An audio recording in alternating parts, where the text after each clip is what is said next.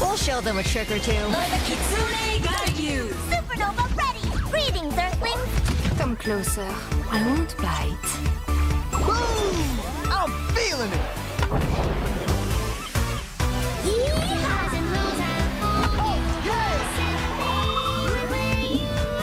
Prove your skill. I'm in the groove! Be uplifted! Incredibile.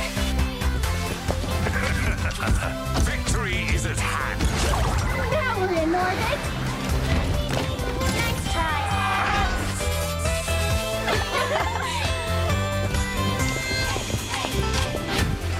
F it up! Magnifique. How do I look?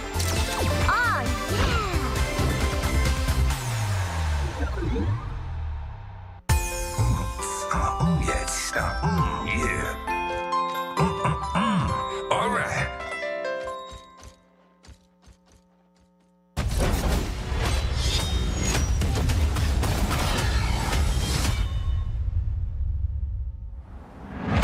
The world has changed.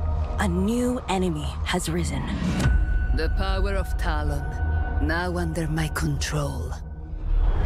This is a fight we cannot lose. The war is here.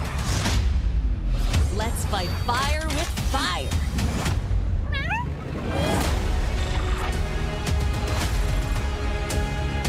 My training is over. Who wants to feel the heat?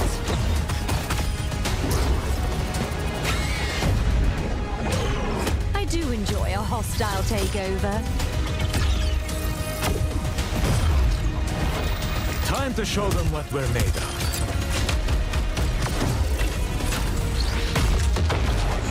Can't live without me? I'm getting into this.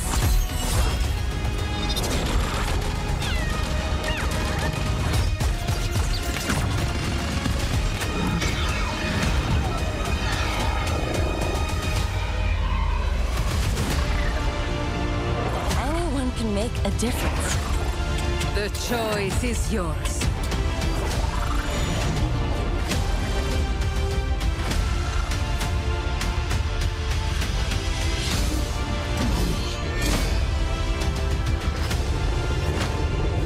Resistance is pointless. Talon is everywhere. Your divine support has arrived.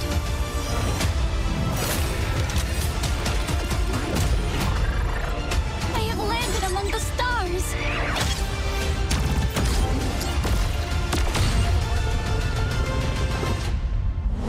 Whatever it takes, Whatever it takes victory. will be ours.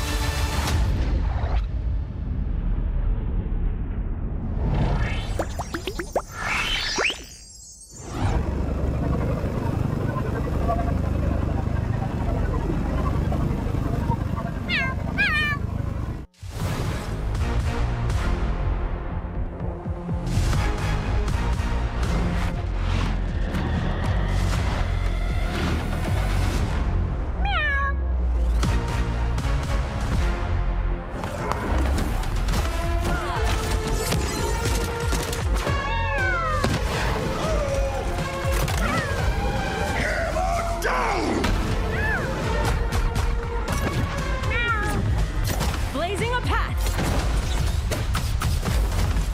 I am the Inferno. What's up? You can't break free. Where are you going? Domina has arrived. Got you covered. Good shot, right? Enemies coming in hot. Can someone heal me? Damn it! Disgraceful. Rise from the ashes! Cavolo! Feeling warm yet?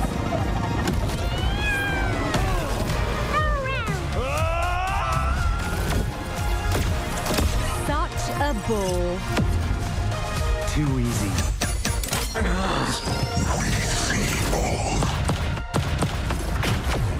Where's your a pretty kitty. You are.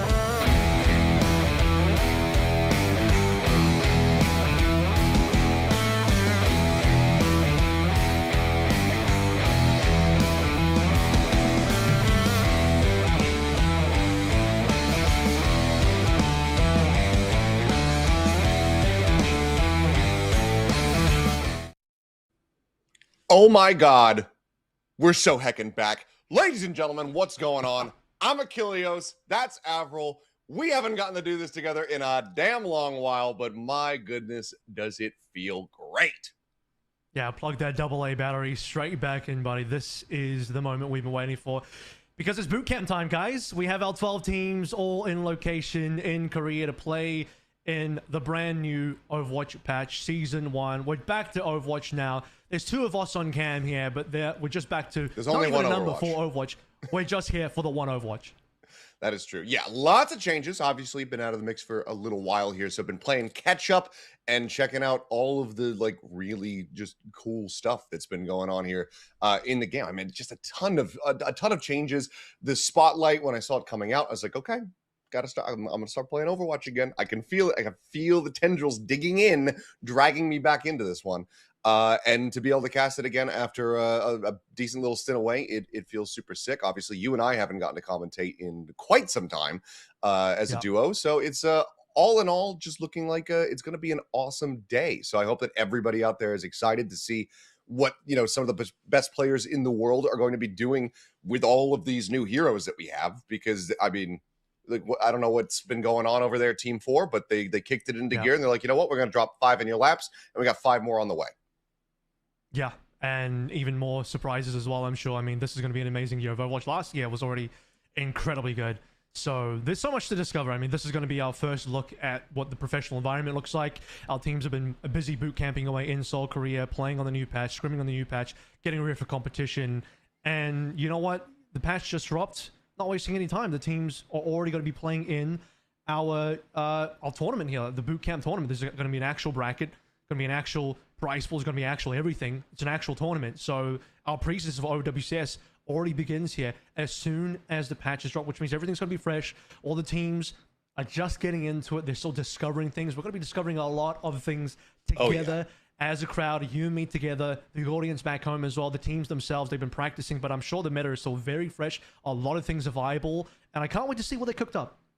Yeah, I think that what we can expect is that things are going to be a little bit scrappy. We're going to see a lot of experimentation going on, and I think that's sick, that's awesome, and that's okay. So not everyone's going to be fully aware of what the hell they're doing, I suppose, in game, and potentially as well for us out of game as we get ready to try to commentate it. And when it's chaotic, it's always probably just the most fun. So I think if these teams are just going to run at each other and just clap into one another is just like that, then that sounds really cool and entertaining to me. So I'm up for it. So I think it's going to be a sick one. It's awesome to always just see as well the teams being able to come together, be brought over to South Korea and go into this kind of format, because you want a boot camp, you want to get ready.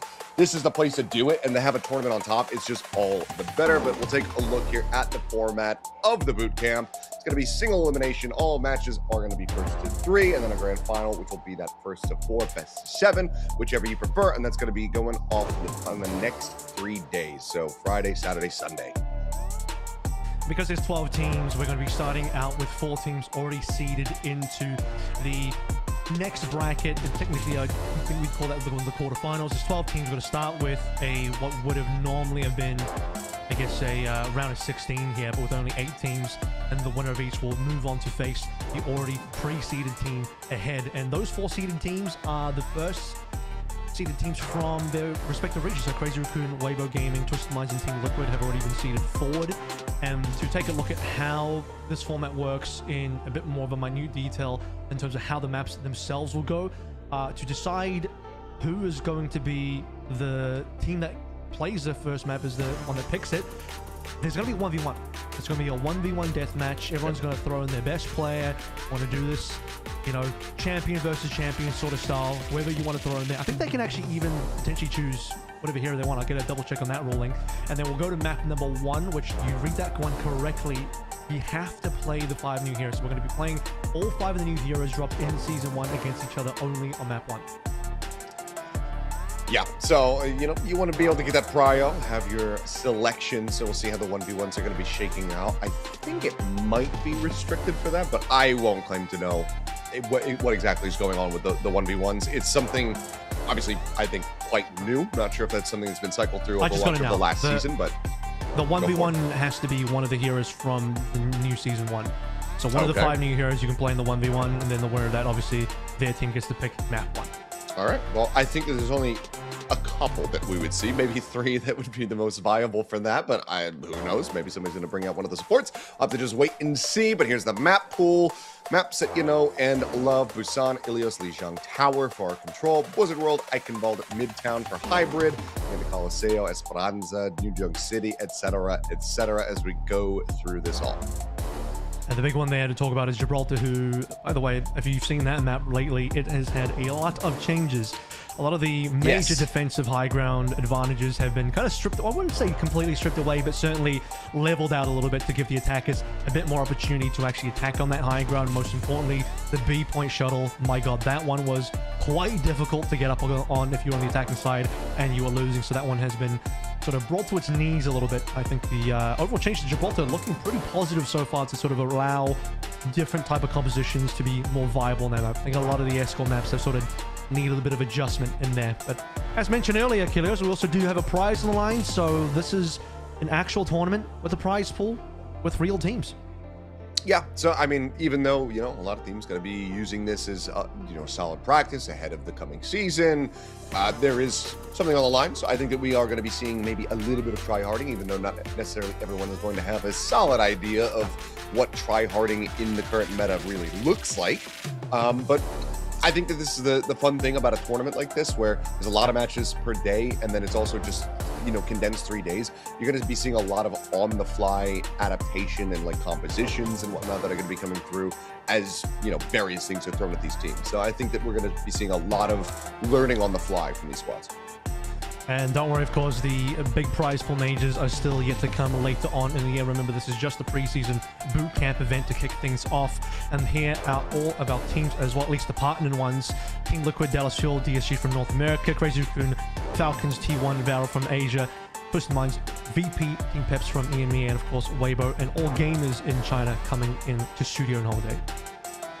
Which you'll love to see. Again, just being able to get everybody together, but especially having the Chinese teams, because it felt like, you know, last time I was around, we didn't really have that anymore. It was still on the come up, still working its way back in. So love seeing that Weibo and all gamers are going to be here, as well as just the general representation across the board. So being able to bring everybody together seems super sick. And I mean, I was driving home from snowboarding the other day, and Tasmo messaged me, and he's just like, "Oh, dude, like I saw you on the broadcast," and I'm like, "Holy hell, I love Tasmo. I haven't got to talk to this guy about work-related things in so long." So it's just been super, super sick. But here's the bracket overall. As Avril mentioned, we do have those 4 teams that are seeded forward: Crazy Raccoon, Weibo, Twisted Minds, as well as Team Liquid. But it's going to be single elimination. So even though they have that little slight advantage of being able to sit back, watch the first day of action, couple missteps, and they still yet could exit early. Yeah, I know we love our double elim in the Overwatch esports space, but sometimes you gotta play things a little bit differently here. And while there's a lot of new stuff coming out, a lot of chaos to be had, and why not just throw in a little bit of added extra chaos in the single elim here as well. Day 1 is going to be DSG Peps, followed by Varel Falcons, Dallas Fuel into T1, and Virtus Pro and All Gamers. So cross-region matchups across the board here. Yep, so I think it's going to be super sick to get into this one. Disguised, I know that the man himself, Mr. Toast, is watching this one on his Toast stream, so that's going to be hopefully not as stressful a situation for him as some of his other watch parties have been in the past for other titles. But it's time to go ahead and get the players out onto the stage. They're live at the WTG Arena in Hyundai, South Korea. And make their way up there to a pretty packed crowd. Led in the front row, straight away in that line, King of Agartha, PGE, back in the limelight as a pro player on a DSG, joined by his new teammates Rocket, Tread, Sile, and Lep. So a bunch of players, might be their first time in Korea as well. Very exciting stuff. Welcoming DSG as a brand new partner organization into the OWCS, and they'll be first up on stage as well. Take a quick little zoom in on it. McGrady, a name that I haven't seen in quite some time, but always makes me happy. Let's see how they're going to be faring coming out into this one. I mean, I think that's a big thing to mention. Is like for a lot of these players, it is their first time in Korea because I don't know them that well, which means that they probably haven't really been playing over here, at least not in a LAN capacity.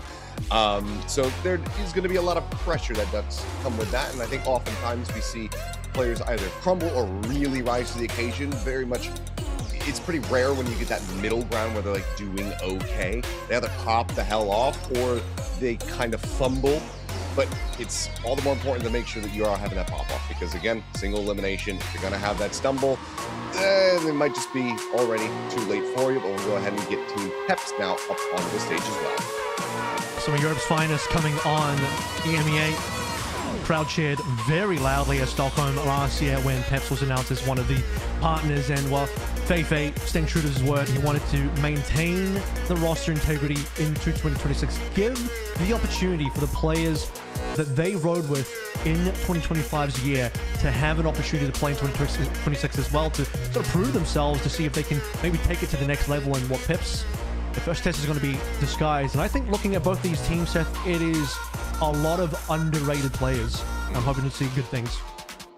No, I mean, as am I. I mean, similar scenes here. Some players that I'm a little bit less familiar with. Obviously, Sue's there on the side, but FD God, the one that really stands out to me, given my old man experience in Overwatch. But I'm just hoping for a tight battle between all these squads. But the thing that you mentioned that I actually do love is that wanting to keep everybody together, give it a second shot. Because I feel like so many times you have rosters that, you know, they do decently, but maybe they don't go to the heights that they were really setting their sights on, and then they kind of splinter and people get scattered to the wind, and then just rebuilding from the ground up once again.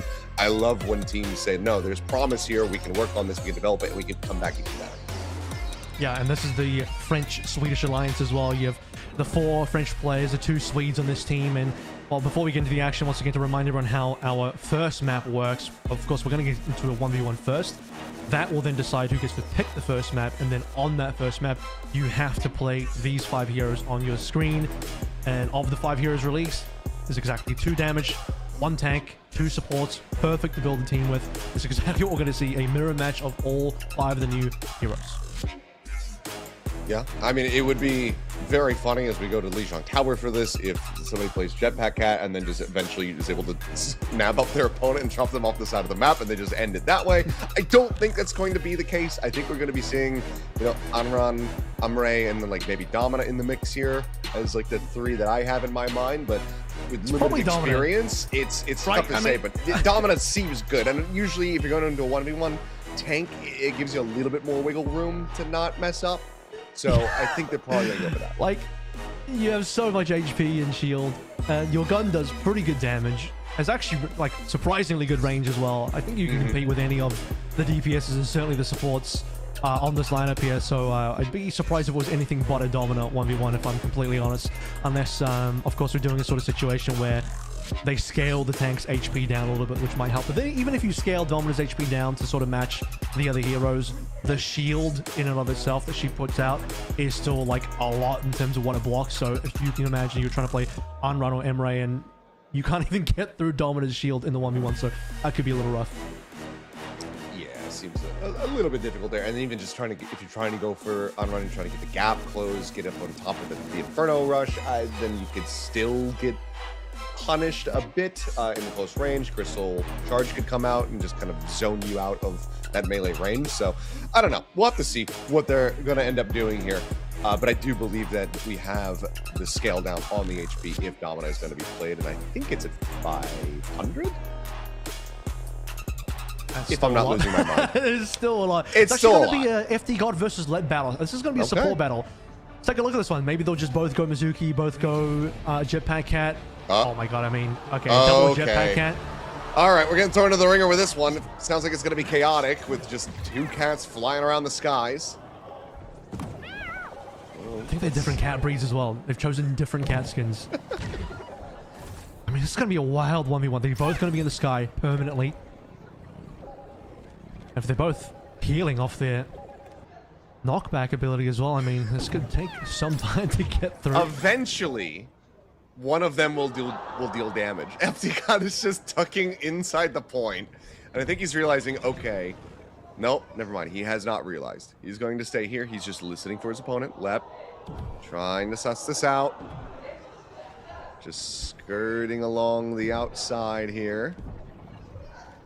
They need to make sure a cap can unlock at this point. At some time, if people delay for too long, the cap unlocks, and then you get to cap the point in a 1v1. That should be a thing for sure. Because at this point, Lep is thinking like, where is FD God? I think he knows exactly where he is. He just has no way of baiting him out. Oh, he almost goes through. As, okay, opening volley. FD God getting a bit of damage in, looking for the charge. Takes him low. Some damage getting exchanged. Purse coming through. On top of as much as possible, but we'll just retreat back up into the skies. It ends up being a bit of a stalemate here, but oh no, okay.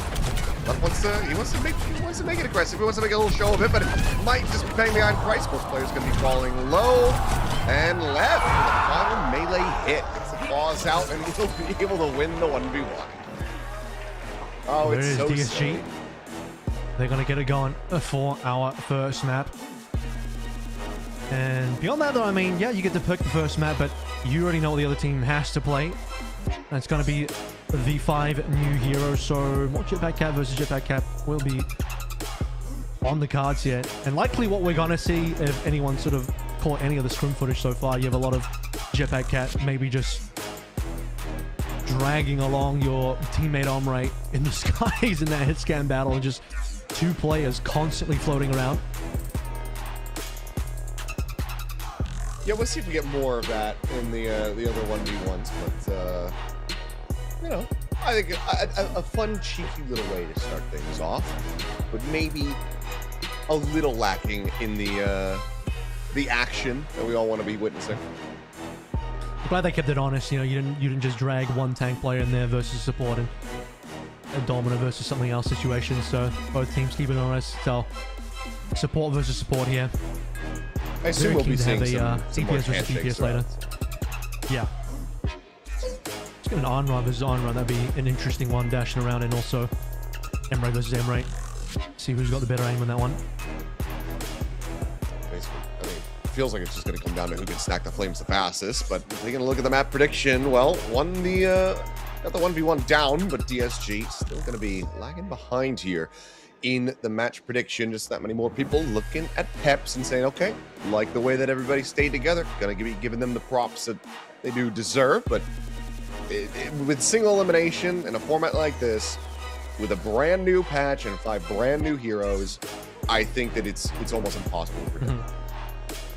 I think more the known factor, the known quantity here for Peps, the fact that they've been a team that people have already seen, people sort of know their rough strength and have gauged them. They also were a team that did quite well in the EMEA Stage 3 last year, coming 3rd overall, qualifying into the World Finals at Stockholm. Some would say Peps even were able to significant upset win versus Gen G, but you know, Pep's got that W. They deserved it. They got in there, and now they're a partner team as well, sticking with that same roster to see if they can make further steps forward in 2026. But the field out there is going to be pretty tough.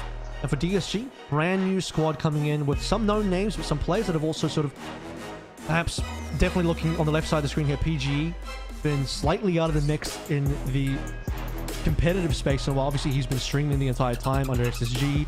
He last played professionally for NRG Shock at the end of 2024, and he was at the Stockholm Finals for that year, so he knows exactly what it's like to go to a World Finals event, and now with a bit of a year break back in the 2026 competitive cycle. We got to see all of the Korean casters' predictions there, and it seems like there was a couple in the mix thinking that maybe it's gonna, you know, 3-1, a 3-2. There wasn't too many blowout predictions going through, which is all we could really hope for, because you're gonna bring the teams over here, get some good practice in, make them play in a tournament like this, and you want to be able to get their money's worth up there on that stage. So hopefully we get some, you know, some very solid competitive maps between these guys, given that it's a single win. Yeah, DSG as well. I mean, they do have some experience with this team. Let most recently came through from SSG, who also at that World Finals. But for everyone else, like I said, a lot of underrated players. Rocket, I'm looking at second from the left there, sitting rather next to PGE. Came through with Nightmare at mid-season last year in 2025, and was a bit of a potentially unexpected run from Nightmare going into that mid-season. So Rocket, I think, is a really strong possible up-and-coming player. It's hard to call him up-and-coming because I feel like he's been around the loop for a while, and now finding himself on a partner team to try and prove himself. DSG was winning that 1v1. They will choose Elios. Traditionally, quite a bit of a dive map. I think this will play nicely into Tread's hero. Poor Tread is definitely going to be favoring. Well, he would have if he was allowed to play the D.Va, but he normally would want to play something like D.Va, but of course, it is going to be dominant for both teams. So I think what we're going to really look out for on a map like Elios is how our Jetpack Cap players are going to be using the lifeline to tether their dominant players or other players onto high grounds on this map.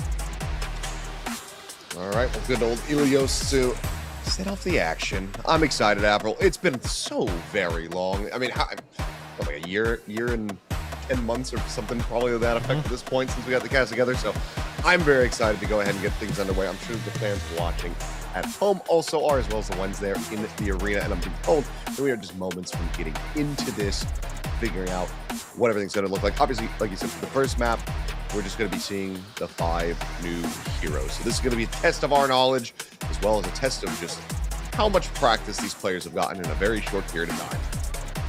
And a lot of chaos on top of that as well, because, you know, in a game like Overwatch at the highest competitive level, you don't just always throw 5 random heroes together. You want to build a team composition that is as streamlined as possible. And these 5 heroes are not always particularly, you would think, to be on the same exact type of team. Maybe an Ombre and Dominant you could possibly see lined up together, but you'll all be looking forward to what heroes will be getting on map 2 and onwards. Some very familiar faces, and also if you've had a bit of a sneak peek into the scrims as well, some of the new heroes will be in the Vendetta, of course, the current, I was going to say protagonist, but depending on what way you look at it, if you're a big Talon fan, maybe now the primary antagonist of the Overwatch franchise. She is big in the meta currently, so she's going to be making a big come in maps 2 through to 5. And map number 1, Overwatch is back, baby. Kellyers and Avril are back. I can't wait.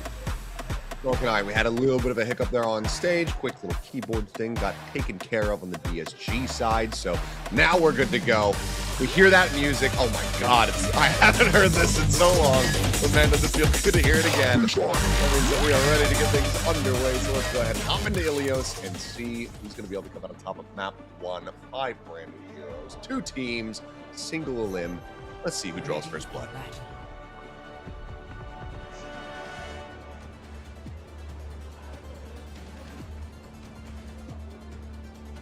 So warming up the Korean crowd to see if there's any cheers for our 2 teams here between DSG and also Team Peps.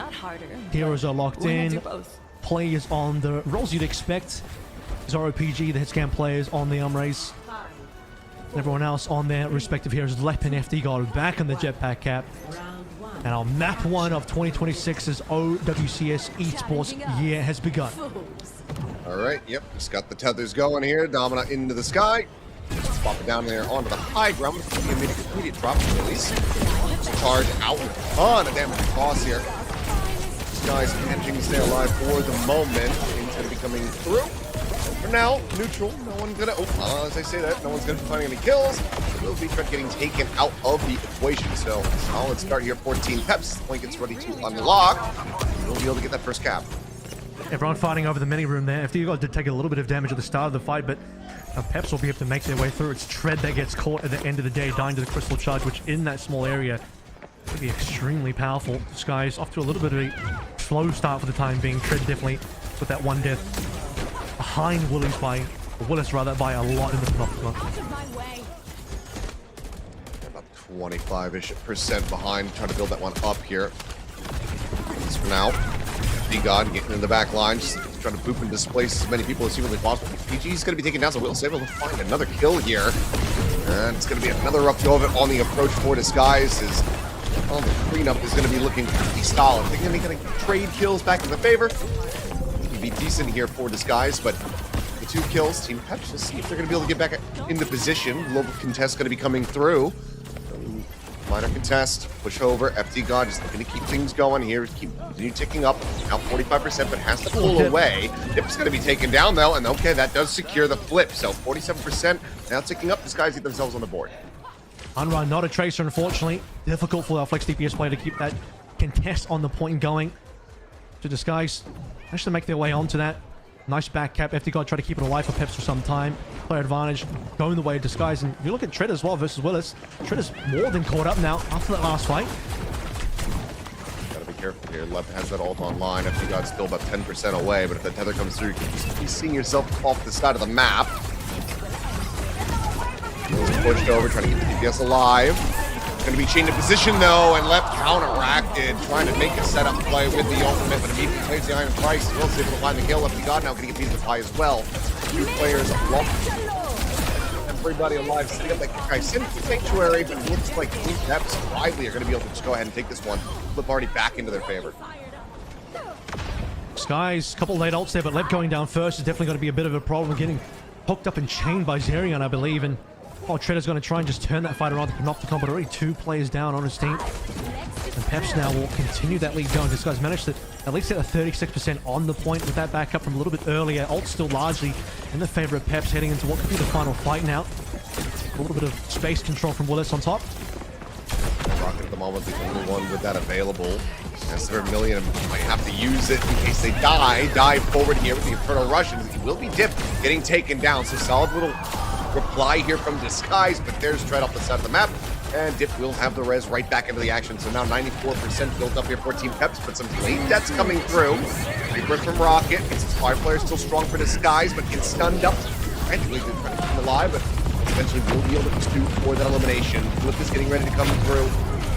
OT not going to be bleeding away here, so second lease on life for Disguise, but still down a couple players with Lep tagged up is, oh boy, nearly do lose out on the Mizuki as well. And now the flip back through, and Team Peps once again looking to just go ahead and take this as the OT starts to bleed down. Push forward onto the point. Or Tread rather looking for an access point, but it's going to be Lep taken down. The heals now cut significantly and cut out completely, as that should just about do it here for the opening round of Ilios. This guy's trying their hardest to make their way back on one last time. They managed to get squeezed in again. A little bit of point capture all the way up to 45, but largely Peps in control. They had that first fight down. They had most of the subsequent fights down. There was also that big ult trade, which I believe was around that 3rd fight where Tread goes down. Lep went down first as well. A lot of ults going from both teams, with Peps coming out on top while holding a few still in the bank. Finishing off things towards the end there, and I mean, just even looking at the elims, FD and Willis very deep into the kill feeds, either on the assisting side or, you know, more specifically when you look at the 10, 14, and 13, also getting those final blows as well. Solid start, still a chance to reply though. Let's see if this guys can tie this up and extend it to a 3rd and final round of Ilios as we head into well. But yeah, watching around that catnapper, need to really choose your moments. Not get punished, especially when there's that Mizuki on the other side. He can just get the chains attached and tether you in position. So once again, just a little high ground drop here for these Dominas. Look at the separate way after a little bit of neutral fighting. For now, no real commitment as the point gets ready to unlock. And watch for the potential for boops into the well as well. You have a couple heroes that are capable of doing that. Perf on Jetpack Cat, and also talk about that. PG's going to go down to Willis as Domino, who sort of repulses can also just knock you into that well. Good trade though. FD God going to be taken out as Leb, getting aggressive, is able to find him, I believe, into their own backline. Punishing the flanks coming through. Now looking for a little bit more down low, and Leb moving forward, able to find the kill. It's going to be eliminated. As Sion runs out of the fight, as Rocket also does fall. Under the Wills push into the corner. The kill is going to be coming through. Wall's connecting, and so far it looks good for Disguised. And with the kill in this area, this should try to convert this into a point lockdown, but it's a little bit more effort, I suppose. They should be able to secure this now. FD tried to do a little towards the end there, got 2 kills, but for Team Peps, just not enough. 2 versus 3, and Sky still has Tread alive at the end of the day. This time, Tread is going to be massively ahead of Willis in that ult charge on the tank, and DSG are going to try and just pull their plays in as quickly as possible. As you see the lifeline tethers coming through. The first ult is going to be on for Tread, nothing on board for anybody else. And good early kill here for Zaro. Does take a little bit of damage. Is once again trying to challenge onto the high grounds, displace these players, but has to be careful. Nearly oversteps and gets punished there. They're in the same time, however, going to be taken out. So, again, solid opening volley going to be down as FD God. Yep, going to be eliminated. So 1 kill going to be peeled back, but point control going to remain in the hands of Disguise as they press past 40%. Sorry, couldn't get enough done there on the override. Team Peps really just trying to find whatever advantages they can. Willis, not an opportunity to use the Panopticon, and Disguise will just lean into their early ult advantage from winning that first fight. And now a really nice lead, 50% counting for the extra point itself. Team Peps are largely out for the time being, so when to see if Dip and Zeri can catch up in some of this ult charge, as PG might end up being the difference maker here. But going into a couple of these Team Peps ults, I find it a little difficult to actually get this override off in terms of damage. There's crystal charges, everything going here on this high ground, just trying to get that one contested, but now with CPG opening things up with the ult, just the right protocol in play. Raining down Hellfire from above, but why be everybody managing to stay back inside, stay contained, but Tread able to find a kill. Willis is going to be eliminated right as the Panopticon comes through. It's a massive punish and a massive team fight win here for Disguise, who are now very well slated to extend this to a third and final round of Ilios. Not going to go and clean up 2 more kills. Dip gone. And that should just about be it for Well. A last-ditch effort perhaps here for Peps to try to get a touch. 100-0 as well. Might just be what is exactly going to happen. Team Peps, one opportunity. It's only FD gone, so maybe tether a play in, but he needs to go and touch first. We'll just manage to get them in the last second, which enables the OT here. But Team Peps, they'll still lose a player for the troubles. Getting punished by some early left with the goods. Rocket now diving into the back line, and Will's going to be struck down. Vermilion singing out, burning them all to a crisp. Left with the cleanup coming through. This will be the revive here from Dip. Desperate measure to try to get themselves back into this one, but to no avail. 100% to 0. Great response here from Disguise, which means we are going to the distance. Just massive area control coming through from DSG. Tread winning those early trades, getting his ultimate first. Bit more of a struggle for Willis to stay alive this time around, and Disguise just living through and working through their ultimate advantages. Massive comeback, as you sort of say, going on towards well. Didn't really see too many players booped around, knocked back that many times, but nice to see the Jetpack Cat versus Jetpack Cat 1v1 still staying alive from the earlier 1v1 that we had on Lee Jung coming into this one.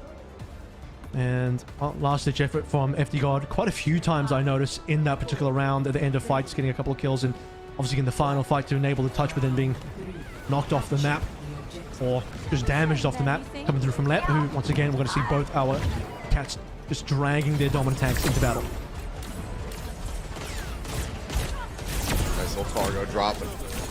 Back in once again. It's Netco's side here, our Team Peps. At the same time, trying to note those flanks. Sees the Inferno rush out from Dip. Now, Willis is getting tagged up to hell, but we'll find some sustain. FD God as well, getting poked and prodded at. Now Zeri going to be the one at risk. Both healers on Team Peps are just getting battered. Very going to be set up there on the ramp down, but it's going to be a trade here on the Jetpack Cats. FD God and Left both get eliminated, but Rocket now falling does give Team Peps the upper hand. Still damage, suffered low HP bars on these players. Needing to find some stability, but with PGE also getting taken out of the equation, it's going to be the fastest whoop we've had so far. Peps in control, only 15% surrender to Disguise. Peps, all right, decent turnaround. Willis is staying alive as well. Low HP, as we sort of noted, could have been the first hit, but that would have been critical for Peps. will be able to get this flip, obviously, but then get this 15% as well. Early death on Zoro is going to hurt things. That's a really good pickup from Rocket. They'll work their way forward. This contest going to get the flip in play, but it'd be a very fast one back into this guy's favor to just regain the lead very swiftly. It's already been cleared out, flips into their favor. Only 23% established for Team Peps, and now they have to wait for the cycle on these supports to come back through. So it's going to be a lot of time bought for Disguise to get the Dominant once again back up onto the top of the ruins. Gonna be tread up first once more for this ultimate. Panopticon ready in hand. Disguise able to once more lean into those early ults for that last round of well that we saw. This time around, the Peps can't afford another early death on a player like Zoro or anyone else if you got to take a bit of damage. Just going to be backpedaling, work their way over towards the point once again. I mean, it's still 24% away from having that Panopticon available, so pretty big key advantage in the hands of Disguise, but ults are available for this important Team Peps, and both are going to be invested here immediately as FD God looking for that catnapper. Really, though, nothing really going to be found. It feels like these guys are just able to backpedal away from this one. Now you've got BGE going in with the override protocol. There's the tether, looking for the drag off, and there it is. But the pickup comes through. Oh, the carrier gets him in midair. FD God to the rescue, brings us right back into this fight. The rest of the team is still suffering for Team Peps. Zarian now taken down as Rocket finds another PG with 2 prior to that with a blaster. And now it's 80% built up here for Disguise. Peps, they've invested everything just about into this one. Only Dip about to have the ultimate online. Absolutely sick plays from our cat players there. Return to sender. This is the wrong address. Back you go straight into the truck if it's Disguised. Massively in the lead now, as you say, 90% in counting. This might just be the 2-0 on towards Ilios. Low HP on Dip. He does have a res available. Yeah, we'll be able to use it for Dylan to get himself back into the mix, but Rocket can very much do the same. That's exactly where they're going to be going.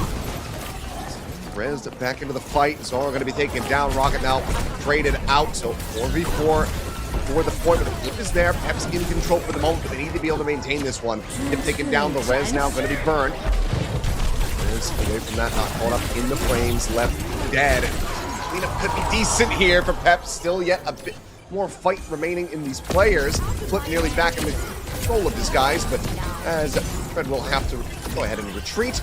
This will go into the hands of Peps, so working their way forward from 45%. And Peps, still a long road ahead of them, but staying alive for now. Disguised, waiting to see if Tread can once again find that Panopticon. The first one we did see between our two tanks, Tread solo Panopticon onto Willis, who largely defended by Zerion's ult, and dropping down the Kekai Sanctuary as well. So Peps surviving through the early barrage of Disguised abilities and whatnot. It's going to be left down first, so a little bit of slowdown, just a quick reset from Disguised. And Peps wanted to get too much more, you'd think, here.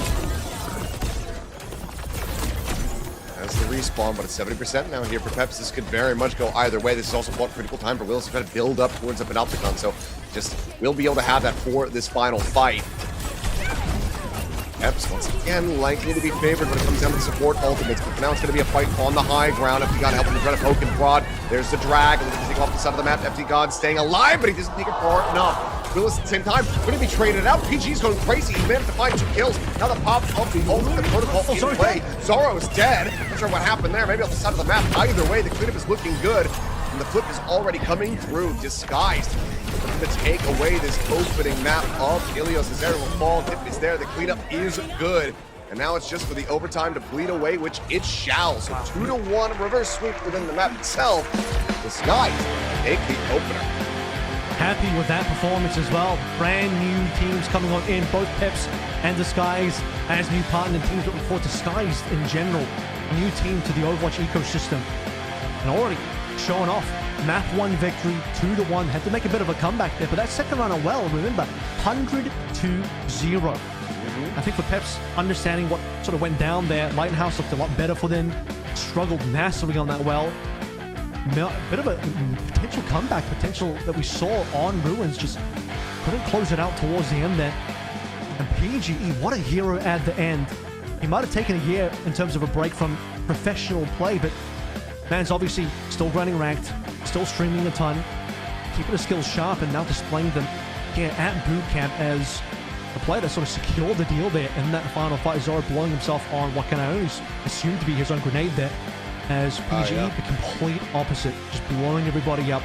2 kills, straight into Override Protocol, securing the map. Trying to get that bounced away from you rather than at your own feet, so seems like the likely culprit, but critical mid, yeah, you know, players still getting very much used to facing heroes. So we're anticipating to see these kinds of little hiccups and mistakes coming out on stage. But unfortunate for the side of Team Pep, they find themselves now on that back foot. But we're going to take a quick break. We'll come back. We'll get into map 2.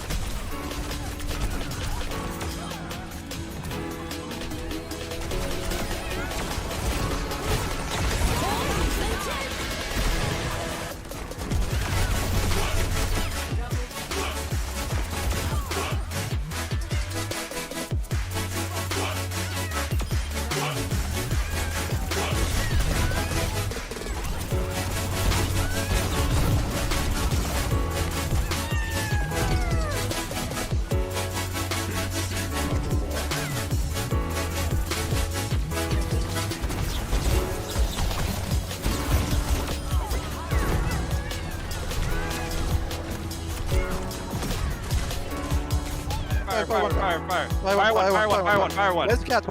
Cat main. Let's go.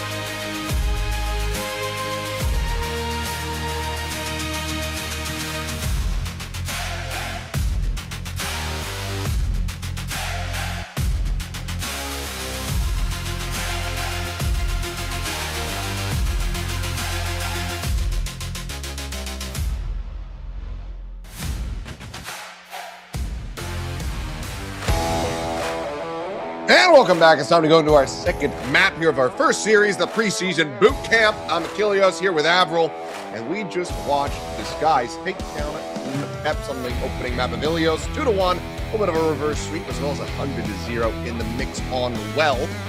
Players looking like they're vibing and driving up there on the big stage, which was a concern of mine, given that they're playing inland in front of a big audience for perhaps the first time, really. But it looks like they're doing really well. They're just going with the flow. PSG in particular as well, you know, one of our newest teams coming into the OWCS circuit, but more importantly, I think a team that has been a little bit underrated here, kind of proving that they can indeed compete, that they'll take the opening map versus Peps, but I think this is where things will really start to count. We're getting away from the forced usages of our Season 1 heroes between our 5 new releases. Now, going to maps 2 and 4, it's important to explain that. First of all, everything else is normal. Loser picks the map, and the loser is going to be Peps picking Shambali Monastery. Hero bans are going to be in effect, but the only real difference here is that none of the new Season 1 heroes are eligible to be banned. Other than that, normal Overwatch Esports. Indeed, which, you know, give me a little bit of additional comfort, because you know I'm enjoying it. I'm like, okay, there's a lot of new stuff going on, but if we can lean back into some of the comfort and the things that I know best, should make for an even better show. So we'll see what they do have prepared for us. As we'll take a look here at the bans. Looks like Echo and Akiriko are going to be out of the equation. Echo's an interesting one. Not something we've seen, at least from what I've noticed, too much of in the scrim so far. It's been a lot of Sojin, been a lot of Vendetta. This is potentially a protect for some of those heroes, but the Kiriko ban is a pretty massive one. This is going to take away one of the key supports currently in the meta. And yeah, that means even with Kiriko nerfed after our recent Season 1 changes, she is still very much still meta alongside of the Lucio. So we've still got Lucio available. Could be a Lucio Mizuki, could be a Lucio Back, could be a Lucio Jetpack Cat as well, though some of that starts to lean into territory where you're just overlapping on a few too many different heroes. I'm very curious to see, though, if Jetpack Cat being played, what kind of combos are going to be enabled from what we've gathered so far. Really good for enabling certain heroes that otherwise don't have good mobility, or just putting heroes like Cassie dropping a Deadeye in unfamiliar angles for some of the teams as well. Map 2 Achilleos, let's get into it. Alrighty, let's jump in. Shambali Monastery. These guys have how many of these new heroes are going to be in the mix? We lean back into the old comforts. Well, looks like for now, at least, Tread going to be showing that Dominant as well as Will. So it looks like that might just be the one to really stick around, as FD God also very much favoring the Jetpack Cat. So Lucio Bap there for DSG, the team that banned out the Kiriko. They know exactly what style they want to play through. Rocket locking in for Tracer as well. One of his key signature heroes in PG. His signature for the longest time has been on the Soj. Now, Tracer has had some slight changes here as well, and I've heard good things about where the current state of Tracer is in Season 1. Might be back in towards the meta, but a lot of other teams, Vendetta has been the main choice, and that looks exactly like what Dip is going to be bringing forward. Big threat for that back line. Zarian flipping around a couple different options here. It's going to be landing on the Baptiste, so see God for now, taking to the skies. Quick little peek up and around the top of the building. Trying to get some info, but it's going to be Peps first on this push. See how well they can get that payload moving. Very good. We're back, baby! We're back! It's land. Sometimes it happens. Achilleos is the king of pauses as well, so you know. Yep. Overwatch is back. Achilleos is back. Pauses are back. So, I think it's something with the keyboard. Again here, so hopefully, you know, about as quick of a turnaround as we had on the first one. But yes, for those who maybe have tuned into Overwatch within the last year, who don't know who I am, been casting this game for a long, long time, but I am the king of tech pauses. So you can put this one on me. It is what it is, and hopefully it'll be a fast one, and then we can get things underway again. I'd say Unco pause, but then you'd have to explain who Unco was, and that's all the boomers that don't even know who Unco is. It's just, that's going to be a whole journey in and of itself. We do have, I mean, we have a French team. Not on camera. They're on the other side of the stage, but right. Some relation is there. I actually had a makeup girl at a different gig say that she recognized me from Overwatch, and then I was like, oh, like, really? She's like, yeah. Uncle Pause? And I was like, are you kidding me? I was like, oh, this is going to just follow me for the rest of my life, I suppose. That's your most famous moment. Mine will be Lib 8 for 9 Gaming Warlord, however. I mean, he'll be on stage tomorrow, I suppose. Yeah. When Crazy Raccoon play, and we'll be all excited to see what he brings to the table for the time being. As a reminder again, guys, any of the new heroes you see on maps 2 onwards, the teams are playing that of their own volition. They're playing it because they're genuinely good enough in the meta. And I saw a lot of Dominant. I think Dominant right now is one of the key tanks out of all the hypermobile tanks. Our initiator tanks, I should probably call them now, is their new sub role. only D.Va has been really still in the mix for our initiated tank. So Diva's in a bit of an interesting spot at the moment. D.Va seems to be queen of that category. But for everything else, when you look at all the ground tanks that don't have a lot of mobility, Domina has been the dominant hero. And she's, in my opinion at least, the best, most well-designed of all of the new heroes. I think she's just fantastic. Yeah, I'm curious to see how this ends up going for this guys. Obviously, they're running the Domino, but we don't have that jetpack into the mix. Got to see a lot of just that dedicated mobility, getting the tether out, dragging her around, pushing her up onto the high grounds and whatnot. Obviously, you're not going to have that without the jetpack cat in the mix. So I'm curious how they do pilot this, especially as we get into some of the later phases of Shambali, assuming that we get into the later phases of Shambali. They could just come out here and get a full hold. But yeah, so it's things like that where it's like, okay, we have to see how the teams are developing the tech and the strategies around this when they are lacking these otherwise what seems like critical pieces. Well, DSG's comp, I think, is a little bit more traditional. It's the Lucio BAP with Domina, and previously in that same spot, you might have had a hero like Sigma. I think the Sigma Domina comparisons are going to be there for sure, given that they're the primary poke-style type of tanks.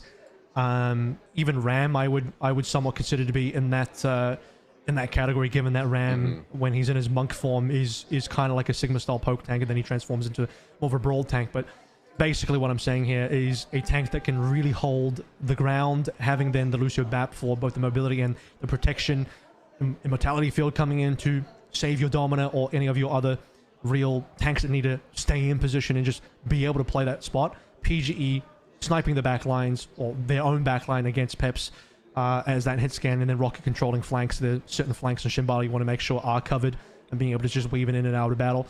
Team Peps are going to be playing a bit more of an all-in style, given that they do have the Vendetta in there. They don't have Tracer's ability to sort of poke around as much. Vendetta is definitely going to require you to be a bit more all-in. And then the Jetpack Cat, I think there are some interesting things that you can do in terms of positioning, but largely the ultimate is going to be in favor of DSG. Sound Barrier is going to be the superior team ultimate in these team fights. I mean, the Catnap is going to be useful in some cases to sort of, I guess for this, on point A, when you're close enough to the coast side of Shambali A, you can maybe drag a player off, particularly the tank.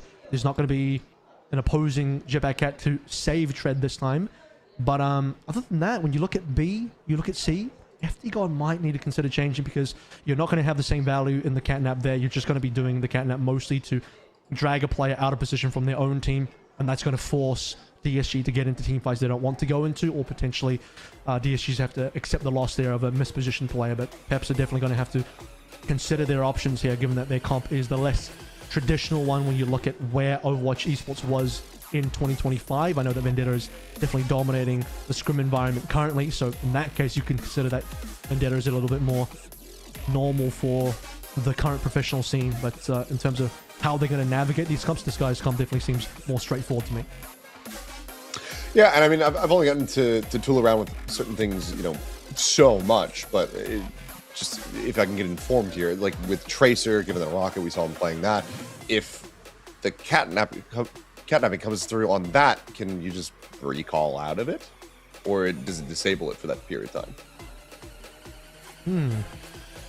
Let's jump into the game and test that one out real quick.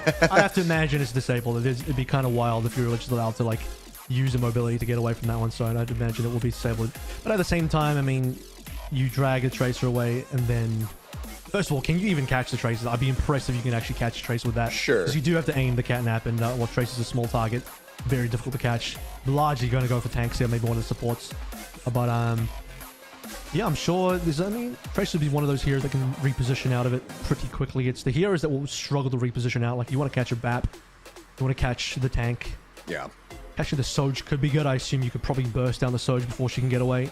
But a BAP will just kind of be out in no man's land in the middle of nowhere. And even with an immortality field, it might be a little too hard to stay alive. So, might be more useful for more the all-in type of engages, backing Vendetta up. Might even see some more aggressive immortality field usages coming through from Zerion to keep both Dip on the Vendetta alive, and maybe if FD God's in the mix there somewhere as well. Shields up for Dip in the audience in 2026, the year of our Lord. That is crazy dedication. It's got the hoodie on as well. Love seeing the old merch come out. It was in Toronto last year, and there's people coming up that were wearing Seoul Dynasty jerseys, as well as, you know, Defiant jerseys and whatnot. And I was like, that's so sick to see that, you know, it's still out there. It's still passionate.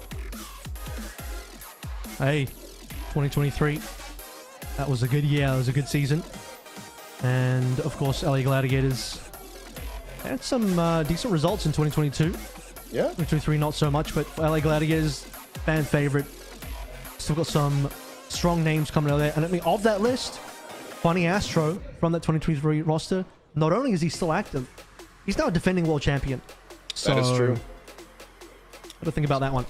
Watch that one happen from a distance, and Achilles, what have you done? I can only apologize. So, oh, wait. Now I think it's on the Pep side. So we shifted. This might just be something came unplugged. I was just checking the wire connections here.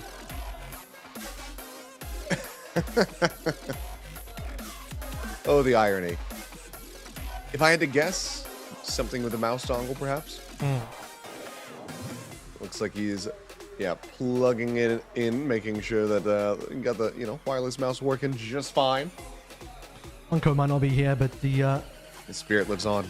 The spirit of our Frenchman in the pauses lives on through both the teams. Just day one LAN jitters, of course. Things will happen, new patch as well, although this one looks like it's largely a bit of a hardware sort of situation. Yeah, seems like just a little swap of the USB.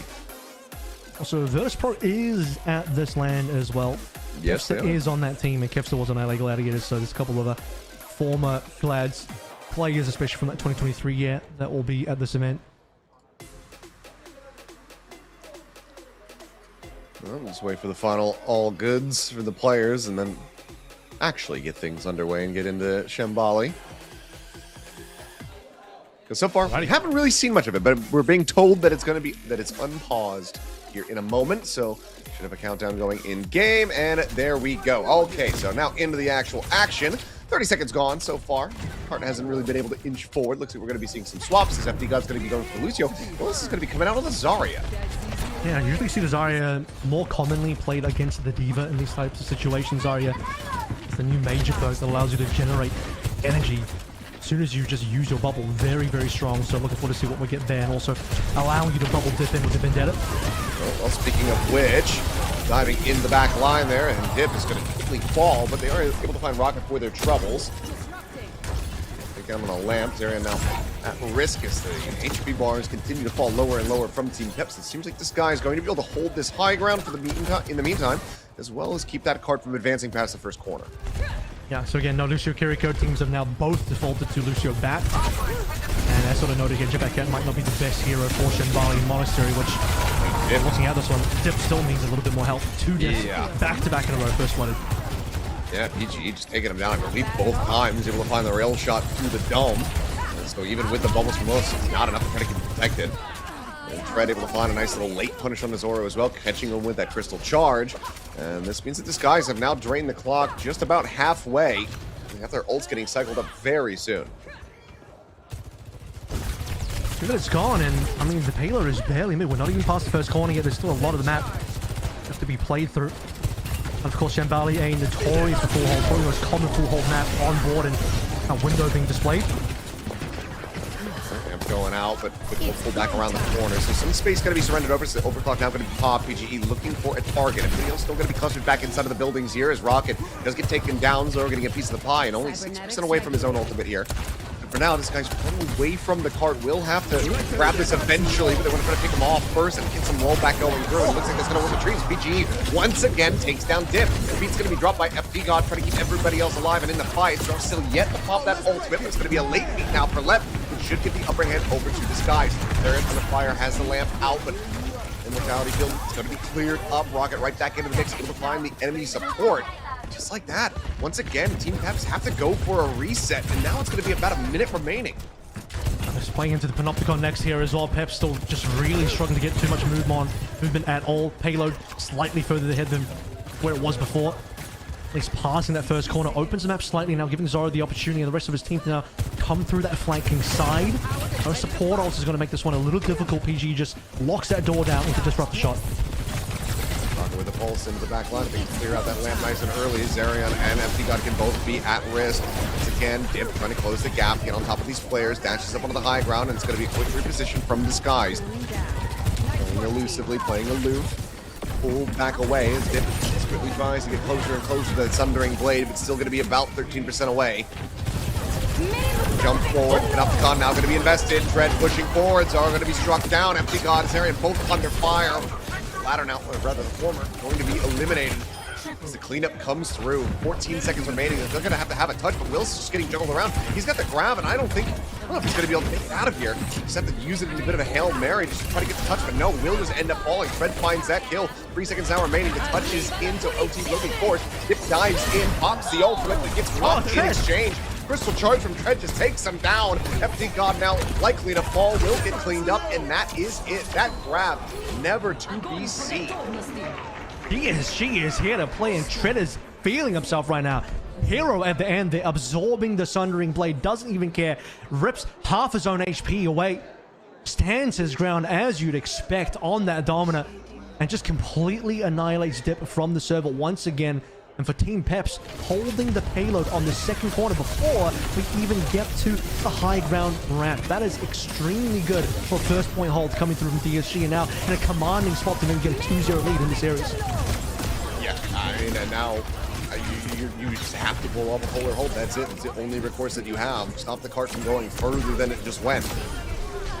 And that is looking to be such a difficult, if not nigh impossible task, given just the way that we're seeing DSG lock the hell in. These guys are here to play, and they are pounding at the moment.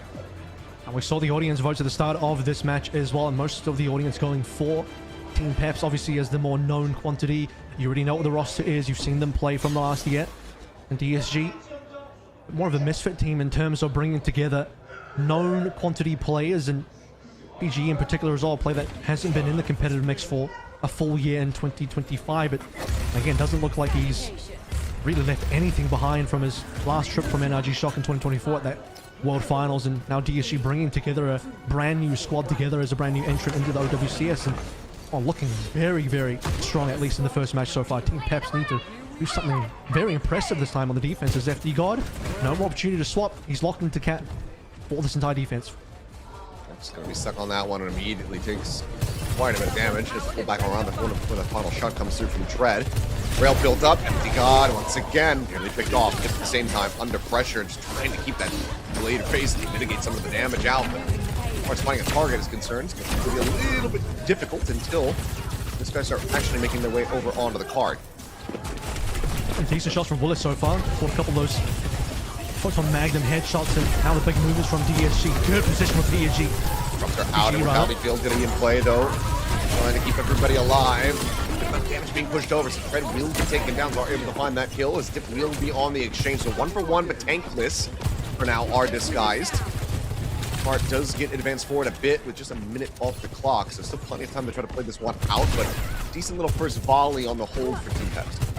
We'll see if FD God went for the tether onto Dip as well to bring it back from spawn, because otherwise Tread, yeah, he also went down, but he's much closer. His spawn is right there in front of the payload. And he is right there in front of them. Waiting at all.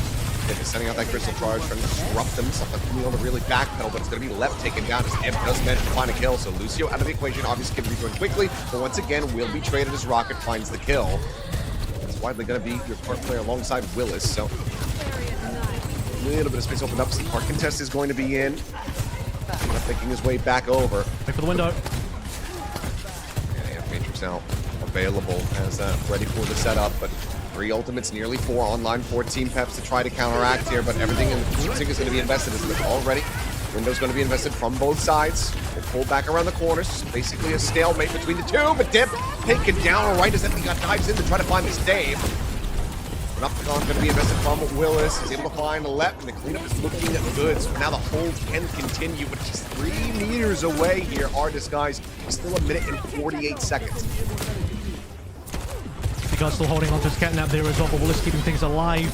The PGE are gone for now. DSG gonna have to reset. 140 left. But look where the payload is. It's right at the ending of the map itself. Peps backs against the wall. This time it's Tread in the driver's seat with that Panopticon. And when you start to get into the support ultimates as well, as I sort of said going into this map, Lep, Sound Barrier, I think far stronger than what Catnap is going to be on the table for FD Gods. So once Lep gets his ultimate, he'll be lights out. He's going to make his way over onto that coast side. As for now, the overclock pop, but shots are going wide. He's still getting pressured back over top of that window. So not really getting any line of sight. So ultimately, that ult for Zorn doesn't really manage to do too much here. Just some minor poke and prod. Meanwhile, PGE still has his, now investing and immediately finding the shot. Terran's going to be struck down. The follow-up is absolutely gorgeous. That's it. Done and dusted on the map as the cleanup will continue. But what a clean map and a clean fight to close it out with here for Disguised as they move up 2-0. One away from sending Peps back. Hey, on that first map, I mean, you see some things that are like, okay, some moments of brightness and brilliance from both teams, but largely we're not seeing the real meta play on through just yet. It's map 2 and onwards where you're going to really get a good feel for where the team's true strengths are, what their styles are going to be, where they land in terms of their meta read and analysis. And well, early on, as I sort of discussed for the side of DSG, they looked like they had the more straightforward team composition. That then rings on true for the second half of that Shambali, where FD God once again opts to go for the jetpack cat. This time he locks it in for the defense where he doesn't have the opportunity to go and swap unless he dies. And you move towards the final phases of that 8-point defense. Pile on those defensive ultimates, Sound Barrier and all the rest. PGE drops in the overclock as well, and it's all over. DSG's second map of Shambali was so clean. That it was. Well, one more opportunity here for Pep to try to get themselves into this. Need a reverse sweep if they want to be victorious. Let's see if we can pull it off when we come back.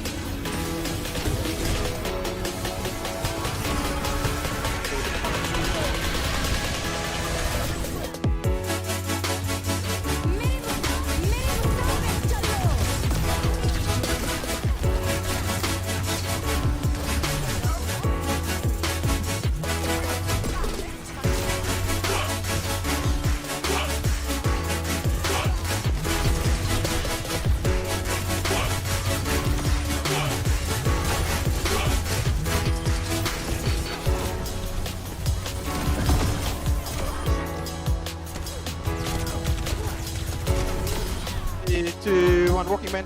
Shoot, back. I was tank. Shoot, man. Look friend, event. Cut behind, back point 2. Only cut. Tank. No, we're I forgot about that goal.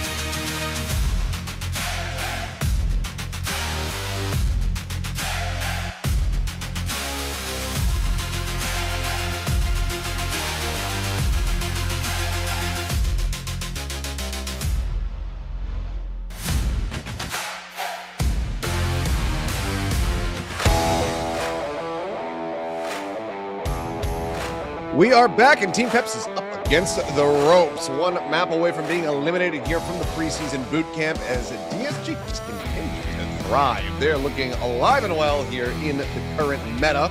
The meta as it is. Still under development, but yeah, a 2-0 start for this squad. Looking right as rain here on the big stage. Of course, we don't want to knee jerk too hard if it is a 3-0. It does pose a few questions for Peps, but of course it is still preseason. We're on a brand new patch. Peps will have a little bit of time to sort of figure themselves out, but for the time being in this particular match, no time at all to figure out their problems. They need a quick turnaround now, a reverse sweep now required to bring this one back into bear. But I want to see Peps maybe get a map here. I want to see if they have the possibility of at least preventing a 3-0 scenario. DSG in the driver's seat. That last map on Shambali, extremely convincing for DSG and not at all for Peps. So for this French-Swedish team, Esperanza might just be the call to port for them to try and get something back. Well, I mean, it has to be, because single elimination, lose this, that's it, done and dusted. Obviously, you can still stick around, get plenty of solid practice ahead of the season. Now you're in South Korea, but if you want a chance at that prize pool, if you want a chance at some preseason glory, a reverse sweep is necessary, and it has to start right now. Taking a look, though, ban, looking at Symmetra as well as that Zarya, which we never really got to see come online for us in the previous map, but it is going to be taken away. So a couple of things here is to note is another DPS ban coming through from Pep straight away. It does signal to me that a couple possible things. A, they are looking to once again protect their DPS line. Most likely Vendetta is a core one. Dip has really been wanting to play that, and I wouldn't be surprised if Dip just jumps straight onto that Vendetta again. The Sim as well gone for a map like Esperanza. It does make a lot of sense. We do see Sim played a decent amount here.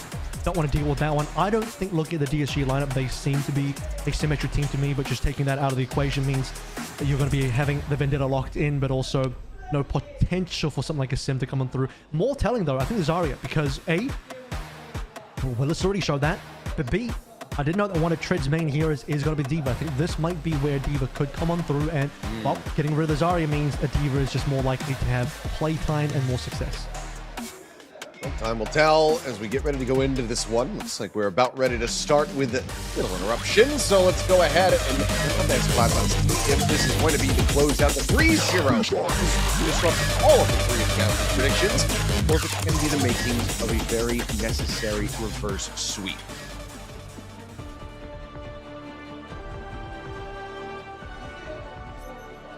So the initial lock-in here is so far. Well, this is actually going to be the one taking advantage of the Zarya ban. He's saying, what, no Zarya?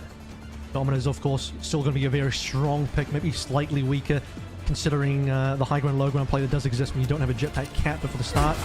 So Zerion and Lep have that sort of toggled over for now. Zerion unlikely to play it. Lep would be more likely, but I'll move away from it. Kiriko now available, means both teams are going to have that on board, and no surprises here. Kilios dip once again on Vendetta. Needs to have a stronger showing going into this one, because once again, you're going to have PG on that Sojourn, who was able to just annihilate him every single time he was trying to get into that back line and really just do what a Vendetta needs to do. See how it fares. You're on a different map with a little bit of flatter terrain, at least at the start. The thing about the Zarya ban as well is that you don't now Sorry, it's a nasty hit. You don't get that combo, no bubble for Dip to play through, and his survivability was already questionable in that last map. Speaking of which, Will's going to be taken out of the mech, and that's going to be the Baby D.Va very quickly dispatched. So already early advantages to Disguise, but just as I say that, Dip and FT got both able to find a kill apiece. So Lucio Kiriko going to be taken down here for DSG. No healers to speak of. FT God will be on the trade, so bot's still going to be neutral for the moment. Zoro looking for a kill and really be able to find it. So the turnaround looking good after losing out on the tank as the cleanup continues. That is not bad from Zoro at all, taking the game into his own hands. After what we saw at a PGE on map 1 in particular, and for Team Peps now, I feel like a much better start for them. See how much further they can push, obviously. So we're going to require another fight move before they can really threaten that initial cap. And all that went wrong for Disguised in that last fight. Tread, still a lot of damage done. 63% built up there on the Domina, so we'll be in a decent spot. However, Zerion with a critical advantage there, 76%. 45 on the opposite side. So big deficit to try to claw back here. So support-wise, Team Pep's going to be sitting pretty. As bot now is getting stolen away.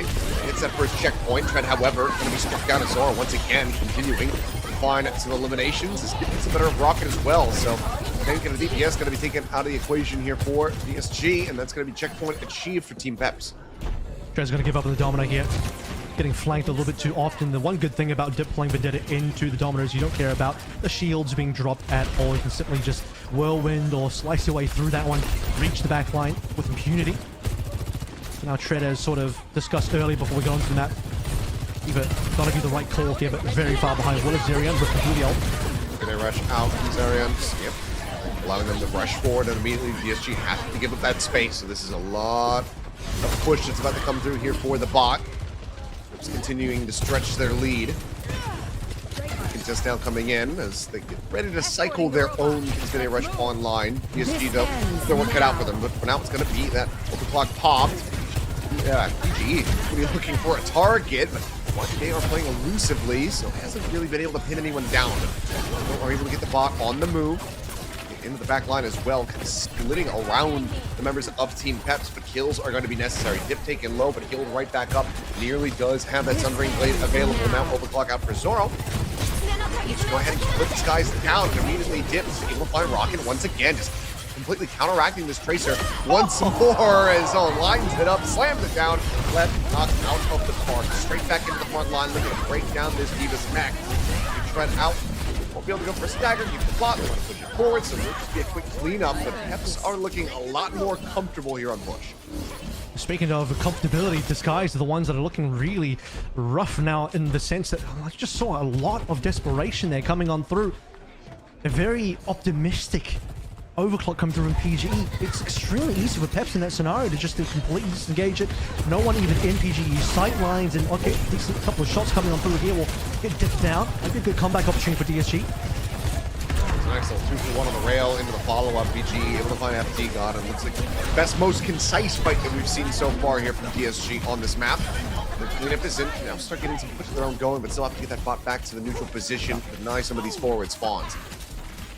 I better fight this time around, because as I was going to talk about as well, Disguised ended up having the map flipped on them the fight previously. Lip didn't even have the sound barrier when FD God dropped his skull. Really wanted to try and save the fight with the Kitsune Rush. It's going to be a little bit further behind now. It's going to be Lep versus Zerion. If Zerion gets this one in time, but largely Lep has free reign to use the sound barrier how he likes for now, and a lot of catch-up required. First meterage finally on board for DSG. That shop is going to be immediate reposition as the beat gets dropped. Left having them all shoved back, and Zerion's going to get caught up. Tread is able to dive into the back lines. Come back, here we go. Clean up looking decent, but Dip still fighting back for one. PGE going to be struck down a little bit more, but will just eventually fall as Tread is able to find the kill. So clean up here will be eliminated. The bot can now start advancing forward a little bit more. PSG have a pretty big deficit still to try to claw back, but there's still yet 5 minutes remaining. Yeah, and you know, we haven't reached any triple digits yet for Peps. Certainly haven't reached Avril Theory in terms of being too far ahead to come back from, at least usually. I'll put that disclaimer in there. An asterisk. So for DSG, definitely not over, especially given that, you know, a decent, cheap fight win, tempo beat to push him in. Now holding on to a couple of ultimates, still waiting to see what Sal can do with this one. He's quite a fair bit behind Zerion, which is a bit of a problem. He's catching up. Multifaceted poke and prod coming out here from Peps, from the little away at PGE, but it's going to be continuing to start things off and get able to find a kill on the Rocket to start it, so DFG going to be down a player for now. PGE with no pop, looking for a target, but the Diva's just going to go diving into his face. Will's keeping everybody else protected as the D-Matrix comes up, and Zoro has him. PG gets juggled around, just really back here on the Dip, really going to be the only trade. Tread investing that self-destruct, not going to be able to find a kill with it. Can see if we get back into the mech as the bot now halted here on that first corner. Guys trying to keep things locked in position. It might just be a beat for beat coming through here as both these Lucios are about to have those ults online. PSG losing a bit of space here. Still 60% behind, and now Zoro wants to make sure that space is never reclaimed by PSG. Lep's holding on to the sound barrier for this one. Just want to disengage away from the overclock so far. He sent it. If it's well, though, Shield not going to be there. It's going to be protected, so he does end up getting caught out. Rocket now onto the high ground, just dashing away. Going to go ahead and help clean up these supports. That's going to be another fight win for TSG. So how much more distance they're going to be able to establish off this is Willis still yet in that Baby Diva form somewhere. The team play was really nice from DSG as well. Disengaged away from Zoro. You also notice as well, they built up the support ult just in time. We talked about Sion Let being largely behind FD God and Zerion in terms of these support ults. Well, they actually got it in time to be able to double support ult into that fight after Zoro was already expending his overclock, and DSG about halfway there to be able to catch up. Checkpoint coming online as well for the cap. It doesn't look like Peps will be in time to do anything about it. No, one player did manage to touch. Yeah, it's just Dip here. That forward race keep himself protected and so far has denied it. It goes okay. Summering Blades out. Dip gets struck down. Full line up there from Rocket on the exchange. So trade back a 1-for-1. Once again, it's going to have DSG backpedaling, so that checkpoint's still not yet established. Don't have those forward spawns. Team Peps maintain the advantage for now. DSG going to start getting desperate to try to make a go here. It's 4v4. I mean, they can do something here. Slightly closer spawn though. The Peps POV, Zoro controlling the high ground. It's really the positioning here that's a little bit rough for DSG, as PG will take a little bit of a licking from Zoro's long-range shots there. Watch for Zerion's ult. Percent on the build up to the Kitsune Rush.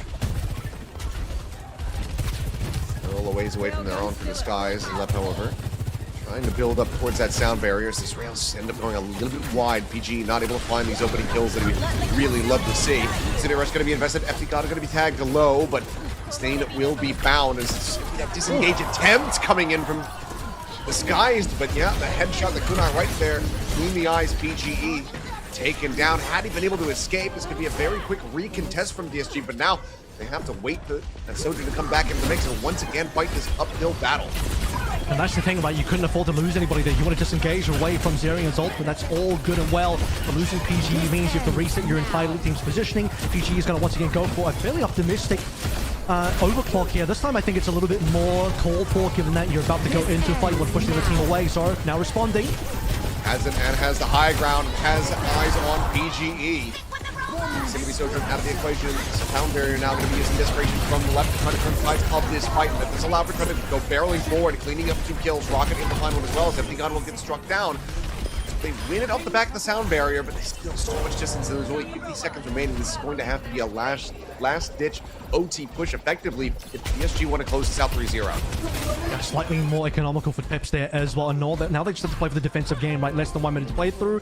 The further the bot pushes into the Peps territory, the better their respawn situation is going to be. The worse it will be for Disguise, which means for Peps, they can play this one slowly. There's still over 30 meters rather required for DSG, including the cap, which they don't have. That will add extra time. Yep. Wait for Robert to take his break is Rocket. Battered around, does manage to find that health pack and sustain. Tread as well. Down low here on the mech. They would love to try to force out this self-destruct, at least from Willis start, but this is going to be a beat for Kitsune Rush exchange. 10 seconds. The bot is just, the bot is just in no man's land. This is so far away. They work their way back over to this one. 5 seconds remaining. They need to get the touch. They will be able to get it, so the contest is going to be there. But once again, this is still just Team Peps creating not much more distance. The Disguise are going to have to try to make up for. They still have to yet win out this fight. It's at the ready here for both sides. Area nearly up to another Kitsune Rush. Rocket feels like this Sundering Blade is going to have to be absolutely massive to find a key target. PGE sliding out to safety. Setting up onto the high ground, looking for a target. The Rush now going to be invested. Dread's going to be taken down. Willis able to find that kill. Self-destructing to find nothing as PGE will fall to Zoro.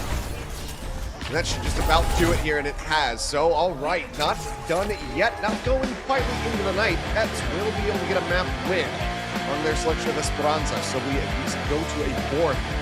See if they can continue to run this back. It's about as loud as you can really get out of Peps there as well. I mean, louder would have been just dominating the map start to finish. It was mostly a first half dominance, a little bit of a comeback from DSG towards the end there. But even when DSG were making slight comeback momentums, you still feel like, at least from my perspective, that Peps had the game within their hands. They never really lost control of the game. Multiple times you've seen DSG try and make plays happen, and Peps were able to disengage well away from it. Very economical fights once again. DSG, a couple of moments where they nearly had a good play themselves, trying to disengage away from Zerion's Kitsune Rush, but losing very crucially there. PGE, meaning you're resetting the bot, and every time you're resetting the payload all the way back to your own base, you have to regain that round. And just to add insult to injury, you look at how that map ends with a final payload steal coming through from Peps, shoving payload all the way back into territory of DSG, force them to push again, and that's just too much Vandal. It's gorgeously done there on Esperanza, but still not out of the woods yet. They need 2 more wins to take the set. Otherwise, it might just be DSG closing out on map 4. We'll find out when we come back.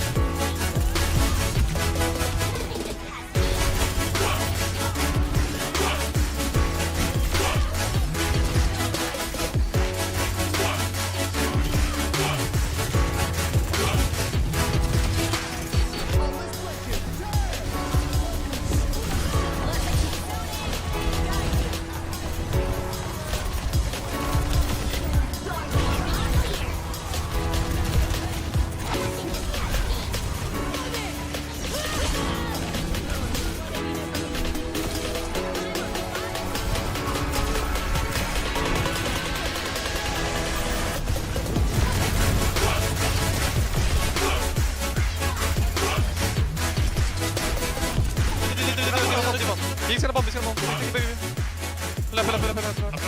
Shooting through. I can tap. I tap. Win. Nice, back. Nice.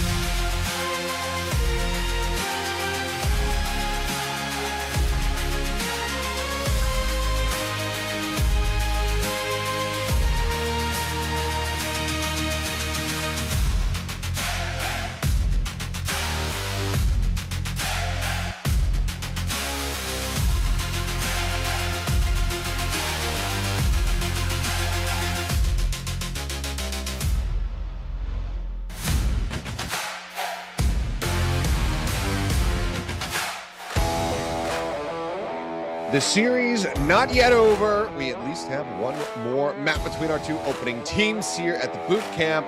Team Peps managed to fight back on the map against Esperanza, but now fighting an uphill battle. They need a reverse sweep. They want to stay alive in the tournament, and they're going to have to do it on the map Mix of Disguise. And given how the bans have gone so far, ends up being that Vendetta coming through for Dip. Being a bit of an MVP on that particular map, forcing eventually Rocket on Disguise to even match him, but more importantly as well, you looked at where the bans went for the tanks. Zarya gone, I mentioned at the beginning of that map. Looking like D.Va will be a strong choice for this map, and D.Va would be a strong choice for Esperanza anyway, whether Zarya is available or not, just for the high ground, low ground play. Seems like Peps knew what their strategy was, playing Willis on that D.Va from the start. Tread took a little bit of time to move away from Domina over towards that D.Va. For Midtown, it's his choice here. This is a dominant map through and through. Some more new age classics coming out from the Midtown. Let's see though if this can be the staging ground for the closer, and I feel like we're going to be seeing still more of that Domina here. It feels like it'd be very good high ground control once you get past that first point. You get the barrier, you can place up, etc., and just some good poke and fraud. But who knows? Could always get banned out as well.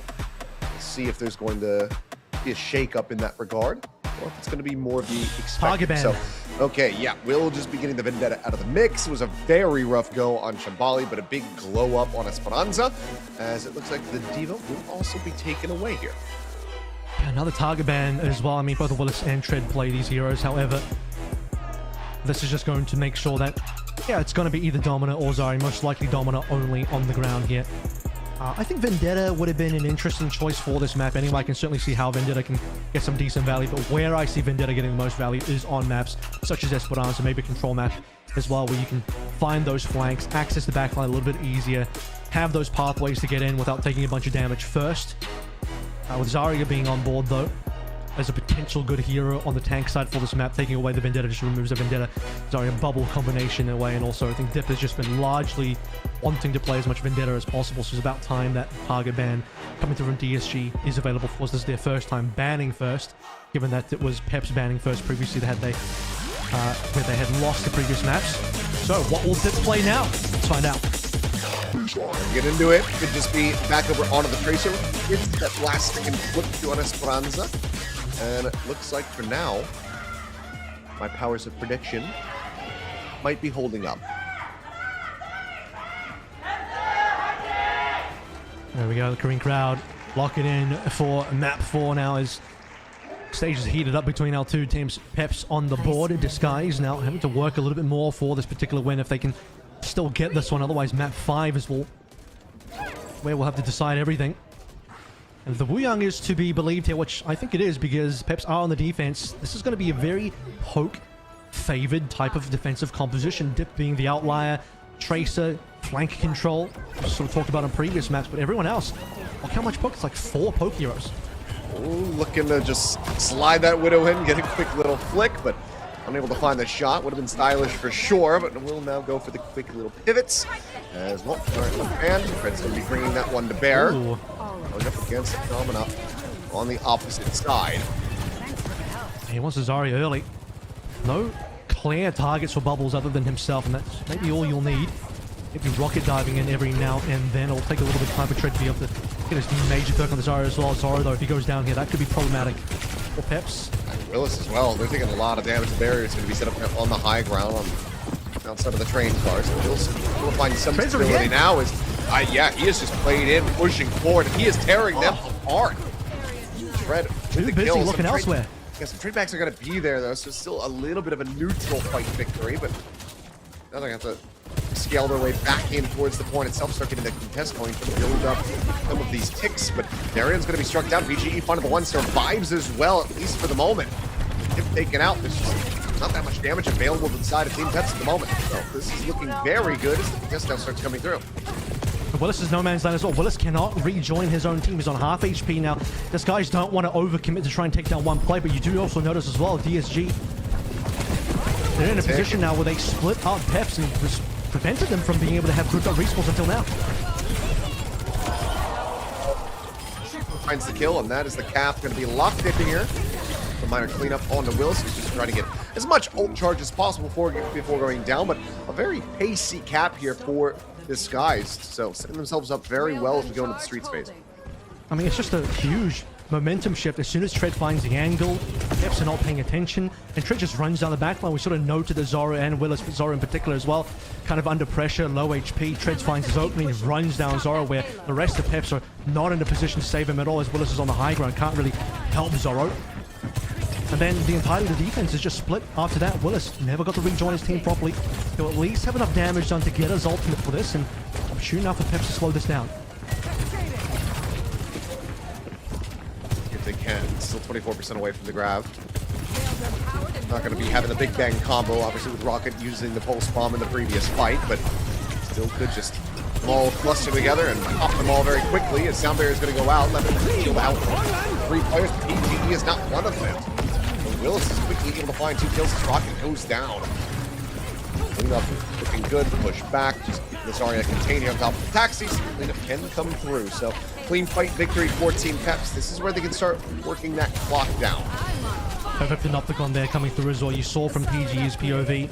He gets caught by that shielded ultimate, and PGE will just deal no damage. He'll get exploded at the end of it as well. So Willis finding his mark, staying alive as a tank.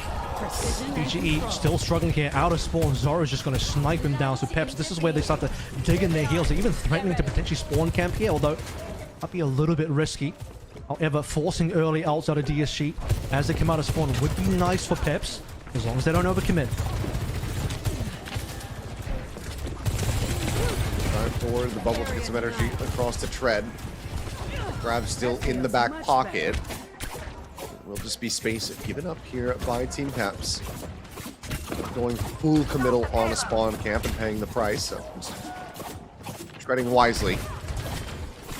There's Overclock now going to be Bob Zorn looking for a target. Look at the HP bars. PGE already going to fall as Dip finds the kill. Grab is there. Tracer's going to be cleaned up, but more really off the back of that ultimate. Aside from just a very high-powered Zarya, so FTGod will also get picked apart. Those spawns, however, still going to be here for Team Peps. The cap is going to be coming through right away. As Rush is going to be invested from the skies. From the try to go ahead and chain these ultimates together. Keep this push going closer and closer to point B. All spawn moments are going wide from Rocket. Dip still one in the back pocket. As the cart starts working his way out of the underpass. A great shot from Zoro into the flying Rocket. The traits are now down for Disguise. Another big shot coming through Zoro. Largely even trade between teams, but it's DSG that are gaining a little bit more space. Well, they did lose Rocket, but I mean, yeah, it's Willie's doing a lot on the Dominic here to take away space from DSG. And finally, with that one death onto Rocket, will just force DSG back ever so slightly. Zoro in command of this hit-scan battle so far, and he's just letting DSG know left now, taking the shot to the head. Find the kill there. Lucio to survive. Sound barrier online at 10%. God will have the title on the opposite. Keep everybody alive. Opticon also being built up here very shortly. And it's going to be FTGod first one to go ahead and send things out. The blast in play. Pulse bomb going to be lobbed in. PGE going to be caught up in the explosion as Dip finds the opening kill here on the fight. And Disguise now just at the back pedal. No way to really rescue this one. Just have to die and reset quickly. It's going to be 13 seconds remaining. Minor gains as opposed from Rocket, but nothing more than that. So 5 seconds of respawns coming through. Just the one ultimate to work with at the moment. PGE needs to get that overclock online, and he needs it to hit. Well, speaking of hitting here as well, Willis, Panopticon again. If that lands on a PGE, that ultimate's gone. Lep at least has a sound barrier to protect, but at this rate, I think these guys need to think about whether they need to use a tempo beat just to engage, because getting into position to even get a fight onto Peps has been part of the problem so far. Limited time remaining. B-Cap on board, but the ability to finish the entire map now is basically fraught. I don't know if that's going to be possible anymore given how little time is remaining, and Peps is in such a good spot. Zoro's even got to catch up on Overclock as well. If DSG don't go quick. At this point, I have to take a massive snowball off the B-Cap. Try to make your way to the end of the map. That are a miraculous push in overtime. Slide back. Zarya's going to be taken down. That's a massive kill found. The beat now does get invested. We'll have Consider Rush on the back end of this one. Shouldn't be necessary, but find a couple of additional kills, and so far the cart's still going to be contested minorly, but a couple meters away from that checkpoint. The tag is in 1.77 meters as Will is going to be struck down. Left able to find Dip as well, and PGE will be able to claim a couple with the overclock. So a wipe for the floor. Team kill comes through. Minute and a half added to the time bank now. These guys go on to the final stretch of this map. Yeah, fantastic push coming on through, and like I sort of mentioned, their sound barrier for the tempo beat might be required just to get DSG into flight, because they've been struggling to even connect onto the Peps backline, and will do so perfectly there, pushing them backs against the wall. Now another minute 30 to play through DSG. Trying to see if there's any hope left to try and get this cap in there. Willis, I'll swap it over to the Zarya to match Dread. Rushes in the Graviton Surge. Not sure if he was able to really grab anybody, but Willis is still going to fall. Still found there, but Zoro with that overclock able to find left, finds PGE as well. Massive 2 kills in those last couple shots. Just like that, DSG still pushes his cart forward a little bit, but they cannot overtread. Otherwise, it could be their undoing here. Either just poke and prod, play back, trying to disengage for now, then trying to get themselves right back into a pushing position. But look at the ultimates available to Peps. Tread mentioned, and what Tread spoken about in this context means that he needs to be, again, driving force for DSG, pushing on forward, moving the team's way. 20 seconds remaining here, and Peps' ultimate is looking damn good. Going in. The back line has that pulse bomb, has the stick. Can't quite find the kill off the back of that one. Tread down to a sliver for a brief little moment there, doesn't barely manage to stay alive. Final touch. Yep, potential opportunity here for Rocket. 13% away from having it. That pulse. Continuing rush is going to be opened up. Zarian pulling the trigger on that ultimate as Wills just goes stepping forward. Overtime is going to be reset. These guys frantically trying to get themselves into a position where they can actually get the solid contest going. For now, it's just that touches here of Rocket. Moves right back in with these dashes to try to keep things in play. Pulse bomb still going to be pocketed here for now. It's the retouch. The overtime once again nearly gone. Pulse bomb out, stick not found. Zarian going to be taken down, however, as BGE finds one. Sound Barrier now in play. Left, dropping the beat, shielding up the rest of the team as Wills will fall. BGE with 2 critical kills to try to get this OT push going. Cart now rounding the final corner. Zarian just about to respawn. Zaro, his own overclock nearly there. But his guys, can they make it happen? They're getting so very close. 5 meters remaining to touch. Has to be there. 1.53 meters, but Dip is going to be taken down, and that is it. No one else can get there in time, and somehow, some way, this guys have made a go of this. Wow, I mean, that is a brilliant cap towards the end. They're very difficult as well. You have to sort of wait for your supports to find those ultimates left. Getting the sound barrier at the end. Nobody on the team on the attacking side got cleaned up. Peps were in the driver's seat. It was Disguise that had to go for the final touch. Peps, they have the opening ultimates. Huddle Blast onto Dip, deliver the bubble to the back line, get a knockdown. By the way, Suzu spent on the knockdown itself, which means you can't protect yourself from the pulse bomb via the Suzu, and still you had a situation where the TP away on the Kiriko detaches the pulse bomb, surviving for the side of DSG here, allowing them to push a little bit further on. And that's all they really needed, is to keep their entire team alive, but most importantly, keep those supports alive. You have Sile go down, could have been a very different sort of scenario. Lepton has to do way too much work. He might follow through in terms of dying next, and if he goes down, your entire push is gone. But all 5 surviving until the latest stages of that push, and the sound barrier to send it home. And even if that wasn't enough, you then have Sile coming on towards Katsuna Rush straight afterwards. But when you get to the OT spawns, it's just taking Peps way too long to regroup because of how long it takes to respawn together. A pretty unthinkable push brought together by Disguised. Now we just have to see how this defense looks. I mean, look back to Shambali. We're able to find a full hold there. If they could do it again, it could be a very fast finish here on map 4. Peps just widely with the same composition, just Mephigon flipping over onto Lucio now. If there is a way, this ends up being a DSG win, not just on the map, but on the series largely. I think it came down to push the cap B, and then the miracle 130, and another final push to finish the map. And Peps, so much work to do now. Zoro's had a great game so far, but PGE, he'll be the one delivering first blood. Really had the 2 critical kills to enable that final push as well, and that's a great start to try to bring this map and series to its end.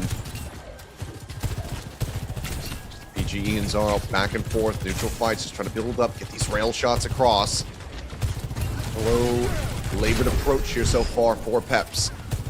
Don't forget, DSG had a very, very convincing opening attack on towards A, splitting up Pep's entire defense, catching Zoro out. This time Zoro on the offense, trying to take control of the fire station so far. The crossing might be a little dangerous. Disruptive shot, trying to flush them out from behind this fire truck here.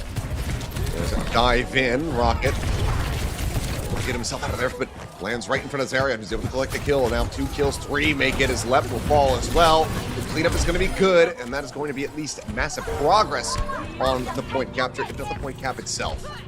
Yeah, I mean, I think there will be one more touch to come through from DSG, because they were able to basically all die together as a team, so they'll be able to group up. But can they get Tread into action? Because it's 2/3 gone already, and Tread is the key play that needs to be to get on towards point. Rocket's going to stall for some time, and not quite. I think Tread spawning a little bit too late is going to cost this guys the 8-point defense, but largely you look at how Peps attacked that one, slow and steady, trading damage between Zoro and PGE, and then finding the angle. Peps will get the first domino down. It's PGE first, and then suddenly everything else falls behind him.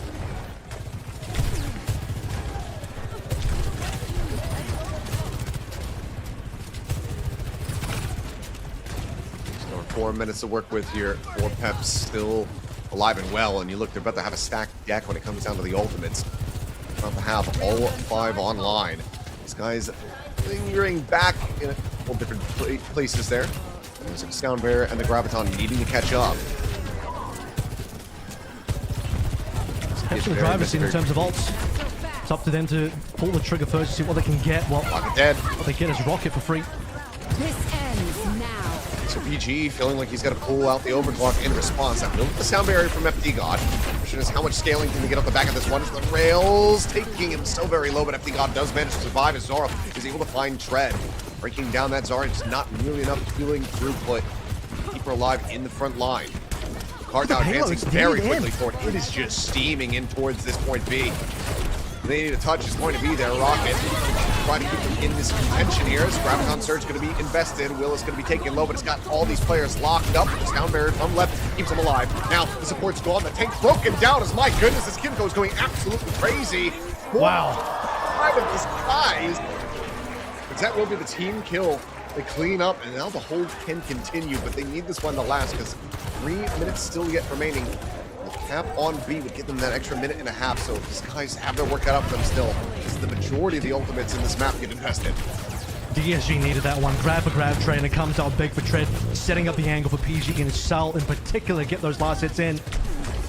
Up as well, saving the day with the sound barrier. Disguise holding off the apocalypse. But how much longer can they hold? PGE down again. Zoro having PG as mark for the entire map so far.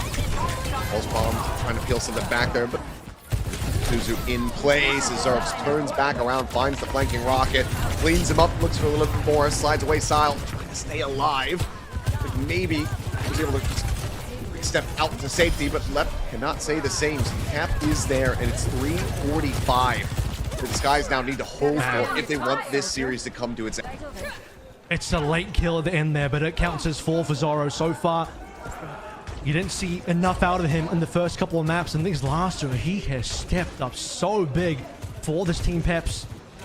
Yeah. Now Peps has so much time. I mean, you're looking at a situation where they get more than 1 minute. It's a draw-only scenario for DSG, so DSG desperate to hold this one for as long as they can, but definitely they need to drag this one below 1 minute in the time bank if they want any hope of winning this map. Some swaps there, the Symmetra as well as the Ramatra now in play. Very classic Midtown, it feels like, here with the tank selection. Wills just beat them back, has 100 energy, lobbing in the right click, landing at Rocket's feet, annihilates him. But it's even more space now opened up here for Peps on this push. Dip still with that pulse bomb in the back pocket. Asile going to be taken down. FC God getting in on top of the Kiriko, finds that elimination. Tread now falling to the wayside as this cart is going to just push forward at such a pace. Yeah. It's going to be a last stretch hold necessary for Disguised. It's the ultimates. It's just the overwhelming amount of ultimates. It's about to be 5 because Willis will definitely get the grab in the fight as well. Big bang combo online, double support ultimates. That in and of itself is typically going to be enough, particularly if Lev doesn't have a sound barrier. He needs it now. Gonna rush from both sides, but immediately just folding over like a lawn chair. Now sound barrier invested from FD God, and the cleanup is going to be there as well as the push. They couldn't get it under a minute. It's 2:18 remaining for the side of Team Peps, and Disguise cannot play for the map win. I mean, it was such a great cap from Disguise to finish the entire map, but this has been Pep's map so far. They've had it firmly in their hands. You've seen what they could do. The attack, slightly slower in terms of the A point compared to where DSG were, but once they had that payload rolling, how quickly did we see the payload go from A to B? It was an instant push, no holds barred. Foot down on the pedal the entire way through, not even going to slow down and break for the corner, straight to the finish line onto B, and, well, minor slowdown there, given that DSG was able to rescue a fight, but it only takes one more attempt to come on through the Zora once again to find this mark. No ultimates, no problem. How about a 2K to start things out with and just deliver these kills into the hands of Peps?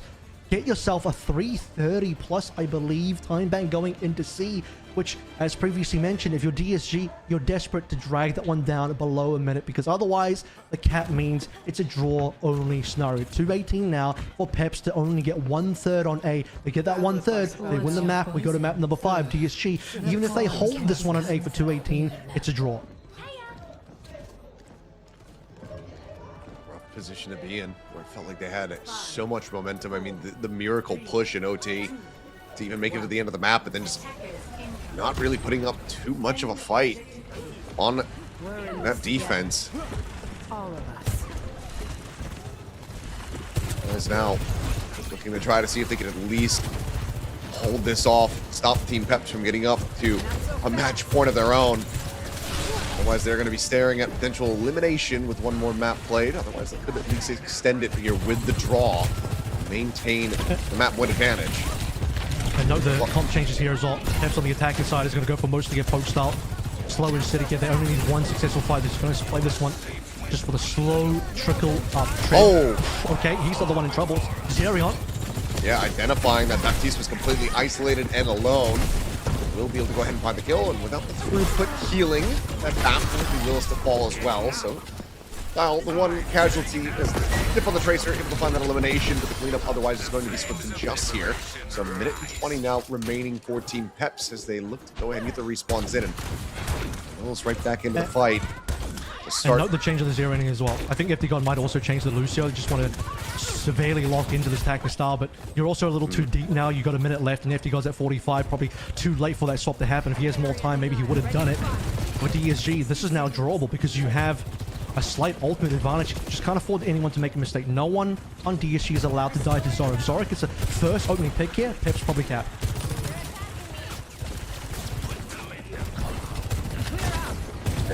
Slow on the approach here. Trying to take the time with it, but they're running out of it. 40 seconds remaining now. As we're getting into one final fight territory. Could very much determine this entire series. Rocket, Pulse Bomb nearly online. Sile trying to get that Kitsune rush up. 14% more to go. Real will be disguised, having the key advantages as far as the ults are concerned. PG just backpedaling here, avoiding some of these water blasts out from FD God, is trying to get that poke across. Pulse Bomb's been expended, but Rocket does not manage to find an elimination off the back of that one. FD God now has the ult invested immediately. Sile under some pressure, pulls back around the corner. Left and PGE, however, both going to be struck down. 3 players left to try to survive here on the side of Disguised. Annihilation from Tread will be able to find one, but it needs so much more than that. Second kill found. Zoro going to be taken down, but Tread left on an island. The healing is not really going to be there for him. Gets the shield back in. Behind Dip. They're managing somehow to try to pull this one off. Saren comes back in with the rush out the left on the return. Able to strike down the counterpart support. The kill's flying through. Willis is eliminated, and they have managed to make this a draw. This guy's staving them off. They were denied a tied match point. To get into the hands of Team Peps, they get themselves in the lead. Yeah, I mean, what a clutch coming through. Tread just staying alive. I was going to say before things really kicked off there, but you have Tread making the change onto the Ramatra for this final time bank overtime defense. And this is a hero that he wants to play for the stability. He doesn't want to play here that's going to fall over too easy. He's going to get bullied off the point. And he finds the Annihilation as one of the key ultimates in the last one. He just lives forever. He gets 2 kills in the middle of it. That should have been over. That should have been Peps finishing off the attack, taking the map, taking us to map 5 because Lep dies. PGE dies. Lep importantly dies at about 92 or so percent. PGE dies at about 98%. You don't have the sound barrier now. You don't have the overclock. You don't have the damage. What you have is a tank fighting for his life. A single, I believe, support still there. Sile keeping him alive. And those 3 players, Tread in particular, staying up, getting that draw over. The only thing you hate to see is that it is a draw. Well, a draw indeed. At least one more map still yet to be played, perhaps even 2. We'll see what happens when we come back to the break.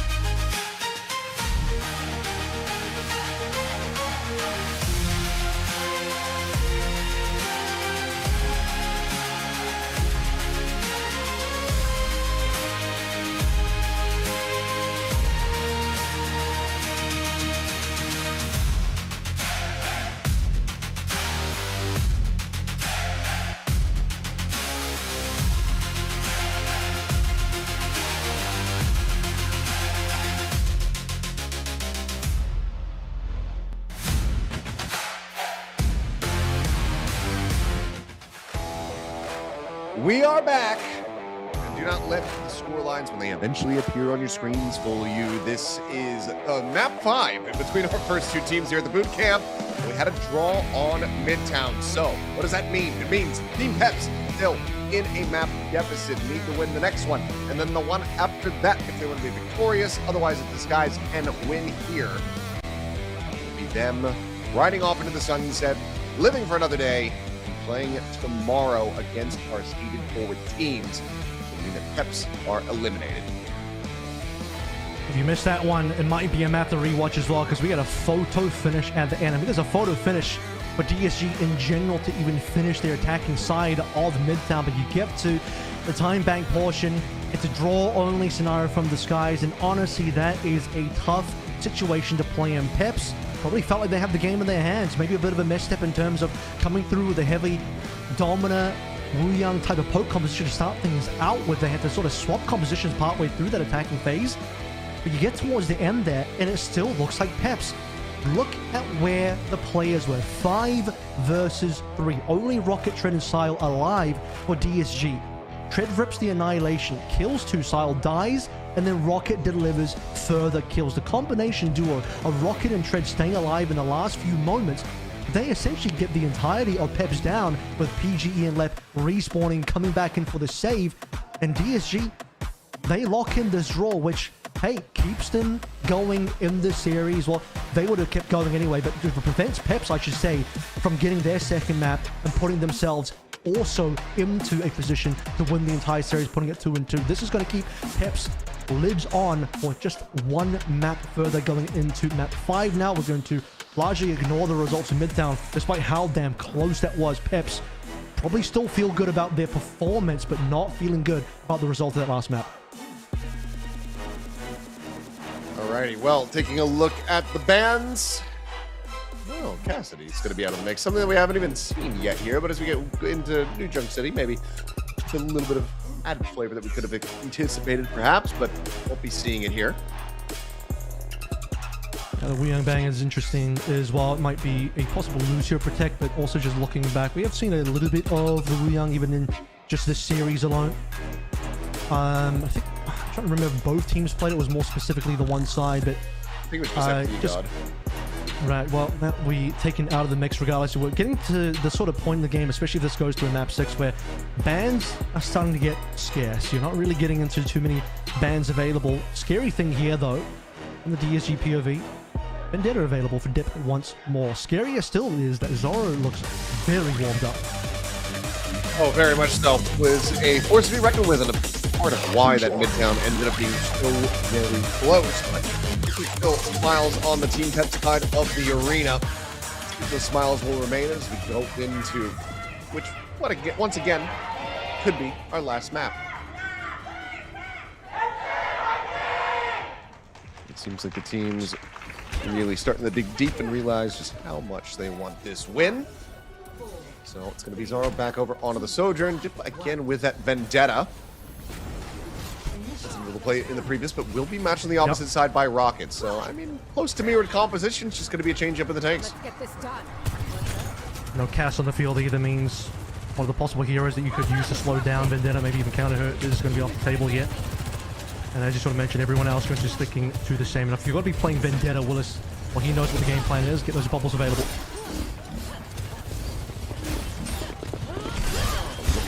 Under pressure. Fine dip, but we'll be able to go ahead and play elusively enough. It's going to be a little up and over the top. The blade's going to be falling short. Rocket's going to be struck down. FD God for the first kill. As Team Pep's already halfway on the contest here on the point. Tagged up. Keeping some protected. Sile's able to find the elimination there to trade back. So 1-for-1 at the Vendetta's fall on both sides. Which leaves us in the complete neutrality on this opening point. Until now, Zoro, once again, like I mentioned, warmed up from the previous few maps, and Lep will fall for it. Lep's been a big target so far. Peps with that kill, you should imagine they have advantage on this point. However, still struggling to actually get the cap.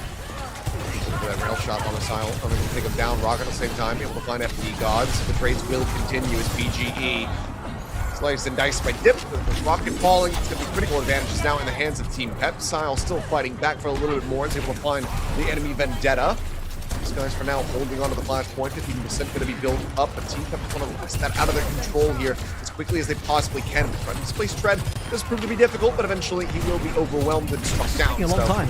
That's them now in control and can tick up. And 28% is not insignificant here. You know, flash points they tick up quite quickly, of course, but it just prevents Peps from really running away with this opening point, gives this guys that extra breathing room to maybe reset for an extra fight a little bit later on once Peps is going to start threatening that 99 and threatening things. It's Sile up first onto Kitsune Rush. Zerion following not that far behind.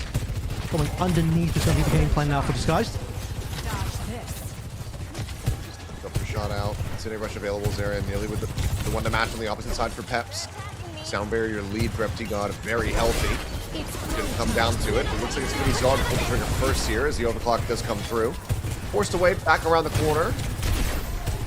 That poke and prod is able to get a couple shots in. Sile and Rocket both going to be taking those good rushes now exchanged from both of the teams. That sound barrier getting closer and closer, which could give Pepsi upper hand. Some picks are found here, soon for Disguise, but nothing to be found quite just yet. FT God pushing forward here along the side. The point in their control, 10% just left to go. Things looking damn good for Team Peps to close out this first capture here on New Junk City, but now Tempo beat the rush forward, the isolate into the assassinate. PGE absolutely gets destroyed. The cleanup will be thorough. Good read on the timing there as well. FT God waiting for the beat until the final moments is required, even keeping teammate Zerion alive on a sliver of HP and understanding with Lips. Earlier death there. Zoro's nasty rail shots coming on through. The FT God was going to be in the lead for Sound Barrier, banking on the fact that Lip wasn't going to be able to respond, and indeed he did not, which means goes over. It does cost an extra ultimate, but that's what it's there for. Now Peps, see what they can do in the opening for the second point, and Zoro lets PG know about it. That immediate sit down. It's now just going to start lapping him on these overclock charges.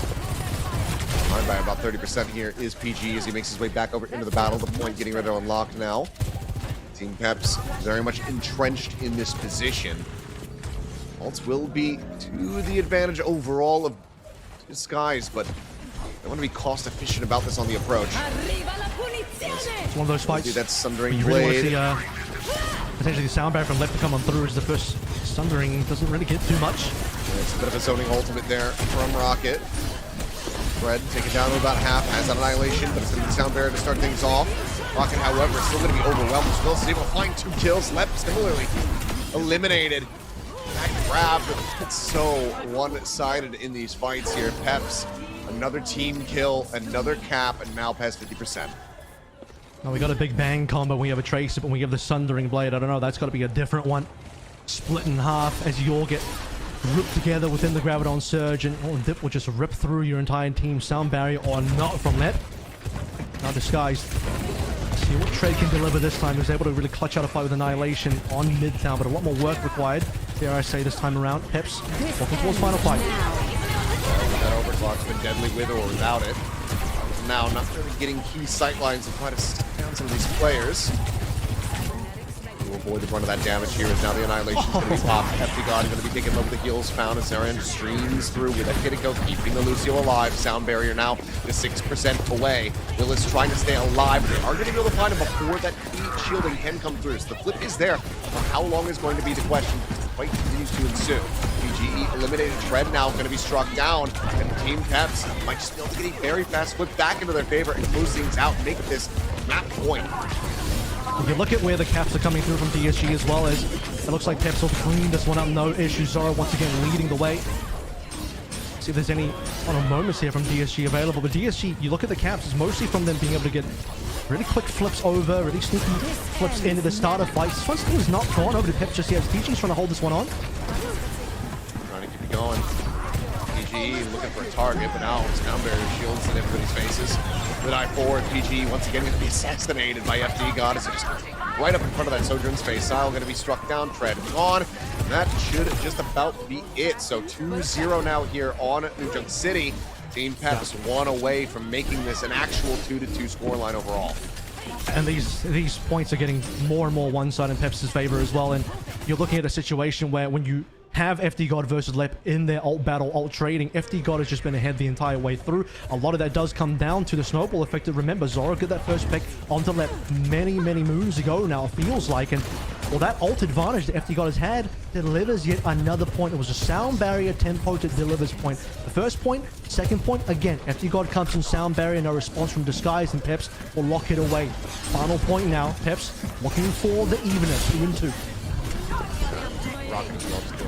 He's got to juggle back and forth between these picks. One to play the Vendetta force. The Tracer just got looking out now. It's right back over onto it, but it's going to be the first one to fall once again as Zoro finds the headshot. FD God on the trade will be massive here for Disguise, but they need to keep the fight alive in that front line, build up that energy on the Zarya, but he's going to have to be reset. As Zoro surviving with just a sliver. I believe it was single-digit HP there. Finds the headshot. Lep gets taken down, and that is third and potentially final point cap started off for Peps.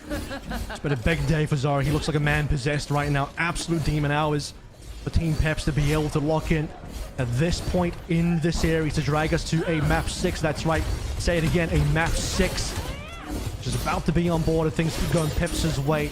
Sile Lep looking both in towards the support ultimates, and Willis for that grab now. The grab is going to force out the sound barrier from Lep. Out from Willis. Down barrier. Oh, he didn't charge the Sundering. Yeah, keeps him alive. Zarian going to be taken out of the equation here. Is decent. The Disguise still yet a bit of fight remaining here in this squad. Will be able to get the cap, denying the map finish. 76% one fight win. That should just about do it for Peps to close things out. But good stagger kill found as Dip will fall late.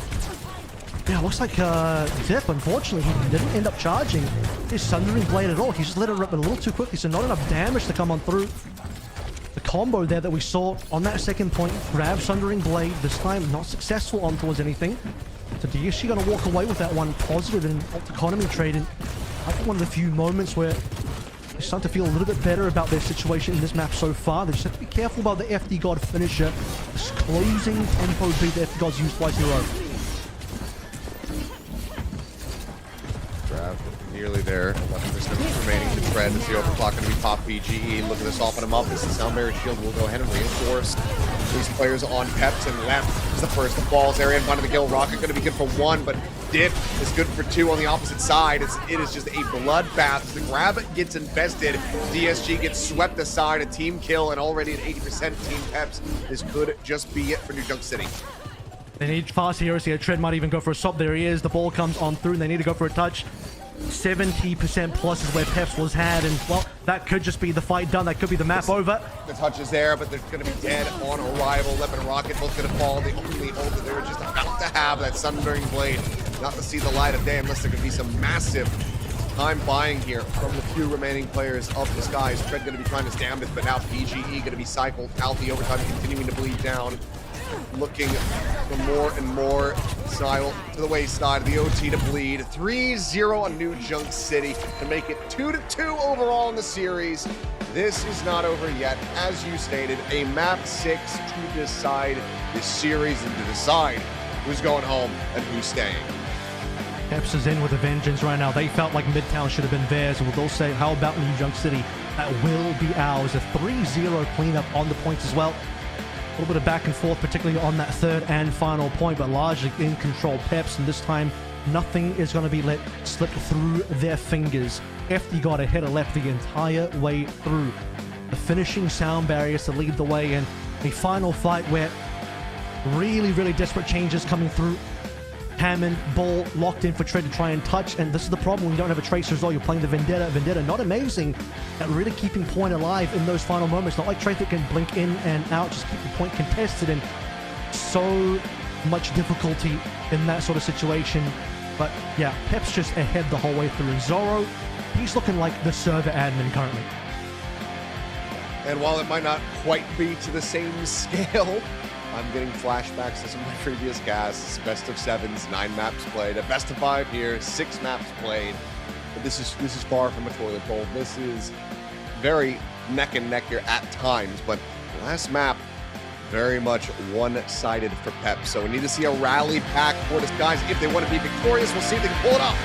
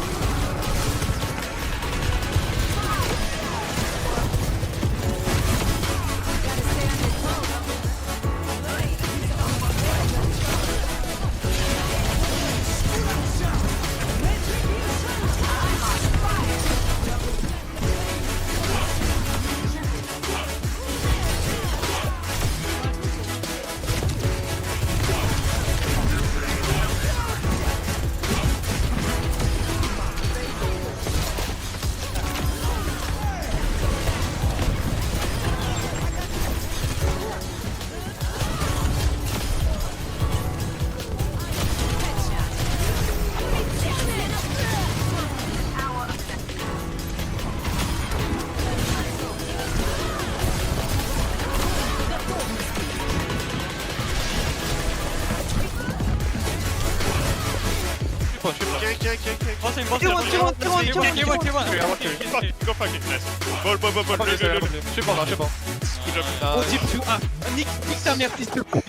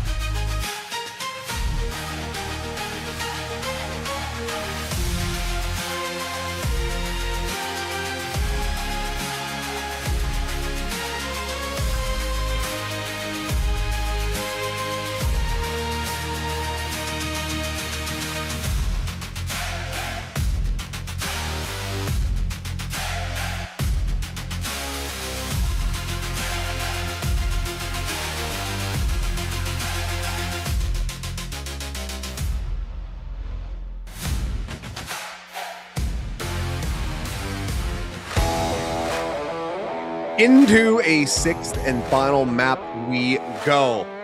Zop, the no avail for Disguise. It tried to fight back on Bootcamp City, but it's a 3-0 over to the side of Peps, which now leads us to the sixth and final map. This is the decider, and this means both tanks locked in. They've got to play dominant on this map. Also, we don't have any bans.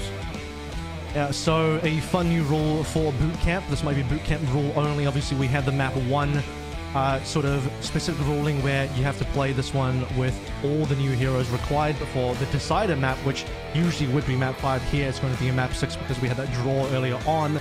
This is going to be Dominant required, as you sort of mentioned, with no hero bans available, so everything is open. That means, obviously, we're going to have that Sojin battle between PGE and Zoro again, with Zoro so far looking like the stronger of the two the later we go in the series. PGE, I think, had his number early on in the first couple of maps, but as we get later on, Zoro is controlling the game, but more importantly, towards the back end, you're also considering the fact that the Vendetta is going to be there for Dip, and I think that's been a bit of a problem. Rocket has obviously looked better on the Tracer. He looks more comfortable on the Tracer, but in the Vendetta head-to-head, it's been Dip all day. Yeah, it really has been. I mean, you know, Shambali aside, that's where we were kind of seeing that Vendetta not have any real value, because PGE was putting up significant numbers, just constantly just getting these rail headshots every time the Vendetta tried to come diving forward into the backline and contest that high ground. That hasn't been happening. We've seen a little bit of a fall off here for PGE compared to the peaks that we were seeing in those first two maps, and I think that that's a big critical piece that's been lacking for them across these last two maps. So if he can kind of find that form again, be nailing those shots like we were seeing off the start, then I think that the Skies have a very solid chance of just closing things out right here, right now at this final hurdle. Zoro has been a thorn in their side with his own Sojourn, so could it just come down to that battle? We'll see what happens. So as we get into it, watch Point Gibraltar. You talked about it at the top of the show, Avril. Lots of changes on the map, and we'll now get to see them here on display. What a show we got on board for everyone watching here, as it is only the first match of the day, but the first match of the 2026 competitive season and the first professional match being played on the rebooted Overwatch here as well. Back to just Overwatch, no 2, but all the action still in 5 new heroes, a couple of them being shown here. Domina, of course, required to be played here. But as Domina being played on mostly a high ground, low ground Gibraltar map, guess what? Jetpack Cat is also on board to try and just help elevate these Dominers, put them onto the high ground, maybe even drag them off the high grounds, off the ledge as well, which is available on the first point. So watch out for that. BG, by the way, opening a couple of shots in the Widowmaker. He'll be moving towards the Ashe, not feeling it on the Soji anymore. He wants to take the battle a little longer range. A little bit slower pace, but a bit more steady with the shots, and still could find an immense amount of value. Dynamite up and over the top of the barrier from these Dominos as well. Some good damage across, but Tread, he's going to be the one finding that first kill. FD God taken down. Not quite sure exactly how this one transpired, given the mid-range of the Domino, but either way, it's a much welcome sight for those rooting for Disguised out there. The cart now going to be advancing down through the underpass. That's certainly one of the better heroes, given that, well, if you do get in Domina's range, it is a hit scan weapon on that left click. Allowing to one of the few key tools to take down the Jetpack Cat, and early phases of this so far is Pep's having to give up a decent amount of ground. Tread walking to the face of Willis. I think if this goes anything like the first couple of maps, Tread kind of just disrespecting Willis and forcing the ground away from him. Just trying to get the repulsors out, push him off that high ground, is able to do so, as we're going to be taken down. Tread eventually able to find that kill, and yeah, now the drop in the crystal charge here into the hallway. Left going to be traded out though as Dip finds a kill. Still, Cart continuing to advance. 1.8 minutes left to go as the contest comes through, and Wilson is getting absolutely torn on spot from Tread. Will seal the deal along with the crystal card. So quick little zoom back from left. The point cap about to be coming through as Dynamite will just go ahead and burn them down.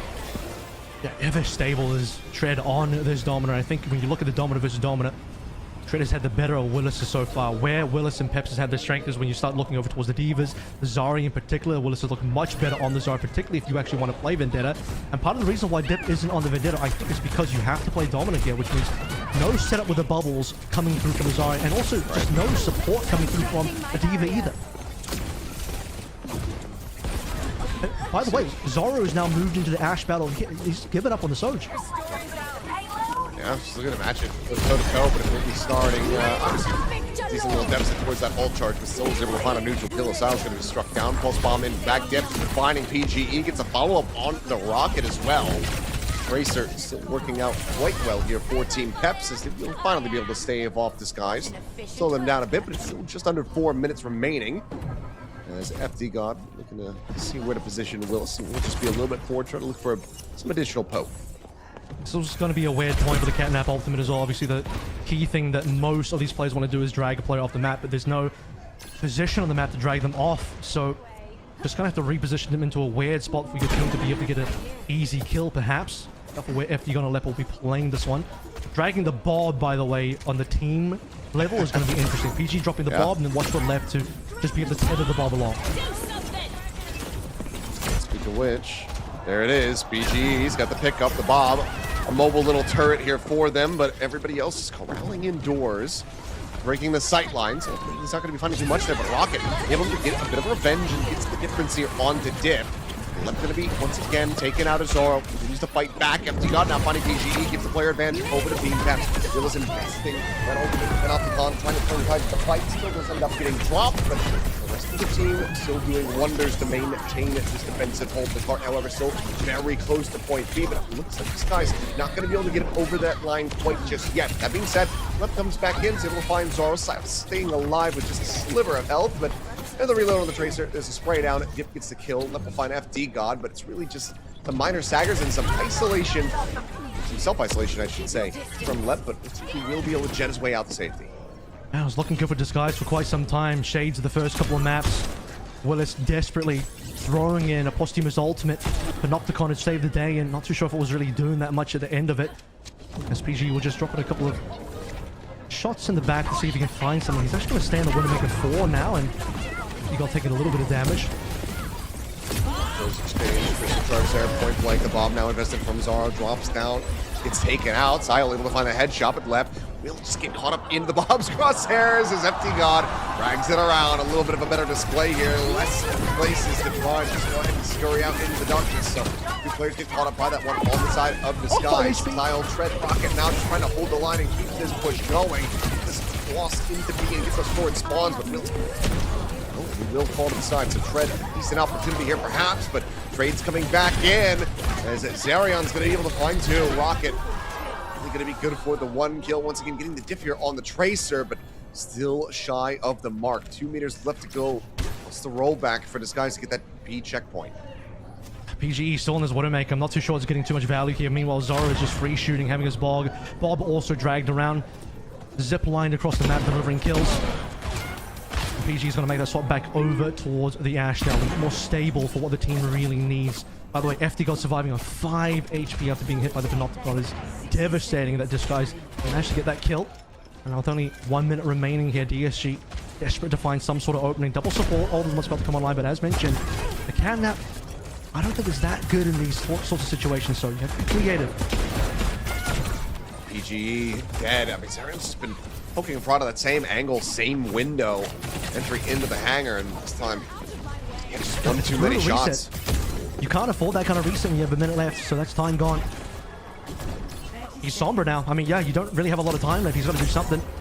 Matched ultimates here on both sides. See if the Sombra can make a difference, but work cut out for him.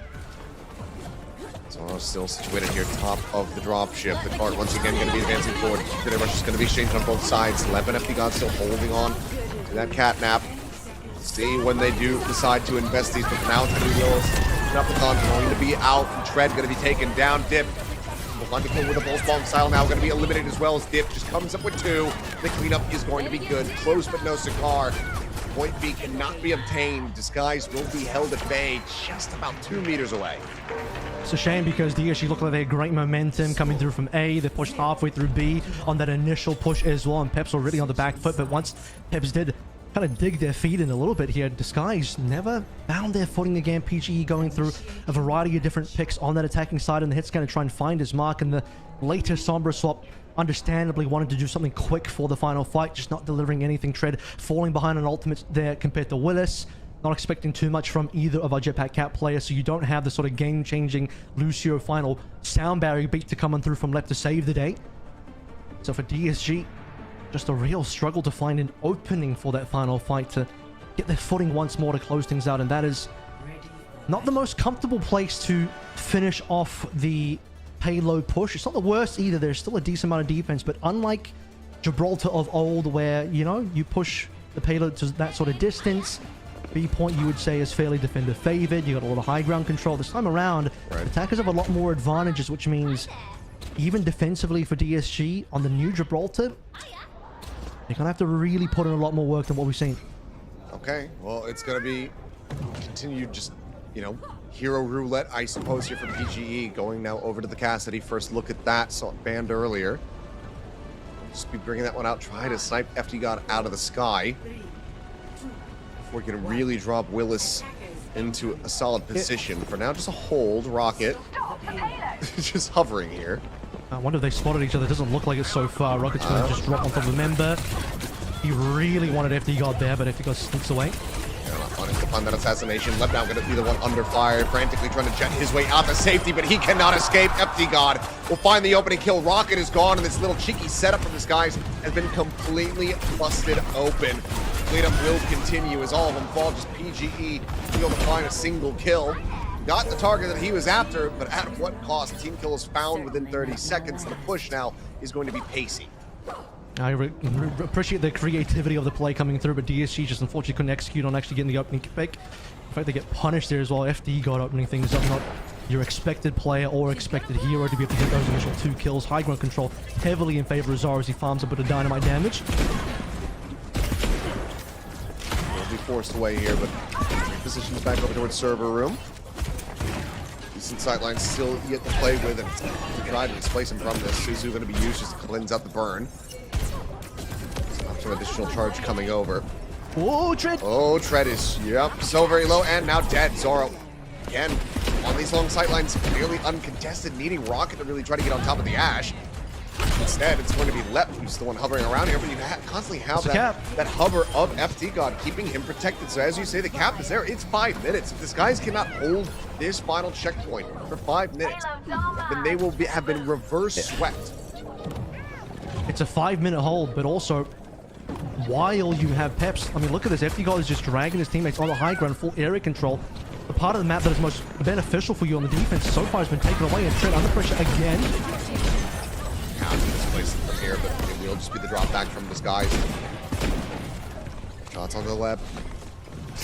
Dangerously far behind as far as the ult is concerned. I mean, FT got an 84 to 49 at the moment. Very much winning on that fight. Pulse bomb out from Dip. Ends up going wide. Maybe a minor reprieve here for Disguise, and Zarian does fall. So things getting a little bit better here, perhaps, for Disguise. Nearly a minute of that remaining time makes this to take it away, but Zoro's going to find a headshot. Left to be taken down. BGE throws in the flashbang, goes meant to find Dip, and somehow stays alive. Looks for a little bit more, sees how low Lillis is behind that barrier. BGE will be able to take down FT God before getting traded out, but now the counteraction. Crystal out, Lillis finds one. Rocket going to be struck down. Fred is dead. It is just left alive, and look at where this cart is. This is a steamroll here on the attack from Team Peps. We're looking to bring it to an end. Bomb going to be invested for the dash in. Rocket trying to keep things going. Swap over onto the Soldier 76 from BGE to try to get the touch back through, but they are just getting grounded into a fine pulp as they make their way back in for this contest that they cannot sustain.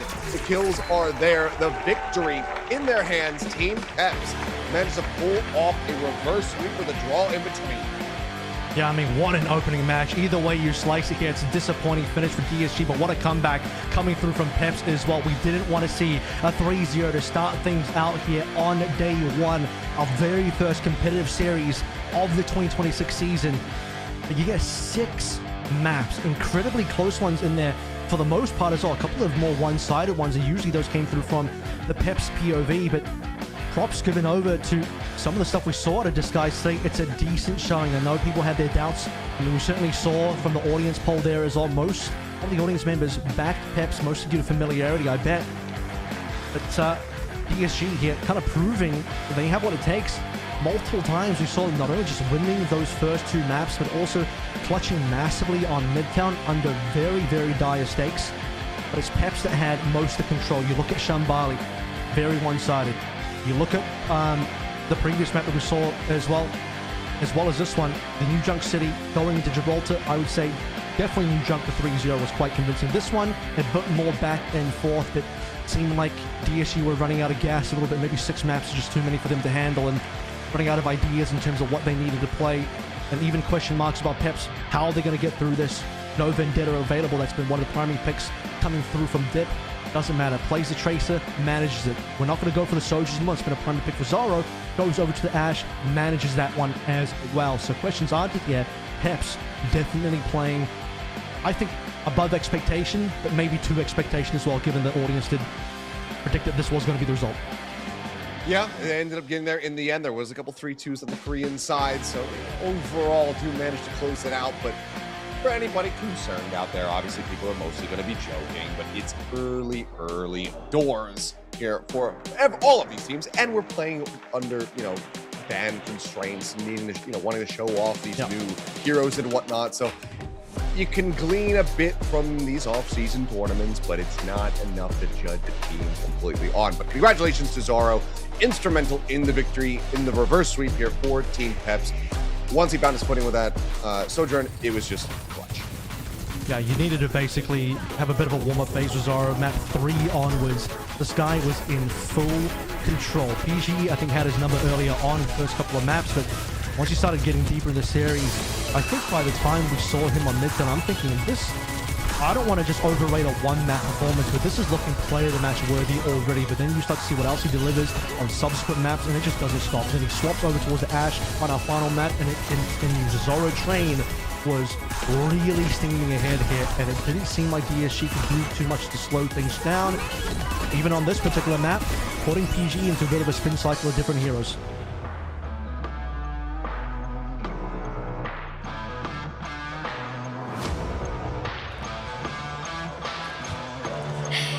OWCS 부트캠프로 인사드립니다. 안녕하세요. 아나운서 이시윤입니다. 오늘 준비된 첫 번째 경기 경기죠. 디스가이즈드와 팀탭스 중 팀탭스가 꽉 찬 승리를 가져갑니다. 승리 축하드립니다. Congratulations. Thank you, thank you. Congratulations. 자, 오늘의 POTM 조로우 선수가 차지하게 됐는데요. 한국에서의 부트캠프 훈련 만족할 만한 성과로 다가왔을까요? 부트캠프 첫 승리 소감 들어보겠습니다. Congratulations on your first victory in the bootcamp. So, are you satisfied with the results? Thank you, thank you. About the match, I think the match was really scuffed at the start. We had to wake up a bit. We didn't have a lot of warm up, but I think in the end we really managed to like change our stuff, like change our plans. It was really good.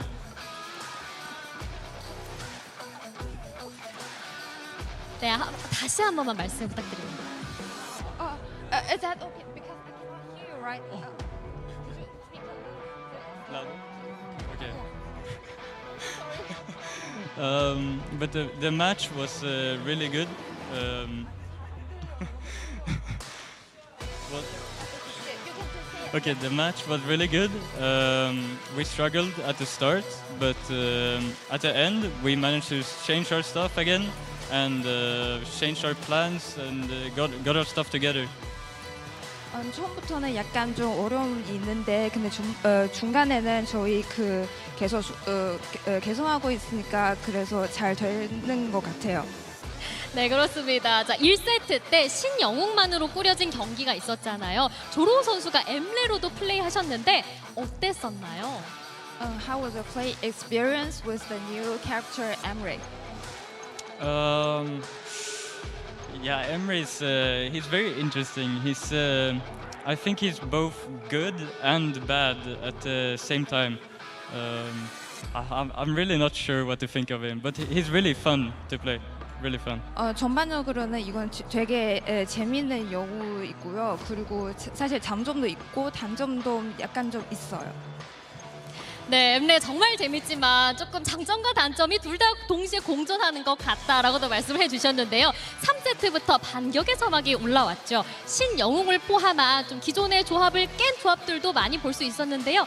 오늘 경기 하지만 굉장히 막상막하였습니다. 6세트까지 갈 수 있었던 데는 조로우 선수의 소전이 있지 않았나 싶은데요. 오늘 좀 어떤 부분이 좀 까다로웠을까요?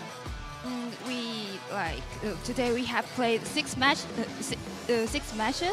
so it is like you have show a great performance with your soldier. What do you think of it's the most difficult point in today's matches? Most difficult? Yeah. Most difficult point of this match, yeah. Okay, I think that I really struggled. Like I think it was the second map. I feel like they just played like a different tempo, and we were not like ready for it. Like they have a really like different play style than what we're used to. So it took us some time to adapt to it. 두 번째 맵은 약간 좀 다른 템포 좀 느꼈던 것 같아가지고 그래서 약간 좀 어려울 것 같아요. 네, 적들의 템포에 좀 적응하는데 시간이 좀 걸렸다라고 말하긴 했지만 오늘 또 멋진 경기 보여줬기 때문에 앞으로가 더 기대됩니다. 다음 경기는 크레이지 라쿤과의 경기가 예정돼 있는데요. 각오 한마디 들어볼까요? Tomorrow you will face Crazy Raccoon. So do you have anything to say to them? So you guys might have been on top of the world for a long time. But I think right now, EU, they're trying to climb up. We're trying to climb up, and I think we can actually beat them. They have to be careful.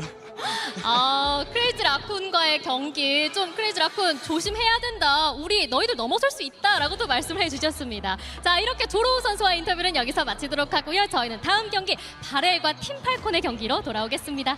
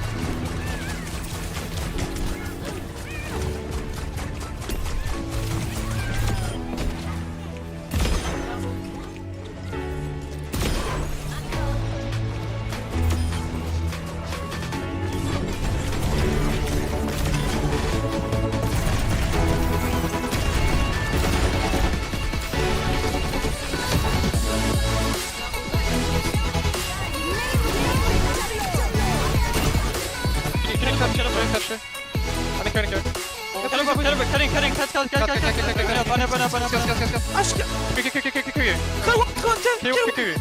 Yeah, let's go.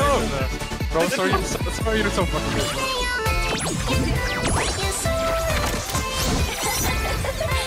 Brighter than a shooting star! Do your worst, or I will.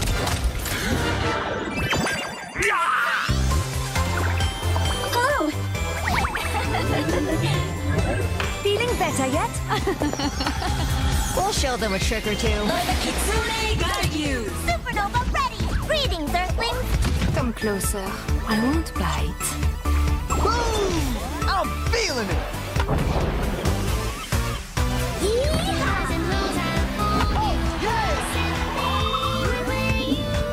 Prove your skill.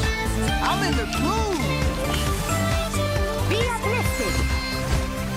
Incredibile. Victory is at hand. Now we're in orbit! Nice try!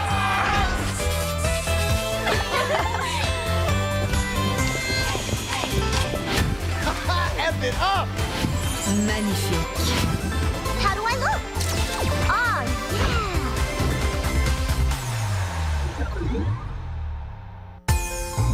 Oh, yes. Yeah. All right.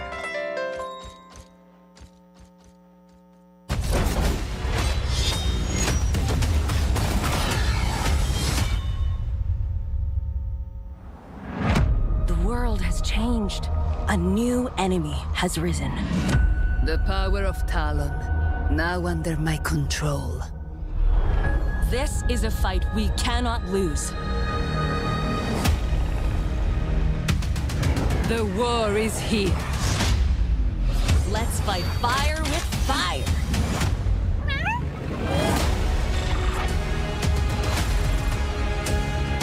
My training is over. Who wants to feel the heat?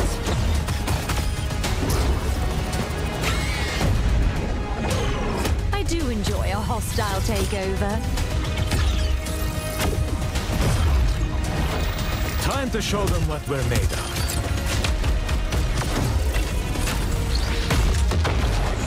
Can't live without me? I'm getting into this.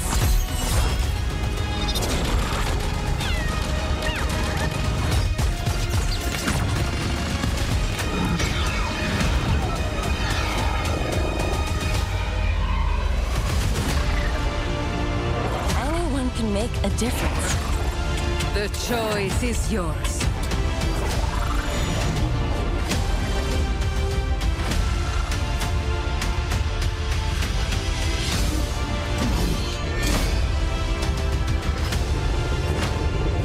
Resistance is pointless. Talon is everywhere. Your divine support has arrived.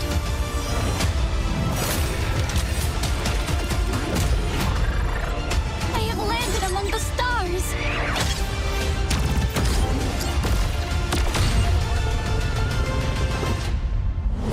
Whatever it takes. Whatever it takes. Victory Will be ours.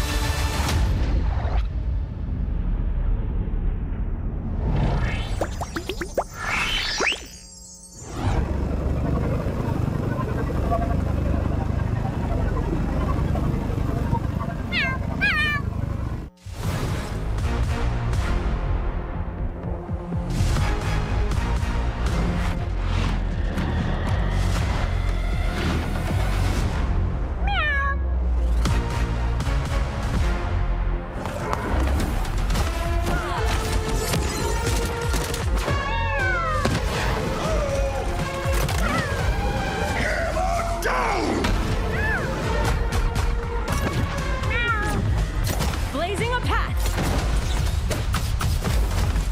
I am the Inferno. Sup? You can't break free. Where are you going? Domina has arrived. Got you covered. Good shot, right? Enemies coming in hot. Can someone heal me? Damn it! Oh! Disgraceful. Rise from the ashes! Come on. Feeling warm yet?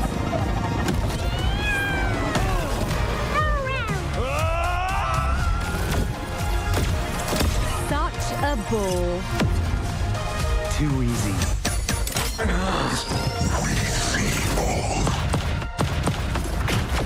Who's a pretty kitty? You are.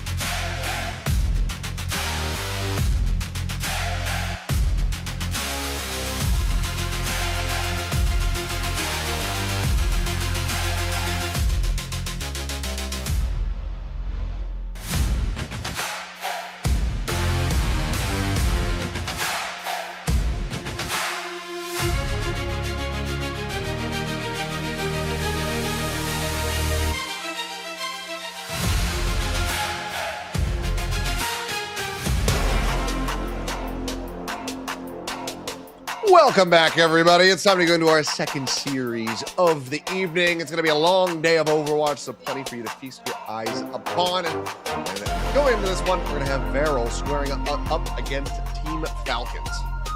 Varel has been making waves. I mean, this is a team that has gone from strength to strength, from Japan not even having a team qualify to any international events in previous years. To last year, the first time they actually qualified, they went to mid-season, then they qualified to Stockholm for World Finals as well. Really impressed. They picking games and matches off of other teams. And now, the strongest looking Varel we have ever had. They're going to continue where they left off. Let's see how Varel does today in 2026 in Bootcamp. Making their way over here on a Korean soil. Great players on the team as well, but pull off the upset of all upsets, as they will be squaring off against none other than Team Falcons. And my God, if they could manage it, what a showing it would be. Yeah, I mean, Falcons, you'll see in a minute when they start walking out what their roster looks like, but for the side of Varel, all as standard, keeping everyone from their successful run in OWCS Korea in 2025. No reason to change. If it works, do not break it. The only thing that is going to be curious on the backline, Slate and Cloud together. I'm not seeing Mimosa here. You can only have 6 players, which means no Mimosa for their 7th. And that means no dedicated Lucio player. One of the really interesting things about Varel is the fact that between Slay and Cloud, they don't really play that here at all. Slay will play Brig as his main support. He's going to have to play at least a Jetpack Cat on map 1, if not a further map a little bit later on. So that is a guarantee that we'll have to see out of Slay. For Cloud, pretty standard. Mostly just going to be on the Kiriko and all of that kind of like Hero Flex support as standard. So that'll be the interesting thing. Alrighty, well, making their way out onto the stage, the big dogs here in Korea. It's going to be Team Falcons. Plenty of familiar and formidable faces that have been around the Overwatch scene since, well, not quite time memoriam. I've been around longer than a lot of these guys, I suppose, but they've been here for a long, long time. Well, I mean, certainly in comparison to some of the other players on stage and some of the other teams on stage as well, Falcons now full of old dogs and vets on the team. In fact, every single member of their current lineup is a former world champion at some stage. It's a mixture of former Dallas Field champion players, and now Indiana Checkmate means they have 3 members of that core Florida Mayhem 2023 championship team. You'll notice, I'm going to call out the elephant in the room, Proper is missing from this roster. Some questions about what he's up to at the moment. There are reports that he obviously had some medical things to take care of recently, which could take him out of the roster for the time being for this boot camp. Other rumors are saying he might be on a different team. We don't know, and we will have to wait to see where that is going to land. I'm sure whoever gets Proper is going to be very happy with that pickup, whether it be Falcons or somewhere else. And while Helios, as we saw from our last series, we're going to have a 1v1. One that chooses map 1, and then we have to play all 5 heroes. Yes, so we'll get ready to go into that 1v1. I'm curious to see if they're going to stick with the Jetpack Cat. Was a bit slow going in the first one between Lep and FD God. Took a while for the action to really ensue, but maybe let's see a little bit, a bit of a different flavor here. Lean into that Unrunner, the Ombre coming through here, go for the DPS picks, or maybe just even a straight up 1v1 with the Dominus. I'm not too certain. They have free reign as far as what they want to go for, so you could end up with DPS, V tank, etc. But I'm guessing that a lot of this is going to be, firm handshakes between the squads, agreeing on what they want to play.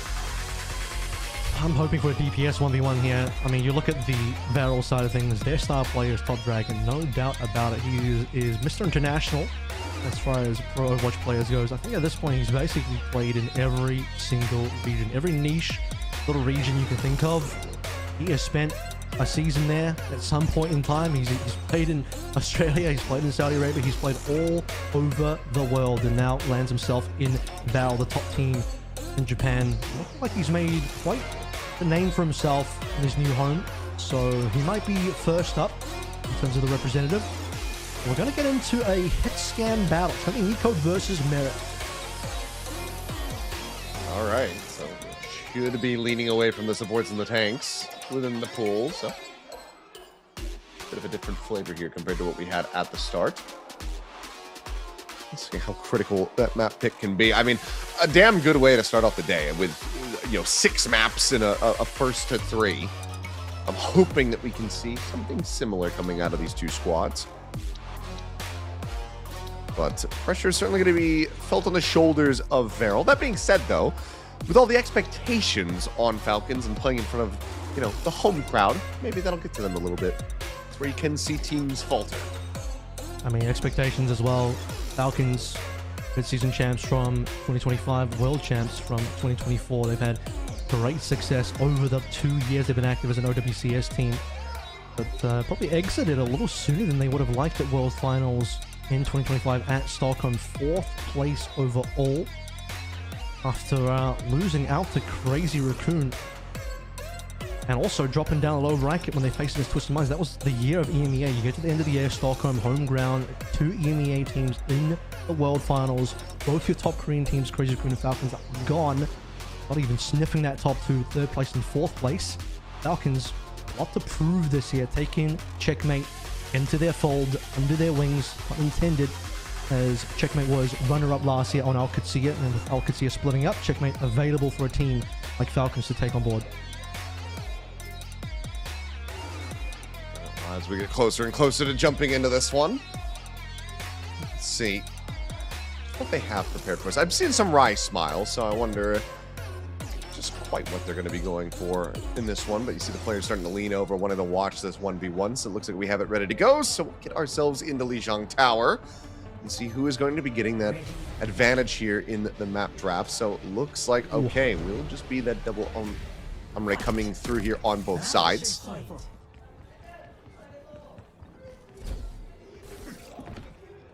Remember the Siphon Blasters we saw Nico pull out earlier on there.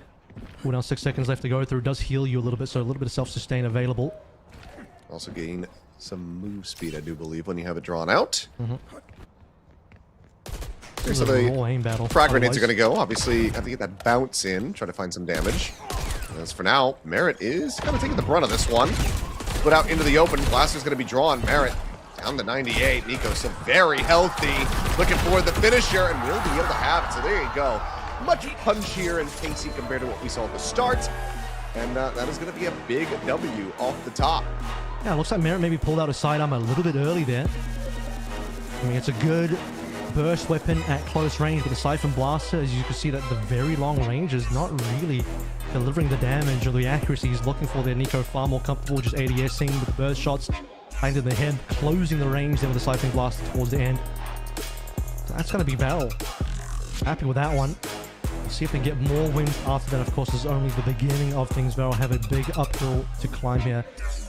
Japan is, not just Japan, but every other region compared to Korea, has largely struggled against Korea for almost the entirety of the lifetime of Overwatch Esports, except for the start of Overwatch Esports and the end of Overwatch Esports' year in 2025. So that has been the real big moments of faltering, but that was EMEA winning both of those. Japan, still developing region. Let's see how far they develop in 2026.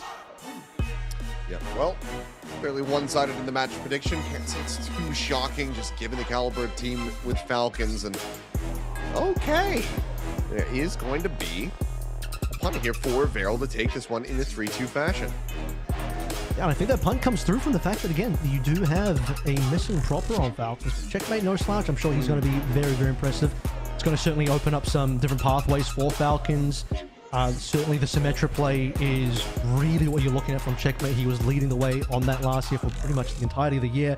On OWCS as one of the primary members, looking like the best Symmetra player in the world at various times all throughout last year, particularly when they were ahead of Twisted Minds up until the end. So Checkmate, king of unusual heroes, but when it's time to play those unusual heroes, there's no one I trust more. For me, I'm going to be looking at Fielder there in the support role. Has always just been so very incredible and just a sturdy player to uphold a backline. So I'm gonna keep my eyes on him, and we know that he can also get, you know, bloodthirsty when necessary. So I think that, you know, Varel, they're very much gonna have their work cut out for them here, but they do potentially have that surprise factor. You're coming in with a new meta. You're playing with a lot less pressure on your shoulders. If there's a time to get a win over Falcons, it feels like it really could be right now in this tournament. And it would be such a huge upset. Yeah, I mean, while Falcons are still figuring things out as well, while Proper's not here, whether he's still on the team or not, still up for confirmation. But even this lineup here, I haven't even talked about Harbin yet, who himself looking at Domina as one of the current lead tanks in the meta. That is a hero that I think is just made for a player like Harbin. That's exactly in his wheelhouse. Oh, for sure. I mean, he was always one of those ones where it's like, okay, we know Harbin's niche. He's really slotted into this. But then as things had changed, you know, over the course of, you know, 2 seasons ago, I suppose, it started really putting flexibility on display. Started seeing him leaning into things like the Winston that was always out of his wheelhouse. So I think that he's just gotten to such a good point that where you could just kind of put him on anything and he's going to be fine with it after, you know, 1 or 2 reps on the stage. But will be Lijiang Tower to start things off. Selection here from Varel after winning the 1v1. So it seems like they like the scenery and they want to stick to it. Some of the old favorites come on through as well. Varel, also known for sometimes playing unconventional picks. Top Dragon coming in occasionally on something like a Farah. Obviously, when we talked about the backline. Sorry, not for this particular map. Maybe in a future map, but just sort of describing the heroes. Always slips my mind a little bit. We'll get in there. Obviously, we'll see the 5 heroes they're meant to be playing for map number 1. But obviously, I'm talking about the backline. Slay and Cloud again, a little bit more limited in terms of hero pool. Slay is going to be forced to, or one of them is going to be, but you'd imagine be Slay, forced to play a Jetpack Cat for this one. So it looks like we are ready to go. Loaded up on Lijiang Towers. Let's go ahead and get the second series underway. Varel versus Falcons. First to 3, single elimination. He's going to take that first step towards sticking around. And he's going to have 1 foot out the door.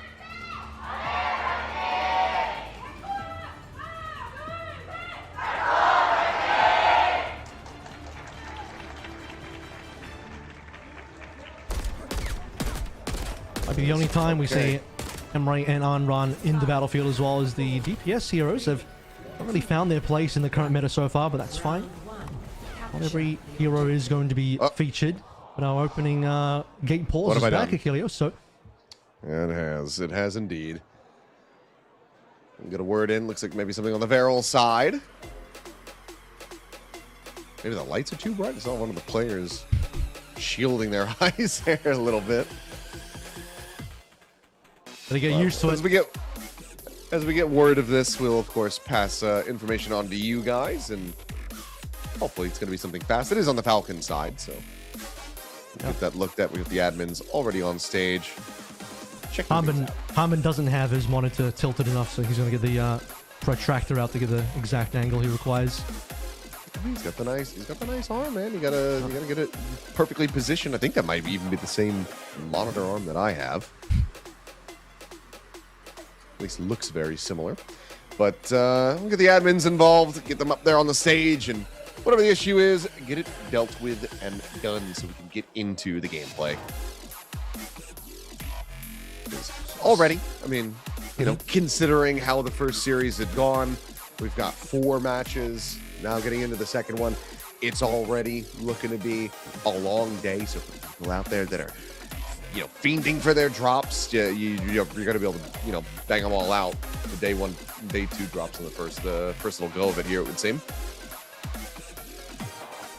Definitely with the add pauses in there as well, adding for your time. And I'm curious as well whether we're going to see someone, aka Ham, the other tank player for Falcons, step in at some stage. I mean, I imagine for this event, especially if Falcons find themselves in a bit of a lead, maybe a 2-0. See him in, see what he ends up playing. I want to see if any of those dive tanks are viable outside of just Diva. Because otherwise it's looking like all Harbin's hero pool all day. Very comfortable looking meta so far for Merit, as Sojin seems to be the hero of the current day and also of the current meta for him. And he's been playing that hero since the very beginning, one of his key signatures. Checkmate's flexible enough that you will probably see him on a variety of different heroes. But that's what I mentioned, you know, the sneaky Symmetra might come through for Checkmate. Not this map, in one of the following ones maybe. I saw a little bit of it previously. I mean, it was banned in Esperanza, but then saw it in follow-up. So might surface as hopefully get in here quickly.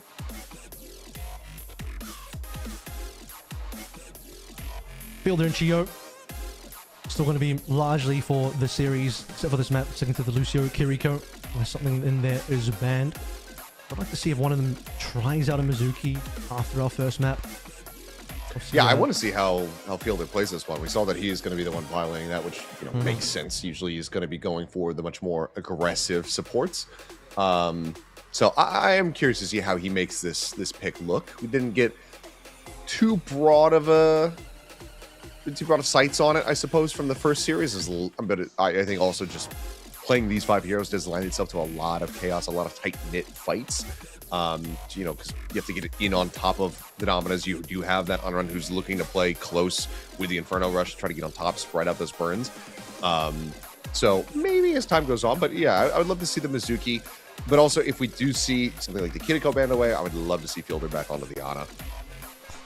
Just look at the history between these two teams as well. They have met twice in the past, both last year in 2025. The first time was in Asia Stage 1. When we had the qualification to get into Champions Clash in China. Of course, Falcons, they ended up winning that one. 3-0. Didn't even drop a single point on any of the 3 maps they played. So utter domination. That's probably what you would expect. However, when you look at World Finals last year, the improvement for Varel is really significant. They pushed Falcons to the brink. First round of Stockholm in the World Finals. Was a BO3, aka a first to 2. So keep that in mind. But it was a 2-1 victory for Falcons, with Varel taking away, looks like Shambali Monastery was the map they ended up taking away. So Varel, I mean, a team that you can't really sleep on. And then some very close showings of Runasapi, 92 meters to 102 meters. That is a map that genuinely, if I remember watching that one as well, did feel very competitive. The scoreline is certainly competitive, but to memory, I remember it being competitive as well. So Falcons, on that opening map, on the opening match, I should say, at World Final, was definitely kind of slipped up a little bit versus Varel, but also goes to show that Varel have had just marked improvement over time.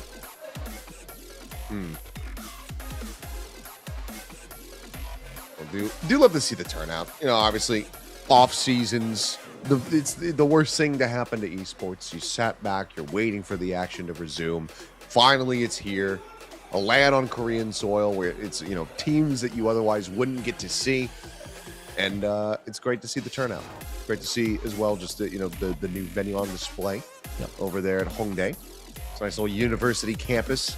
And I'm sure that there's more and more students that are going to be filtering in as they finish up their courses. I'm already around 6 p.m., so taking some late ones here in South Korea. Probably free to make their way over. Especially as the Korean teams start making their way to stage as well. Teams like Falcons. And tomorrow you'll have Crazy Raccoon to start things out with on a weekend as well. So a bit earlier, but people will be able to make their way into the arena for that particular game. And, you got T1 after this one. Another very fan favorite Korean team that we have in the OWCS, who excited to see what they do with a couple of changes on their roster as well. They'll be playing up against Dallas Field, and then we're going to finish things out with Virtus Pro, slightly retooled versus all gamers from China. T1, I love Avast. Where's that guy? I can't believe he's not here. Well, he'll be on the show tomorrow and the next day. This is just my brief little appearance, and then I will be disappearing. Hopefully not for too long, but yeah, we'll have him on the show Saturday and Sunday over here. And yeah, it's be some good times. But shout outs, of course, to all of the other co-streamers that are out there. Unfortunately for Disguised Toast, didn't get to co-stream his team into a win, but it looks like everything is taken care of. We're underway and into the game. Everyone playing the heroes you'd expect in terms of the requirements. Oh, well, I spoke too soon.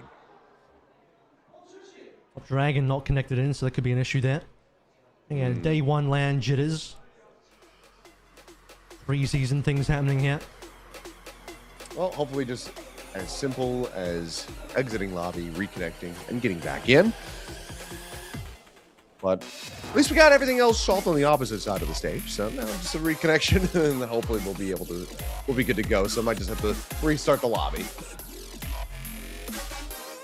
Good year for Asia this year in general, as live events being announced. First major will be in Japan. So we're going. Oh, really? I actually hadn't heard that. That's sick. Yeah, it's going to be in Tokyo in mid-season once again in Riyadh, and then finally we're going to close out the year in China for our World Finals. So that'll be a pretty massive one. The Chinese event last year in Champions Clash was very, very, well produced and well executed. It was a very good looking event.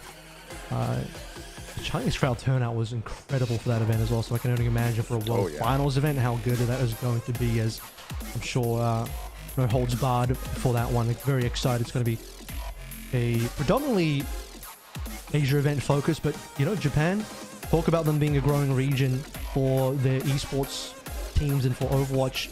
Talk about it as a growing region for the game overall. Interest in the game, viewership for the game, for Overwatch in general has really gone up, and that was before, by the way, the Season 1 launch that just happened right now, just this last week for Overwatch as well. I'm talking, this was during Overwatch 2, so now that we're back in Overwatch, I can only imagine how things are going to be for Japan. I'm sure them getting a big event, their first large Overwatch event, is going to be massive for them, and massive for a team like Valorant, who I'm sure will be a team expected to qualify there.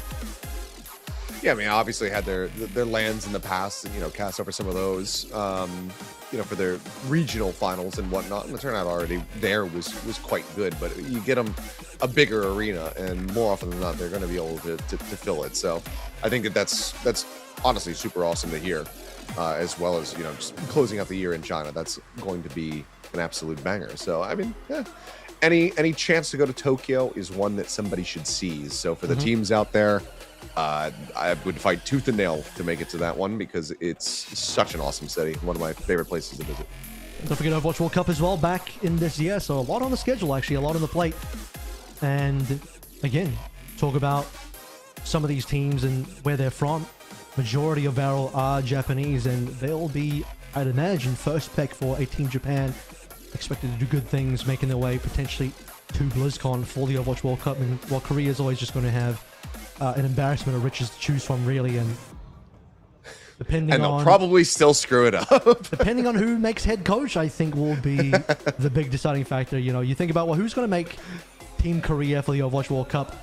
You have so many players to choose from. Really, how it's going to land is one of the big coaches from Korea is going to get the big job, and they'll probably pick the players they like. But what we like to see at Kilios is the game starting, and that looks like what is happening now. That it does. Okay. So, yes, just had to do a quick little relaunch on that lobby, but it looks like everything should be handled and taken care of.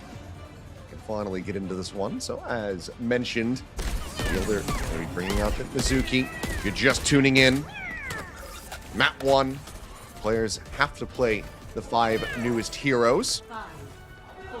And after that, things will unlock a bit more, and we'll get back into some standard play, but I'm sure we're still going to be seeing plenty of these new ones, especially this Domina. As we can see, once again, just going to be the Jetpack Cats. Just covering them forward, getting them into position as the neutral fight can now ensue. SG going to be taking a bit of damage here. Front line as Hunman pushing forward very aggressively, playing against this barrier. He hasn't even used his own yet as well. Very much just running into KSC, forcing his cooldowns early, then Harman waiting a little bit longer, giving his team position with this aggressive movement. At the same time, playing around the outskirts, trying to get flame damage in. Hunman's going to be taken down. KSC managing to find the first kill, but Checkmate fast to reply. He's in on top of the top dragon, able to find that elimination. Little dance there. Spreading out those flames, but the return fire looking good. Cap still being established here by Falcons, is just Merritt playing alone here on the point. Will be able to get that percentage moving up, but Gio's going to be taken down. Merritt able to find Cloud at the same time, so it won't be a fast flip, but maybe a fast return here for Falcons as they wait for this Jetpack Cat to come through. Valor playing that one very patiently and defensively, forced back with Harman getting aggressive, but Valor striking back and getting the recap. A very slow one. Merritt, who didn't have a lot to do there, so managed to get a decent amount of damage done. First ultimate will be coming online soon from the Valor support side. Barrier once again going to be set up. Crystal Charge on the corner, but Hanbin continues to hover lower and lower. Chio as well under fire. Does have the ult online as Cloud extends his out, drag off the side of the map. Merritt's going to be struck down, and Fielder on as well. Checkmate able to find KSG, but that's about it. Beryl still going to be holding their own, holding firmly on the point. They move past 30%, and Falcons are going to have to reset and go again. Just catching a moment there where Cloud manages to drag Merritt off while Chio isn't paying attention. No save potential, and obviously Merritt doesn't have his own ultimate to fly back on towards the point. The Valor go from strength to strength. There's still plenty of ultimates to play through. Waiting to see what Chio ends up doing with his cat nap. We'll see if Cloud is going to be paying attention enough to be able to save that player being dragged away. Hunbin really wanting to play around with limiting. Wow, oh god. Okay, Never mind, I'll hold my thoughts. KSG gets evaporated. It just starts doing a ton of damage. It's Merit now. Probably that ultimate Nico having this change, make something happen with the override protocol, but not able to find too much. Claws out for Cloud, able to go ahead and clean things up. Right, going to be eliminated there, but the flip is in for the side of Team Falcons, now in control, but a big deficit to try to claw back, and they're going to continue to push forward, and let's just get this right back into the control very quickly. Unbin under fire, has to set the barrier. Gio diving down, getting the grab, looking at the drag, puts him off the side of the map. There goes the Dominant, and there is no rescue in sight for KSG, and just like that, the fight very much goes the way of Falcons. Perfection as they find the team kill. Yeah, finally a clean fight from Falcons there as well, because it's very back and forth so far. Falcons will be able to maybe get a couple of picks here or there, but Barrel largely a strong response. I mean, you see KSG early on the fight going down. This is the previous fight before the one we just saw, and then still the turnaround. Cloud, Slade getting to their kill feed. Nico and Merit having what looks like a fire 1v1 in this guy with their overdrives in play. Barrel on the comeback. Still 15% in the lead. Still plenty of ultimates to play through. Cloud's turn to drag a player off the map.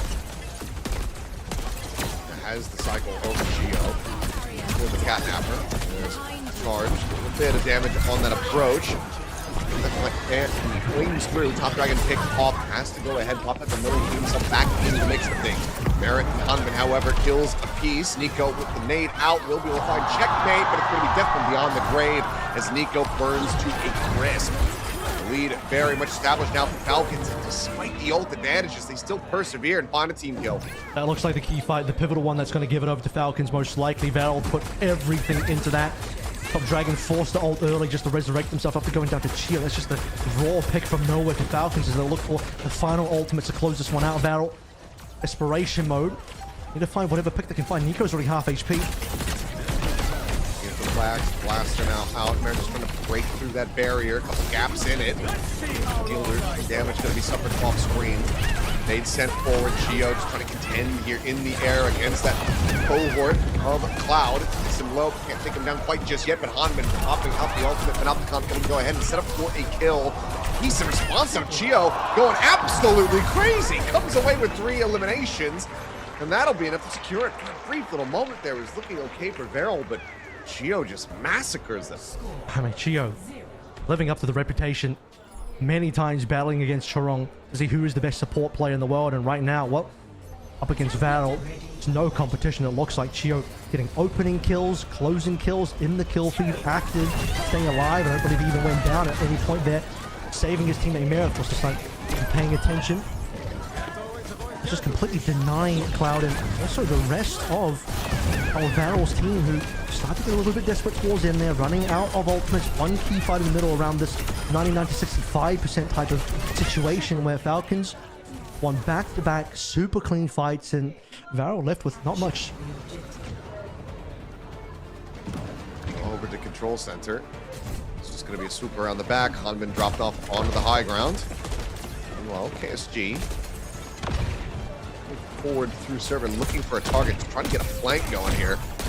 Jump onto somebody, but get a bit of ring around the rosy here as Falcons now starting off the fight. Checkmate dashing through with that Inferno rush.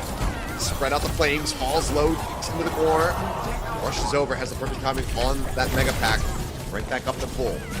Checkmate lucky to get alive out there, but Fielder and Slayer not so lucky in their back lines. KSG falling, you can imagine this one goes to Falcons. They already got the cat, by the way. Yeah, being able to have that kill on the Mizuki on top, even with Fielder traded out.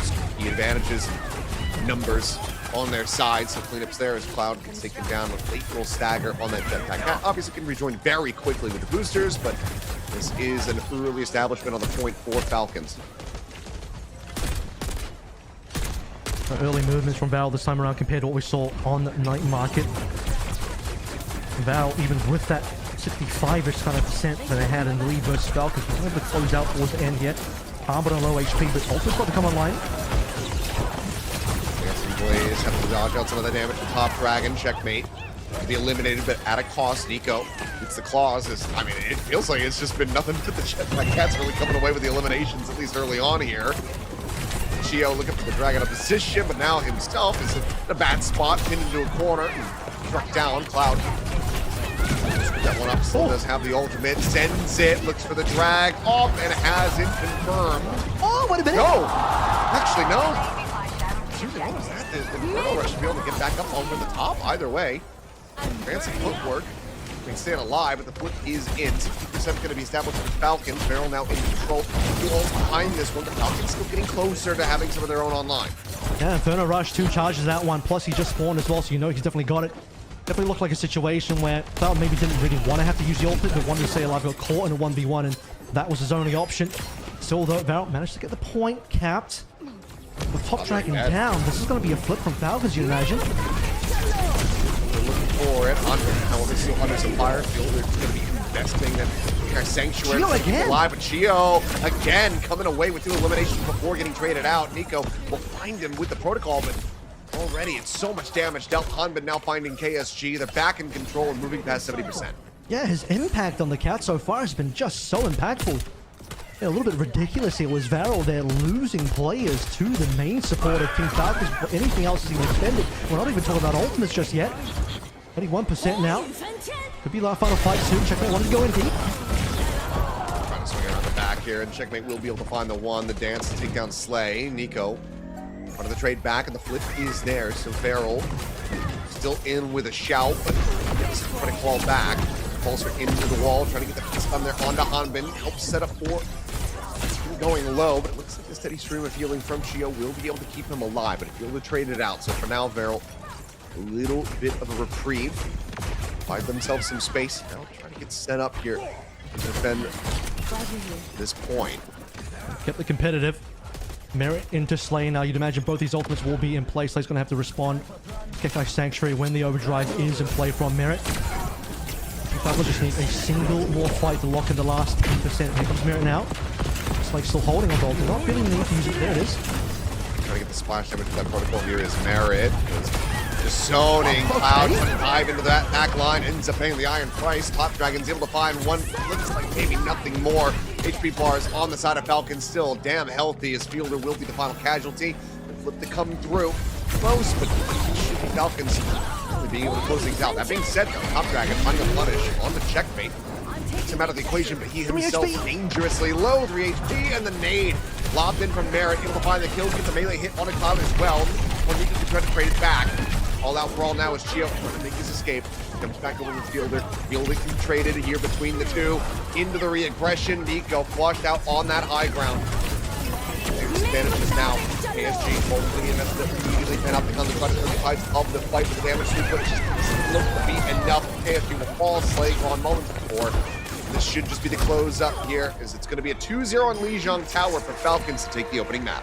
Yeah, expected, but also at the same time, I think Val, they put up a good fight. Remember though, this is only map 1 and map where they're forced to play with the new heroes. It's map 2 onwards. We get to really see what the teams are prepared from their scrim so far as Sparkle comes on stage to congratulate his team for a very clean looking first map, some back and forth trades where Val did manage to get a little bit of a foothold on the early night market, but man, that was just a ridiculous performance from Chio. I have to bet that he was actually the final blow leader for his team, or maybe the entire lobby.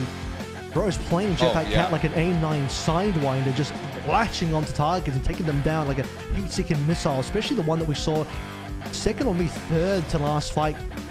Flies into Cloud and just deletes him in a 1v1 before locking onto his next target.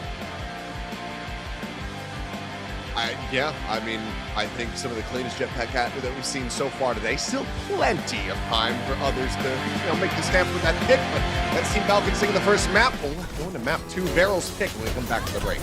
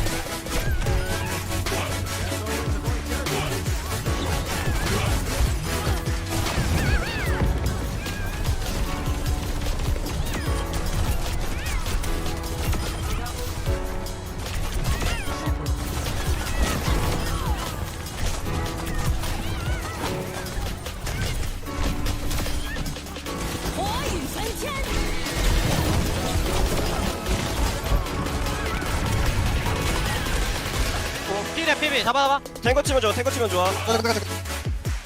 길게 보면 탱커 자. 탱커. 탱커 쳐줘야 돼. 나 간다. 나 포징해야 돼. 돼. 예. 됐어.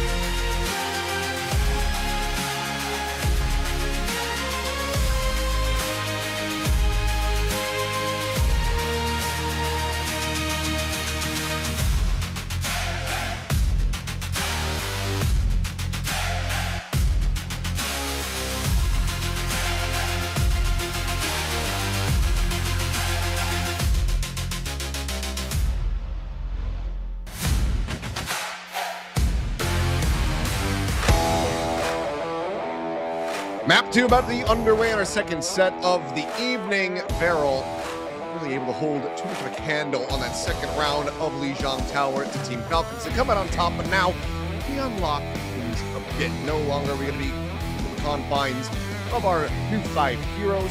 We'll have fans back in, and the teams can play whenever they do. And just as a reminder as well of how these bans work, we cannot ban any of the new Season 1 heroes. They are going to be permanently available, although I don't know if any of them will really catch a ban anyway, except for maybe Domino, who I think has been the most impactful, at least in terms of the professional meta, of what has been favored by our players here on stage today, and I think for the rest of this weekend, for the rest of our preseason bootcamp as well. Shambali Monastery, a favorite that we saw just on a previous series. In fact, was this the second map of the previous series? It might have been. Yes. Will now be our second map again, picked by Varel here. Yeah, so going back into this one, it was a pretty one-sided affair the first time out. Saw that full hold come through into a pretty breezy push for Disguised. So let's see if things can change as we get into this one. It's going to be a Lari banned away. Looks like a support protect to me. Lari is viable in Shambali, make no doubt about it. And actually, you know what? It's not just a protect. This is a target ban because Varel do like to play double flex support. As sort of mentioned previously, they lack a Lucio player here. They want to make sure that Lucio Kiriko is not something they're forced into unless Slay or Cloud, one of those two, has been really in the labs in the last few months practicing practicing Lucio to the best of their ability. I'm expecting them to sort of lean into as much double flex support as possible. One of those great options is going to be Lari. That's going to be gone. That's also going to make sure that Lucio can't be banned either. I think the Lucio ban is going to be a priority ban from the Varel side when they eventually get to do that.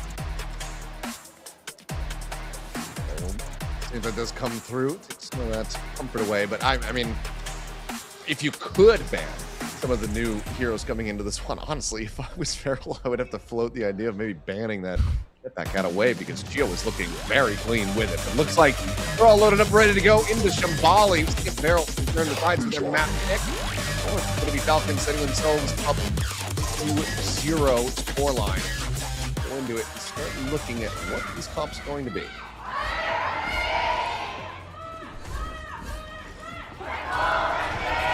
Plenty Plenty of support for both teams. Love to hear that. The live audience in for a good show no matter what. For now, though, looks like it is going to be the hover on this jetpack cat. Advice about Could be for scouting purposes, I suppose. Shouldn't have slept through his classes. Round game being looked at so far, whether it's Zarya or it's Dominant. Currently our trifecta of meta tanks when the game is open has been Zarya, Dominant, and D.Va, depending on what you need and what you're good at, but those are the three core tanks being played. Merit shouldn't be on Hanzo for too long. This does look like a largely scouting Hanzo, and towards the cast now. If we did see a cast ban in the previous match, potentially in a response to enabling the Vendetta. So we'll see if Merit ends up shutting down Top Dragon. They're just putting it well into the back line. Hits the repulsor, stun into the wall. Look at them just try to assassinate Cloud here. Yeah, they're trying to come to the rescue. Hanbin himself going to be thinking low. It's going to be Top Dragon taken down. As he tried to dive in, get some peel there, but goes right into that crystal charge. Early kill, and now Nico going to be joining him in the grave as well, as that Freya is out of the equation. This is such a clean, solid start here for Falcons. And Hanbin lives as well. I mean, that play probably would have been worth it, even if Hanbin dies, as long as you manage to get positional control and the rest of your team can come in and clean up. But Hanbin living through all of that is even better for Team Falcons. A surprise play that Darrell wasn't ready for, as Sheer has sort of mentioned. He has face on Jetpack Cat. Already showing in that previous map how good he is on the hero. Let's continue that most likely. Okay, a little bit of pressure going to be built next play. A little elimination lobbed in there. But again, under some pressure. Dream of healing coming through. They just boost him right back up to full HP. Merit able to find two before getting taken down by Slay, but this is still very much in the hands of Falcons. KSG will get cleaned up on the cart, which will now roll forward into point A. Every time it feels like Hanbin might be in trouble, Val will have the opportunity to take down this tank player. Falcons manage to swing in, get the save on Hanbin, and then get the cleanup on everybody else as well. Chio leading the drive onto that one is, I guess, the fastest character on the team with Jetpack Cat diving on in, getting Hanbin out of harm's way, either through healing or the tether. The Team Falcons right now, two back-to-back, very clean-looking fights as ultimates are becoming play. Top Dragons, taps there to the skull. Merit puts him 6 feet under. Damage suffered, but otherwise not too much pressure being applied. Okay, watch this. Did I behind the back? Yep. Oh, yep. Flying up and over the top. Well, doesn't actually manage to find anything there. 2 minutes tucked back, avoided disaster. But that being said, Fielder still comes away with a kill, and now Top Dragon is going to be taken down as well. 2-0 in favor of Falcons. Very rapidly continue this push forward. See they rush, allowing the Cassidy to fire off like a madman. Just going on the chase, eventually find the kill. Cloud going to be struck down. KSG dead again, moments before being able to get the grab online. And that's going to be the card continuing very briskly towards point B. The lack of mobility on the battle side as well, remember. They don't have a Lucio player. Cloud's going to go over to Juno. They really... Okay, maybe that was just for the speed, but it is a possibility. You have to start thinking about heroes like Juno, considering how quickly Falcons are moving around the map. Chio, Dragon, Merit over the top, Deadeye in hand. Super high mobility in terms of just being able to see everyone. That Deadeye, that's a very threatening ult. Even if you get no kills, you bought all the space for your team. Now Falcons going to see with over 5 minutes. What Nico's going to be able to do his ultimate. Have the advantage of being dragged up into the sky. Already some good damage. Merit taken low. Hanbin as well. Going to be the one caught up as Cloud collects that kill. Now Dragon just dashing forward. Slicing and dicing. He's able to find checkmate. It's the 1 kill in exchange, and it's the first real semblance of control here on this defense for Vero. Because while sort of seeing where the winds are shifting, goes to his own cast, again, largely to have a little bit of control over the opposing Vendetta. Have some potential as well into really more consistent damage in the Chio Jetpack Cat. Good flashbang will take Chio out of commission, allow you to get a very easy kill, but once again, it's Merit taking over the top! And it's going to be Nico on the counter! Just utilizes it against them. Says, okay, well, you've got nowhere to go, nowhere to hide. Just dead-eyes them right out of the sky. What a play from Nico. Shuts down the aggression completely, and Falcons might have to rethink this setup here, as they still do have plenty of time. And it's just now under 4 minutes because the first 2 points were so pacey, but that was great from Nico. I mean, that was Slay as well. Slay was the one that saved the day because he dropped the Suzu at the exact right time that allowed Nico not to die. It was actually Merit that had the better Deadeye in terms of getting the skull first, but he just couldn't get the kill because of the Suzu. Nico this time. First the fall, Merit still on the dive forward, looking for Hanbin, but Chio able to stay them back. KSG going to be taken out. Top Dragon now falling as well. Looks like Falcons are finding that momentum once again. Continuing the push, already halfway on the final stretch. Looking like a massive time bank for them here on Trimbali.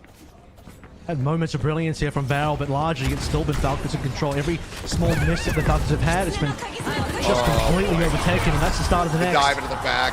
Yeah, and that's right as the Kitsune rush gets committed. Chio coming away with another 2 kills. Look at just put an end to this one. The cart continuing to inch forward here. Every single aspect of this getting cleaned up. Merit will end up getting picked apart on advantage. Going to be there for the side of Varel, so still a bit more fight yet in this round. Checkmate, however, let's try to bring it to an end, finding another kill. Cloud crashing over, trying to keep his teammates sustained, but he will get caught up. Cut down by the blade. Chio back into it. Nico now taken out on this Tracer. Slay to try to delay. Widely. Falcon just waiting for a full reset. That makes sense. Hunter says no, we're in the go button. Nupcon going to be invested. And Widely untouched. This hit the floor there with a brief little stun as Merit into the back line has the Deadeye pop. He's going to zone them away. Hanbin will get taken down. The float up over the top, and this time it will work a treat to find at least 10 eliminations. Cloud gets eliminated. Top Dragon now gone. Clean up here on the Slay. Chio sends KSG off the center of the map. Couldn't even see the kidnapping happen. The catnapping, I should say, happening. As it will be 2 minutes remaining for Falcons. Seems like the opposite of where Varel were at the start of this one, given that their struggles were taking down Hanbin. Here they get Hanbin down nice and early, but the rest of Falcons still in position to win it through even 4 members. And Chio once more leading the way on the kill feed, always active, always putting himself in position, putting others in position as well. Merit once again being dragged along into successful spots. Merit's shots are finding their mark largely. We have some competitive fights out of Varel, but it's Falcons, no matter how many people seem to be alive on this team, and who's down and who's alive, still have nothing. What an open, just lay down straight away. Yeah, I mean, Chio clearly has been in the lab since the patch hit, because this is looking so clean from him with this jetpack cat. It's something that Varel are going to have to contend with.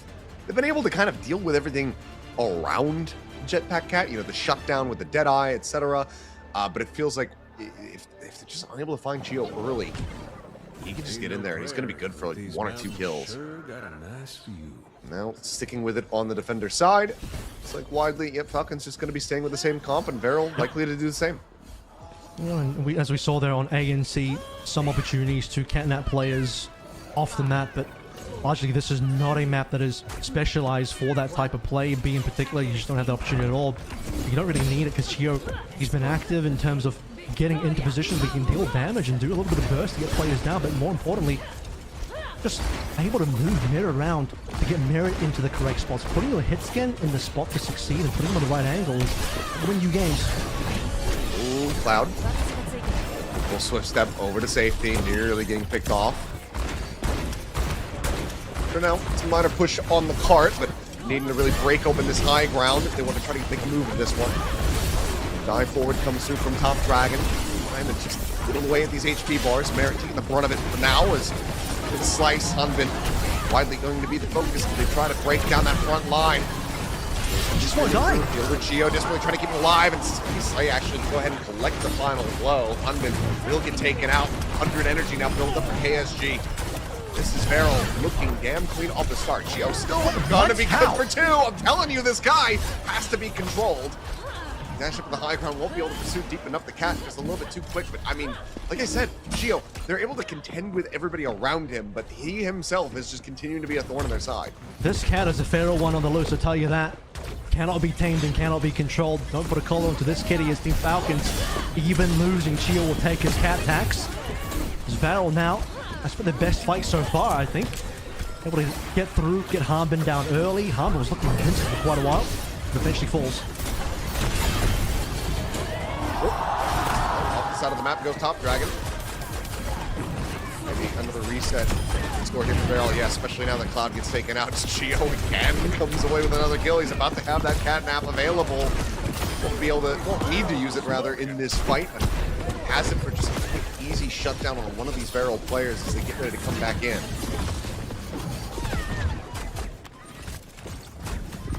2 minutes left to play through Val. Again, I have to remind everyone, this A point of Shinbali, notorious for full holds.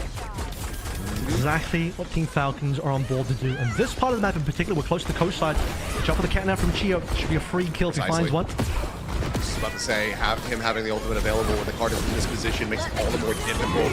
Barrel is here. Comes the Deadeye, floating him up over the top. Still going to be found. KSG going to be struck down.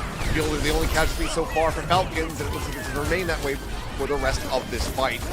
Cleanup to come through as Chio just, I mean, good lord. How does one become so proficient with this already?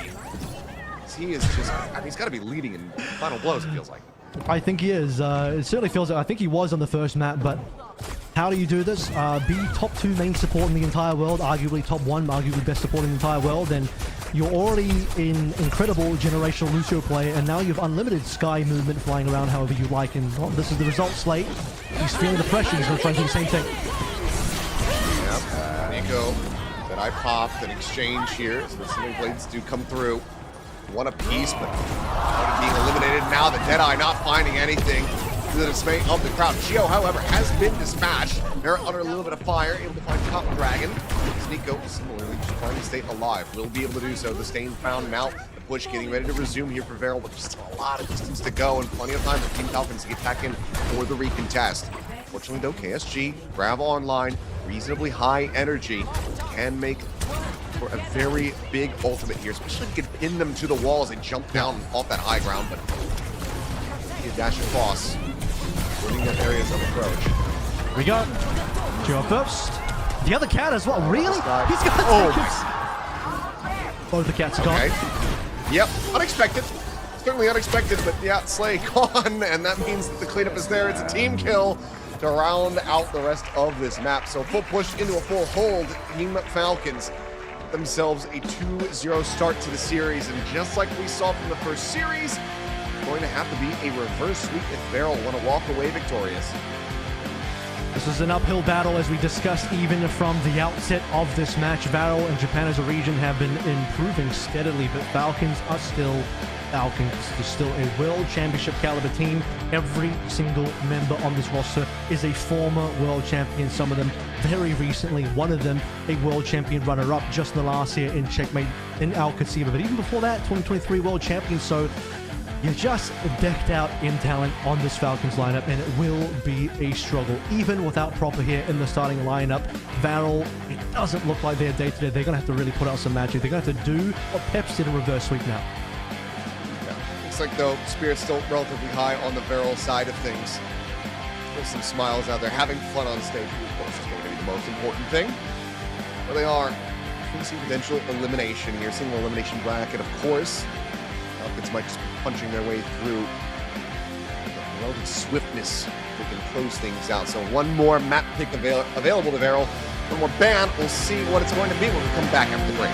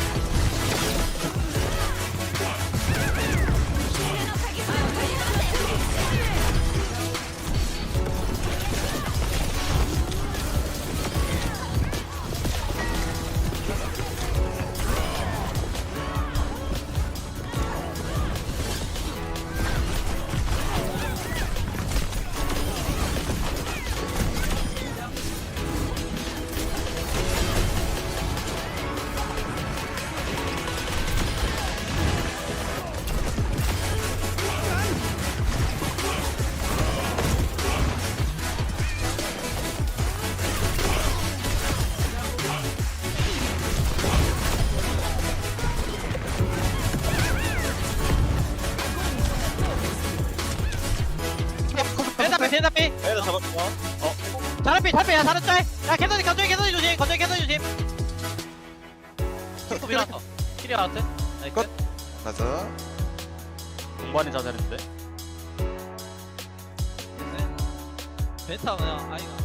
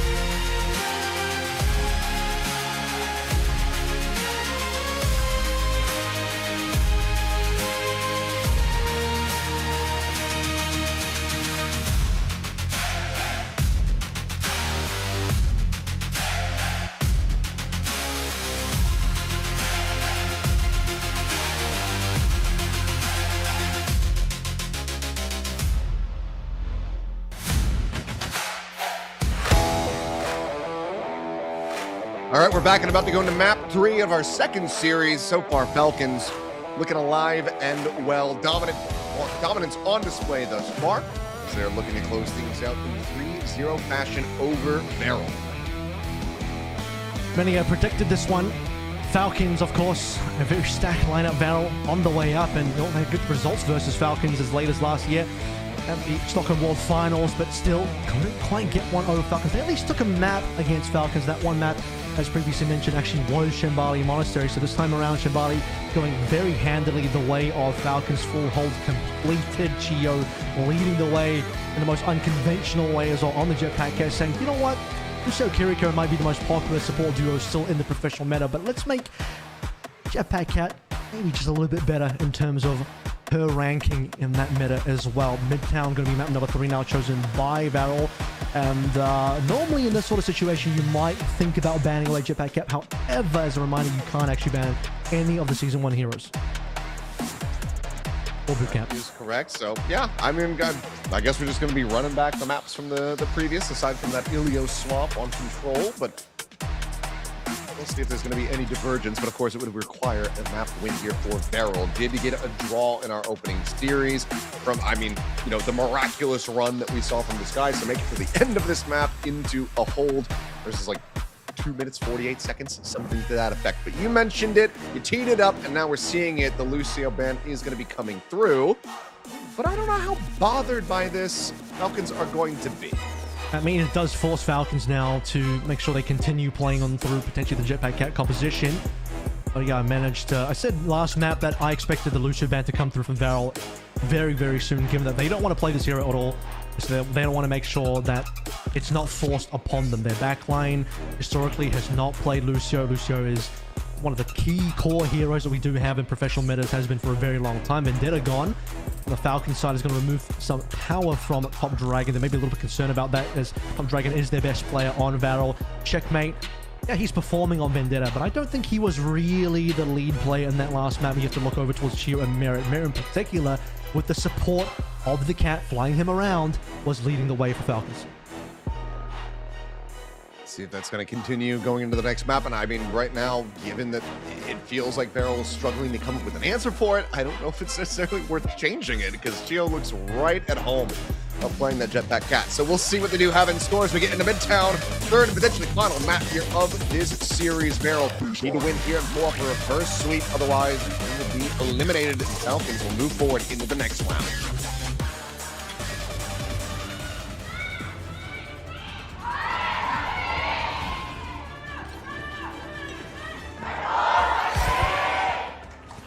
One downside of Jetpack Cat for this particular map is there's not really anywhere to throw players off of maps, so that part of the ultimate isn't going to come in towards play.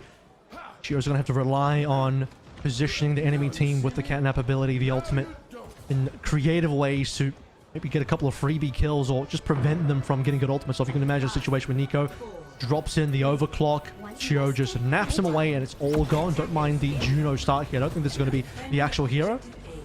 Unless it is. Okay, so no Jetpack Cat. Like I said though, maybe not the map for her, given that there's nowhere to drag players off the map.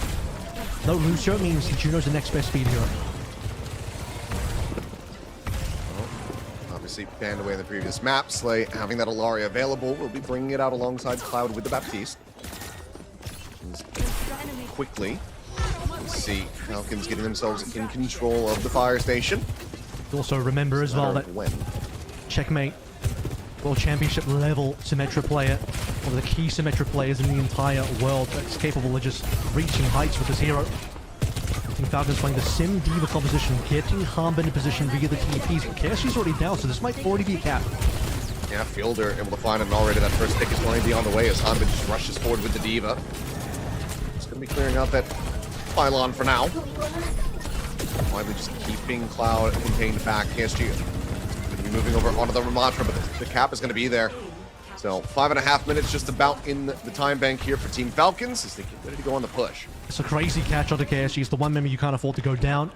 KSG being alive there and anyone else going down means you can still contest 4v5, slow things down, wait for your 5th member to return. But with KSG on respawn, it's going to take him too long to get in. There's no speed heroes on the barrel side either to assist him to taxi him back to point. So it means 8.1 death. It's already gone. 5 minutes on clock now. Forward here towards the initial choke, then down into the underpass. Neutral skirmishing coming through as Girl builds up, waiting for the moment. Spends it, but not going to be able to find elimination off that. But the Immortality Field's going to be forced out all the same. So now on cooldown for Cloud. Doesn't have that to potentially bail out KSG, but he will be able to backpedal over to the stairs to keep himself alive for the time being. Hanbin, however, in on top of Nico, finds the kill, so the Sojourn now gone. Free reign widely here for Merit. Puts it up onto the high ground as the Ant Matrix going to be invested. Cloud will try to zone them back at the very least. With the drop down, and Checkmate will end up falling. So the melee hit. Find that kill, but Merritt just dives forward, gets the headshot. Cloud now struck down as well. Dragon into the back lines. He is able to find Shio. Still a bit of peel available from that flank, but Hart once again going to be advancing forward for Falcons. Just Varro trying desperately to hold on. I mean, you get Nico pre-fighted. Team Falcons with 5 players up, still pushing forward. Cloud dropping in the window, and Falcons have to disperse a little bit. They just reassess their situation, move to another angle, and force further resources out of Val, eventually winning the fight. And now looking for sort of safe. The Falcons looking at 5 ultimates. First one can pop now. Ghost is popped. Slay going in with a Kepler stun, looking to try to annihilate them, but Cloud taken down. Slay now gone as well. No support to speak of now. Down to DPS as well. Merit cleans up 2, cleans up house. And looks to clean up this point B. As continues to advance, still a little ways to go, but a late death on KSG should pretty much seal the deal on this one. No recontest here. Go and try to buy a bit of time, but it seems unlikely. Yeah, no KSG. He was staggered there as well. They purposely waited to kill him, which means late respawn. KSG's too far away. Well, even if he did respawn with the group, he just wouldn't have been in position to go for a contest. Varel now really staring down the barrel of a swift Team Falcons 3-0. Still over 4 minutes here for Team Falcons to push this one home, and still ultimates on board for Team Falcons as well. And Team Falcons haven't lost a team fight yet, by the way. Legs trying to poke and prod here. Swaps through Cloud as well over on to that rig. A bit of a total reset as far as the ult's concerned between the supports on both teams. Annihilation finally online for KSG, but needed to be absolutely massive.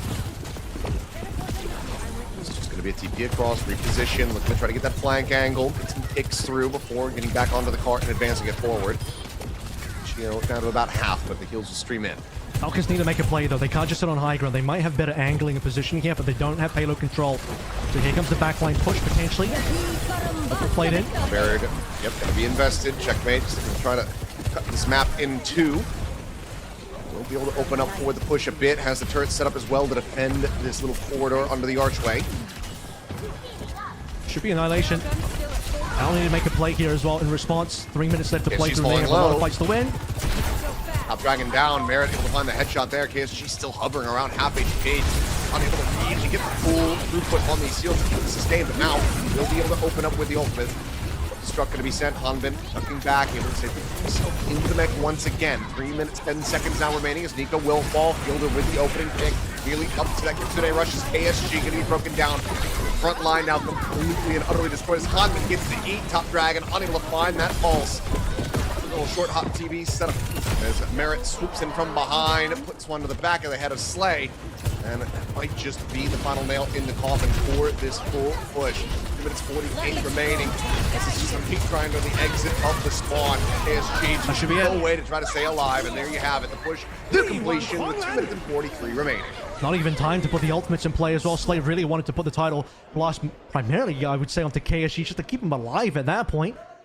Team Falcons, they're trying to set a record on this map, and it looks like they're able to do so as well, as nothing from Varel in this particular map has been working for them. KSG wanted to finally fight in there with the Annihilation. Note the Top Dragon did get taken down at the same time, or just previous to the Annihilation, so it was a 4v5 fight to start with. Already a desperate moment. But then you have Hanbin resetting his mech. He's demeched instantly. You don't get to really play your Annihilation because they have to back out, respect the self-destruct. As the self-destruct blows up, the Annihilation is gone. Now Varel's some of their biggest tools kind of taken off the table here. Team Falcons have full control of the map. They have full ability just to take down every single kill they need to, and Varel, nothing in response. Top Dragon couldn't even land the pulse because Hanbin was just that clean with the eat. See Merit there at 9-0. Hanbin neck and neck, just doing wonders in that front line. And it looks like Falcons say, yep, let's pretty much stick with the same thing. Shio with a little swap here, but Varel have their work cut out for them now. Need to make it to the end of the map, and they need to do it with time in the bank. Don't want to have a chance of still fighting back here in this series. 2 minutes and 43 is a very impressive time bank on a map like Midtown. So you're going to have a situation now where even if Varel finished the map, this is basically what we saw in Midtown previously, except the opposite side around. If Varel do finish the map, but they don't finish with any time at all, they're going to be in a draw only scenario, even if they complete. So very important now for Varel that if they can finish, they're going to finish with something on the board.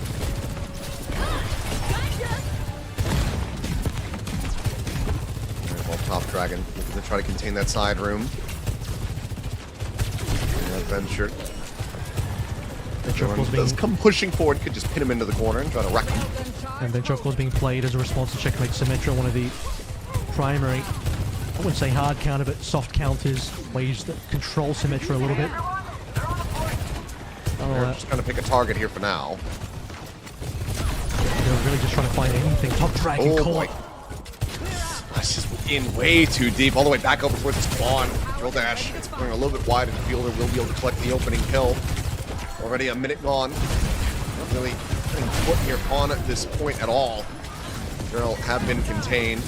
Rushing forward here is Checkmate, looking to go ahead and ramp up the microwave. It's into the stairwell they go, and it is just going to be complete and utter death at the hands of Falcons. Cleaning them up, KSG going to be staggered now.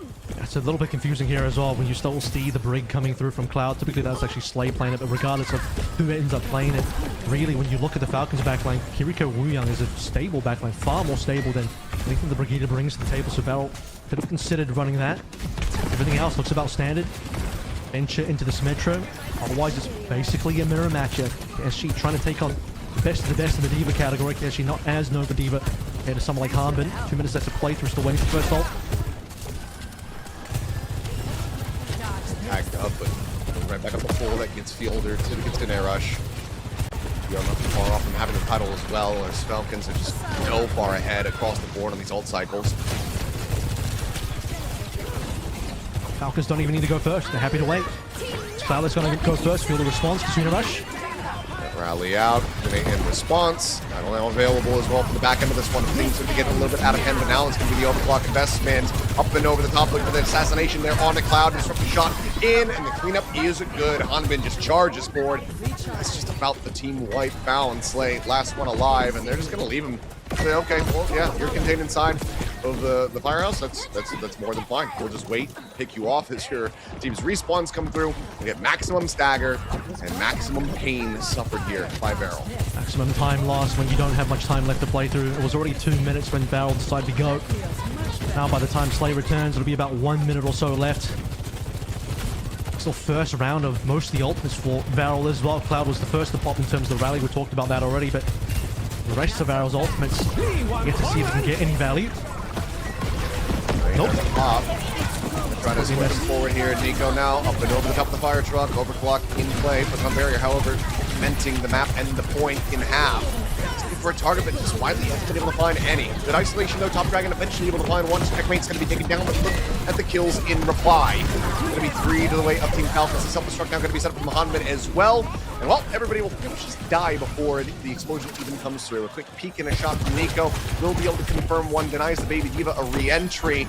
But he himself will eventually fall. That is now set up here for Team Falcons to maintain the full hold. Silver lining is that Varel did get some trades, but unfortunately Nico dies so late, there's just nothing that Varel can do. If Nico died with the rest of the team, if Falcons weren't a better team that knew how to stagger, then Varel might have had an opportunity to catch Falcons off guard while they're still respawning, but with only 8 seconds left to play through and only one ult, Top Dragon, he's got the only card to play here, and is it going to be good enough? Whittled away at, looking for the exit, up and over the top of the drill dash, not going to be connected. The ult now going to be popped, goes low on HP, needs to stay alive, but now expired. Merit, low on the Slay, Checkmate going to be traded out, but KSG broken into the back. Cloud going to be taken down, the Baby Diva killed off, and that will be it. The full hold, no percentage surrendered over. Falcons get a 3-0 sweep over Varel. Falcons looking as dominant as ever. They might have ended only 4th place last year, but that's 4th place in the entire world.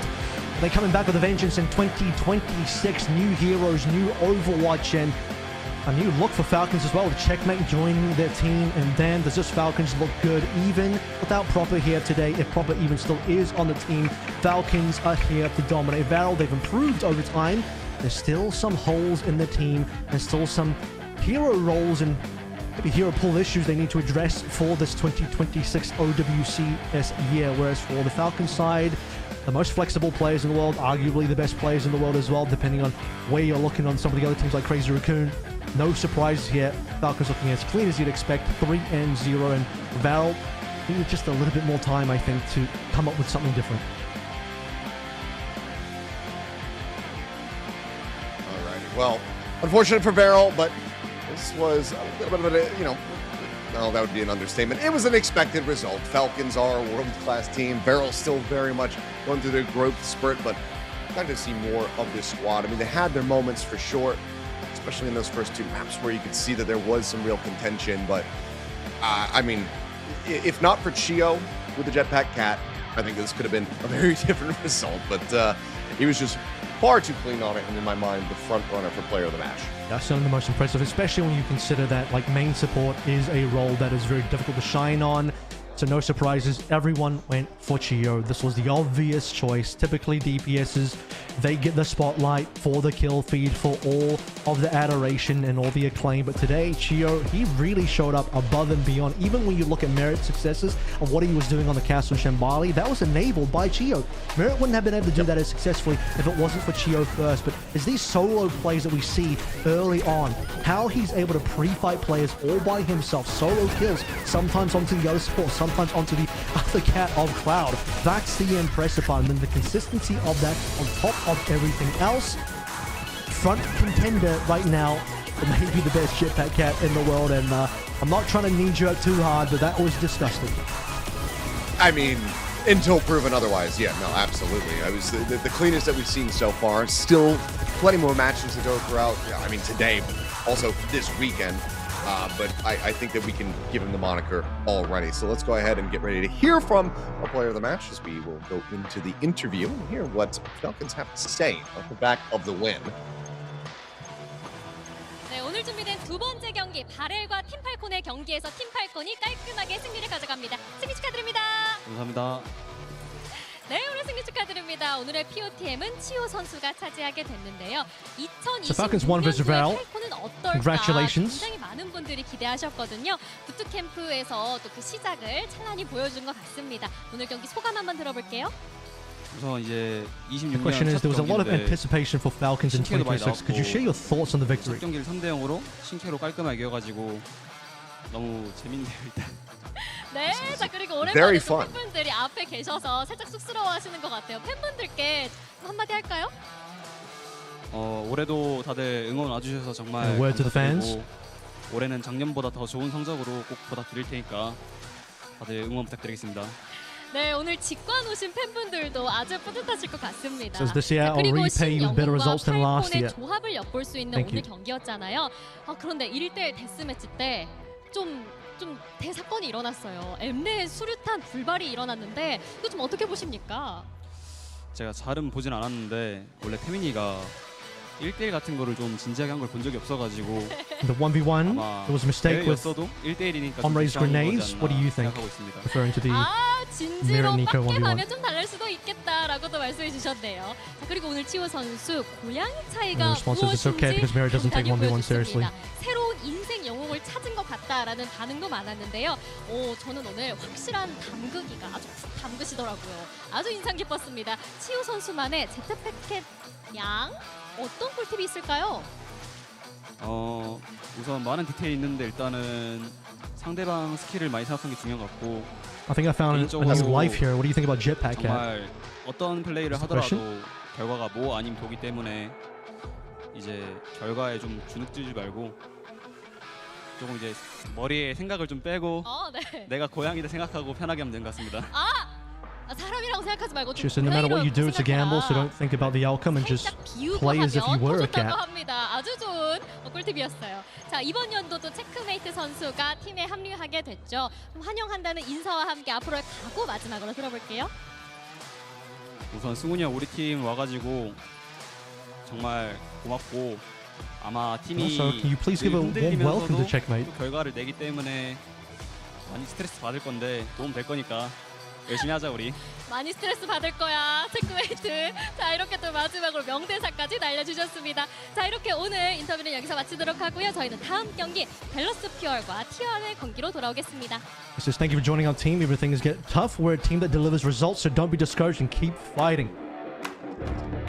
Good to hear from Chio. But now we get ready to set the stage for our third series of the day. It's going to be Fuel versus T1, so do not go anywhere.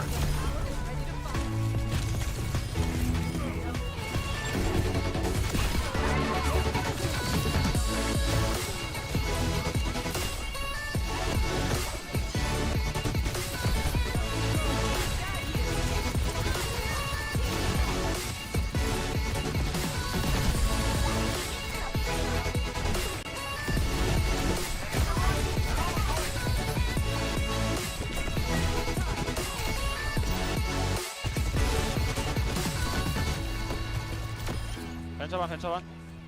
벤처필. 야, 두칸 줘도 돼. 틱 줘도 돼. 디바. 벤처필. 디바.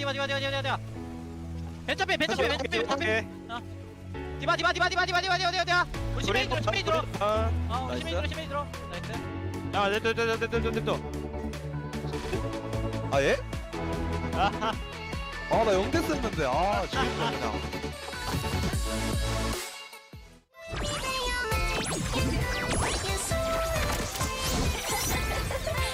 Brighter than a shooting star.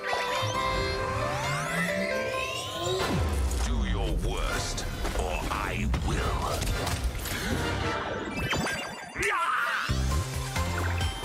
Oh. Feeling better yet?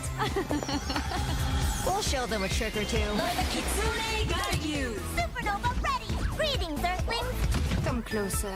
I won't bite. Boom! I'm feeling it.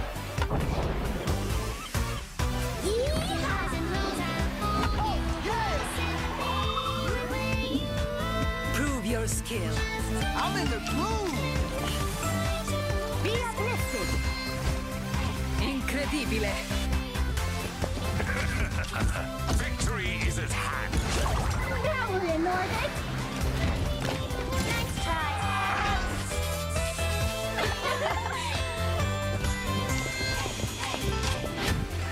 F it up! Magnifique. How do I look? Oh,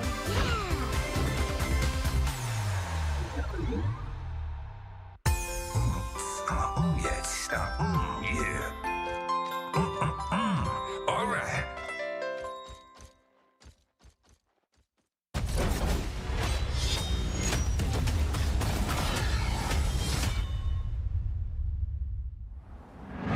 The world has changed. A new enemy has risen.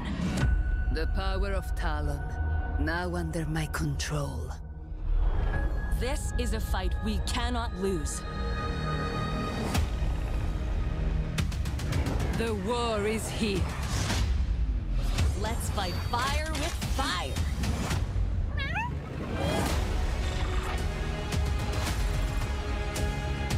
My training is over. Who wants to feel the heat?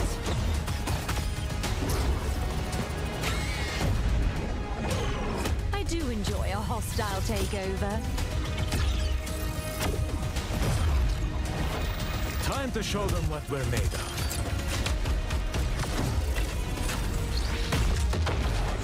Can't live without me? I'm getting into this.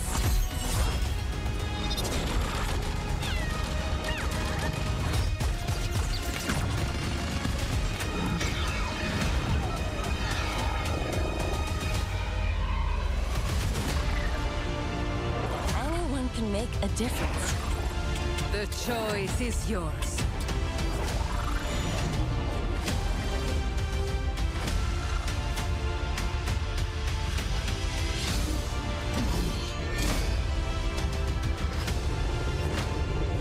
Resistance is pointless. Talon is everywhere. Your divine support has arrived.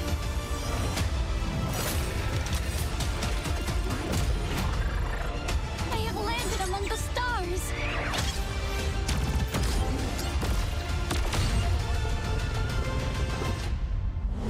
Whatever it takes. Whatever it takes. Victory will be ours.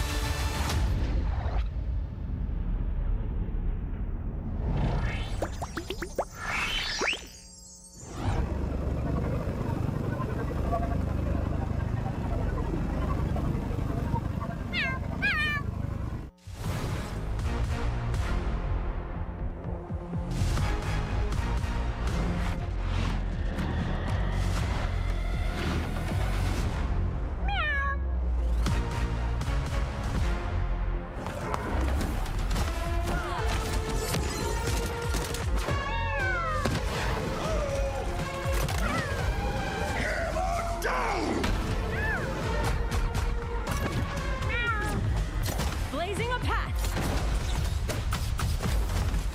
I am the Inferno. Sup? You can't break free. Where are you going? Domina has arrived. Got you covered. Good shot, right? Enemies coming in hot. Can someone heal me? Damn it! Disgraceful. Rise from the ashes! Come on! Feeling warm yet?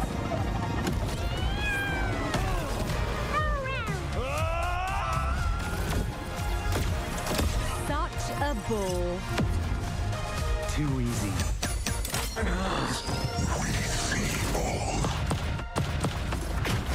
Who's a pretty kitty? You are!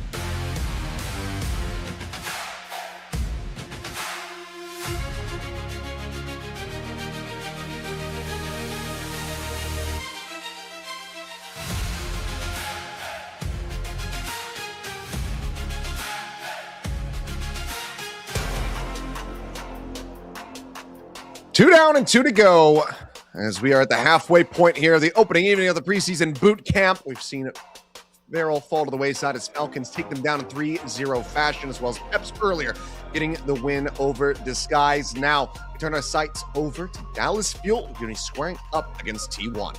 Another brand new team on the Dallas Fuel side of things, the returning organization T1 from our last year of competition in 2025. Of course, Dallas Fuel, though, the name and the brand everyone will remember from the Overwatch League, one of the most beloved teams, one of the most beloved brands, and a former world champion squad as well. A team that actually, as we talked about when we talked about the Falcons players, multiple Falcons players used to be on Dallas Fuel when Dallas Fuel were the championship team, and now Dallas Fuel re-entering the Overwatch esports space in 2026, debuting their brand new roster. That's good to see the resurrection, but how are they going to look on the stage? We're about to find out as they're going to make their way through the crowd. Get ready to do battle.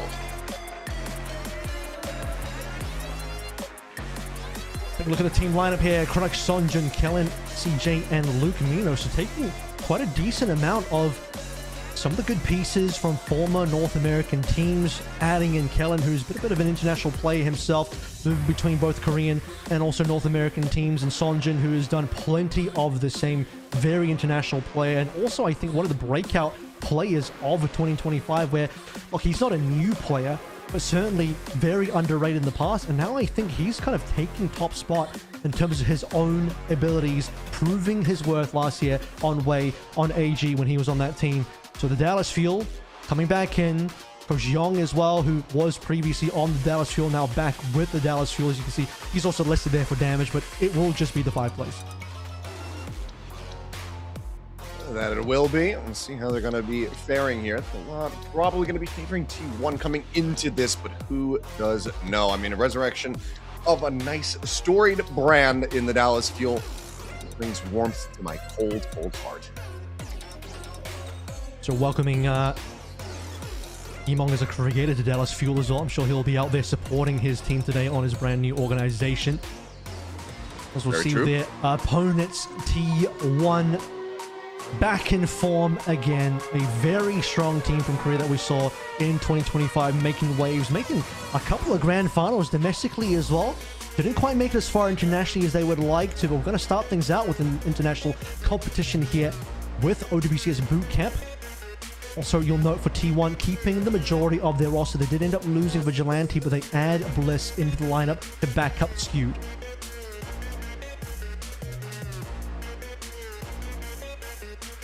Oh, T1 looking to continue that, domestic or at least on home soil success they saw in the last year of play, but plenty of known names here. Proud, Zest, Donghak there in that tank lineup with Skewed and Bliss in support.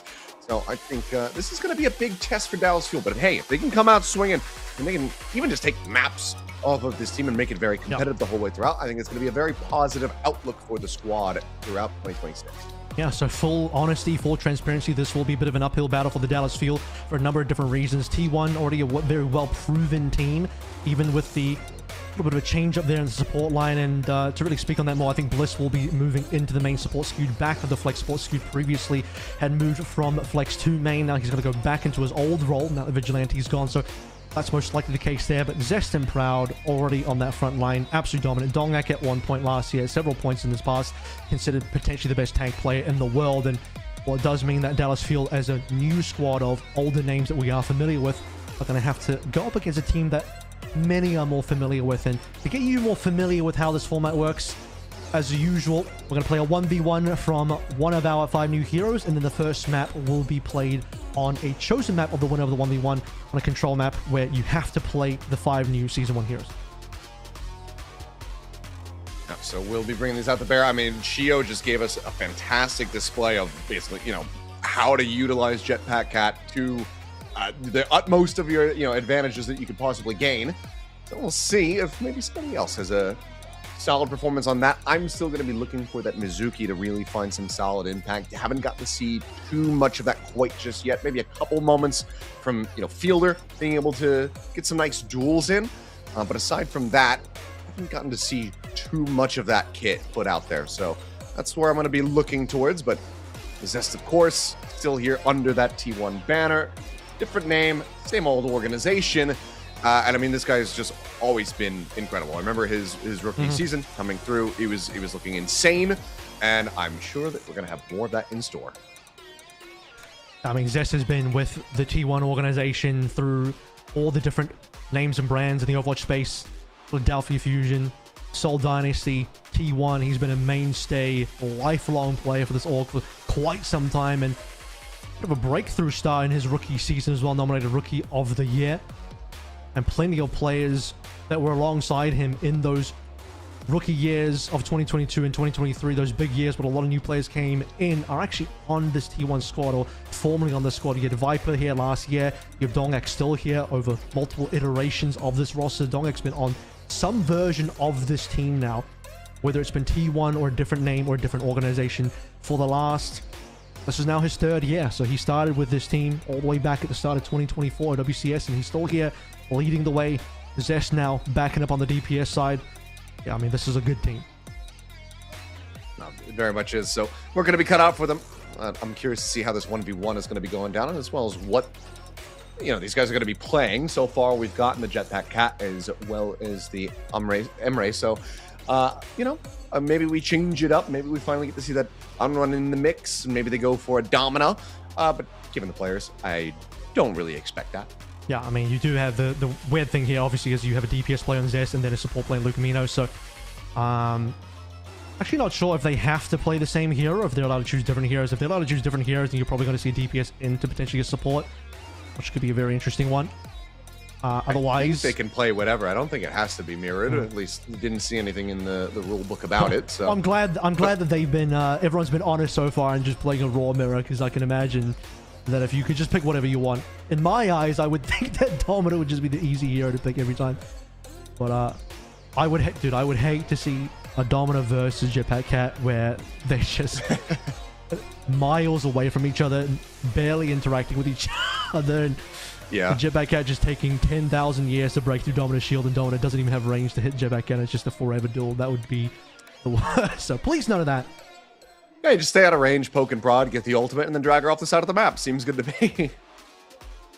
But yeah, don't want to have to take that long to get through the 1v1, establish the map draft. So we'll be looking towards maybe some just good, honest DPS clashes coming through here.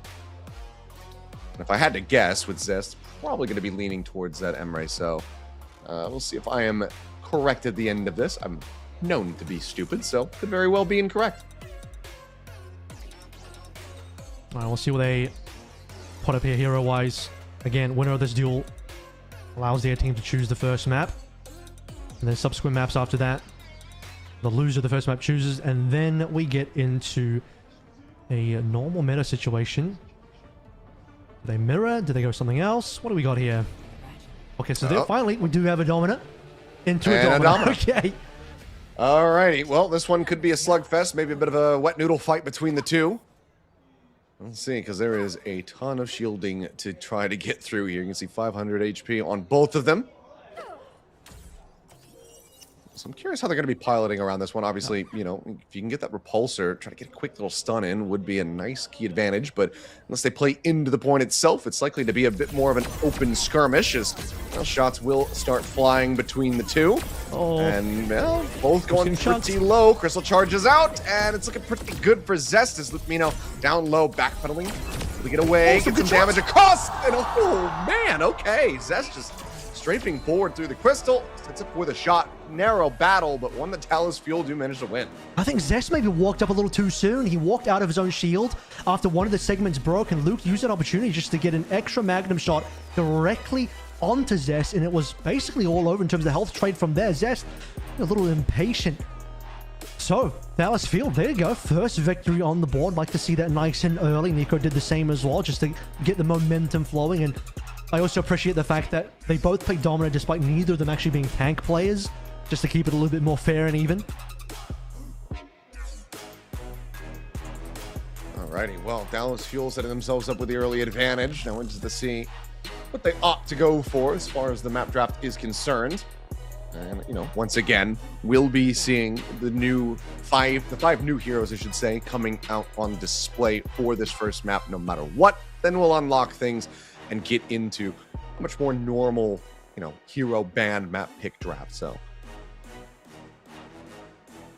crowd going, audience going the way of T1 here. 78 to 22 again. I think a lot of this is going to come down to familiarity. T1's already been around.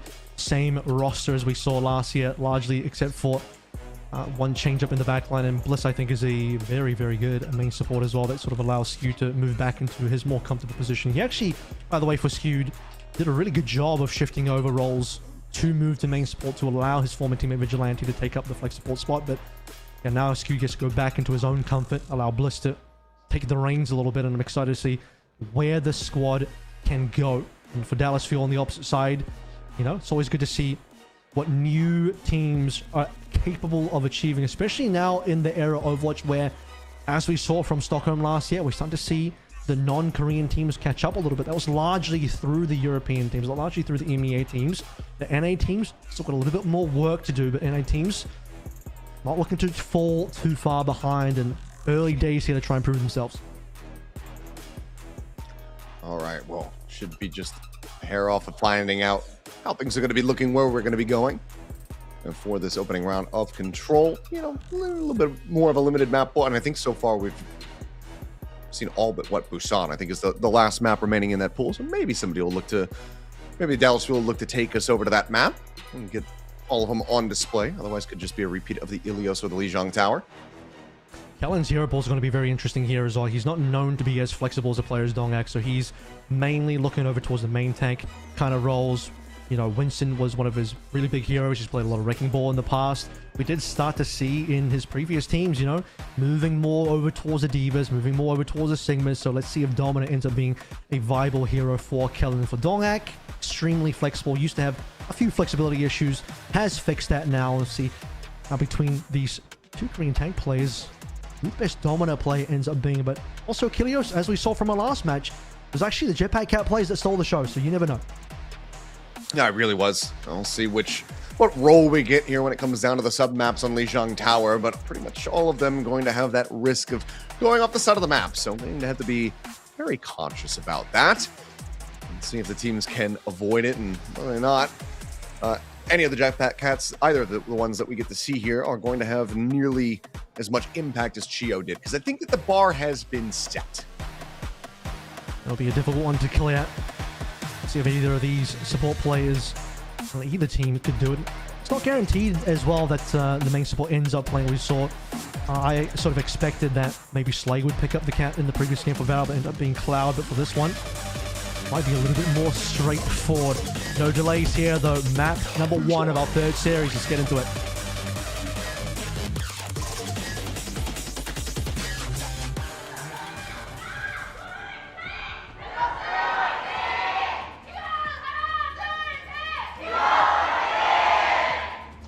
T1 fans out in the audience. As looks like it's going to be Bliss and CJ bringing the cat through. Sorry, jeez. Crowd, yep, as expected, going to be there on that. Emre and Zest going to be moving on to the on run. So let's see how the clash goes. As get straight into the action here, and of course, just going to be bringing that precious cargo of the Dominus forward. Now the neutral fighting can begin. John's always a good one for the Jetpack Cat as well, as we saw in our last series. Plenty of places to drag players off the map on all 3 of the rounds. It's only Dojo control that is being taken by T1 and Dongak. I was trying to respond to this one a little bit. Repulsor looking for that stun into the door frame. Zest somewhere off screen going to be getting tagged a little bit lower. As point is open and Dallas Fuel, the ones pushing forward onto that, but Kellen able to find Proud. Very solid start here for the side of Dallas Fuel. Assessment similarly get taken down. Critical kills found. Donghak now going to be the next one focused fire down as we try to collect the kill. Flames are a-burning. Rush forward, getting a little bit more of that mission going, and Donghak eventually will fall.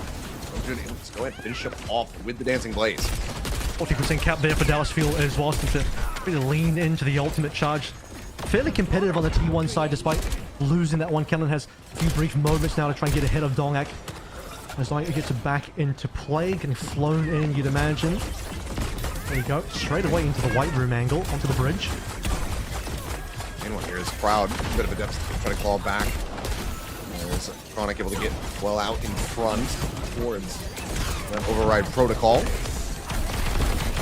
Blaster just going to be coming through, spamming away, not able to find too much there. We'll get the overheat. It's Sunjin taking low, but now it's going to be coming into play. And yeah, Skewed and Donghak both struck down. Lumino able to find the one, Kellen with the other. Bliss can peel back a singular kill, but Sunjin able to find the headshot as Bliss will fall, and that is going to be a very good fight for Dallas Fuel, maintaining control, only losing one player, and only having to commit the one ult. Decent snowball coming through as well. You notice that, remember, Donghak was the player to go down in the previous opening fight. Kellen slightly hit an ultimate charge, and as Kellen rips through on the Panoptic, is on the ultimate, Donghak is, I think, 1 or 2% away from it. So, just gives Dallas Fuel barely enough time. So that Panoptic available, he invested, he just immediately dies. Kellen and CJ just able to go ahead and rip him apart, so Donghak dead, and things go from bad to worse here for T1. Zest now taken down on the flank, still trying to build up towards that Vermilion. Might not even get to see it. 88% already built up here for Dallas Fuel as the override protocol gets off the Chronic. Just look at the zone away. Proud, however, with his own.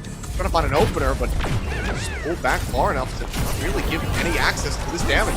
Bliss gets caught. Now it's just Q to try to keep them all alive.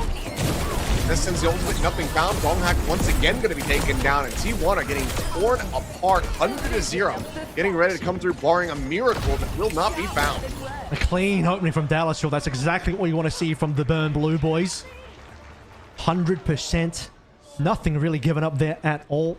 I think that was even a shutdown or a cancellation on Donghak's ult as well. I don't believe it actually came out. I never saw it connect onto any players. He was instantly dragged by the catnap as he was trying to put the ultimate through, so it's possible that he just never got it off.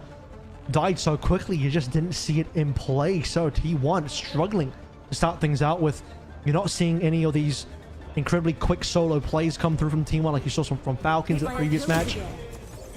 Not any of these neutral pre-fight kills would have been really big for T1. And for Dallas Fuel, just riding the momentum off of early picks and early fight wins into a clean 100-0. Saw there, Bliss sub 400 damage on a Jetpack Cat, something that I've come to expect to have a lot of impact so far. Very slow going, needs to have a step up. You're on Night Market, 12 seconds to 0 points going to unlock, and for now, a bit of a disconnected position inside Drac available for Dallas Fuel to the point. Just spamming away, trying to build up, get those burns going. Passive damage through and build up towards another Vermilion. Helen, right behind the barrier, falling low, Crystal Charge going out.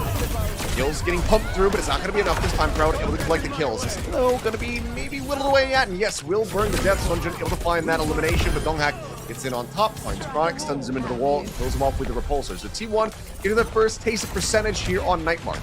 It's a big flank move coming through from T1. You see Bliss able to lifeline drag Donghak all the way onto the flank of the actual point itself, knowing that Dallas Fuel already capping, and that allows T1, most of the members you see in this alleyway on the side here that they're still fighting in, they were able to come through from the opposite angle, and Proud gets the off-angle kill onto Kellen to set things up for success for T1. It's a nice little slow play there. It did take a little while for T1 to get into action. Now they're trying to control that space. Big flank move this time coming through from CJ and Kellen.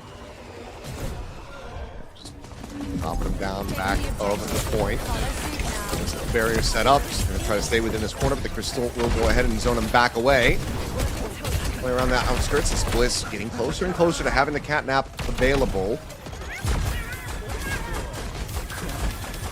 We'll have it first. Too far behind though. Remember, CJ can always save off the side if he is on point and just chasing after an ultimate. It's actually going to be a hit to start with. Chain's connecting. Pulsar's in. There's the chain. Looking for the drag. Looking for the pickup. And CJ will be there for the save. And they win out the rest of the fight.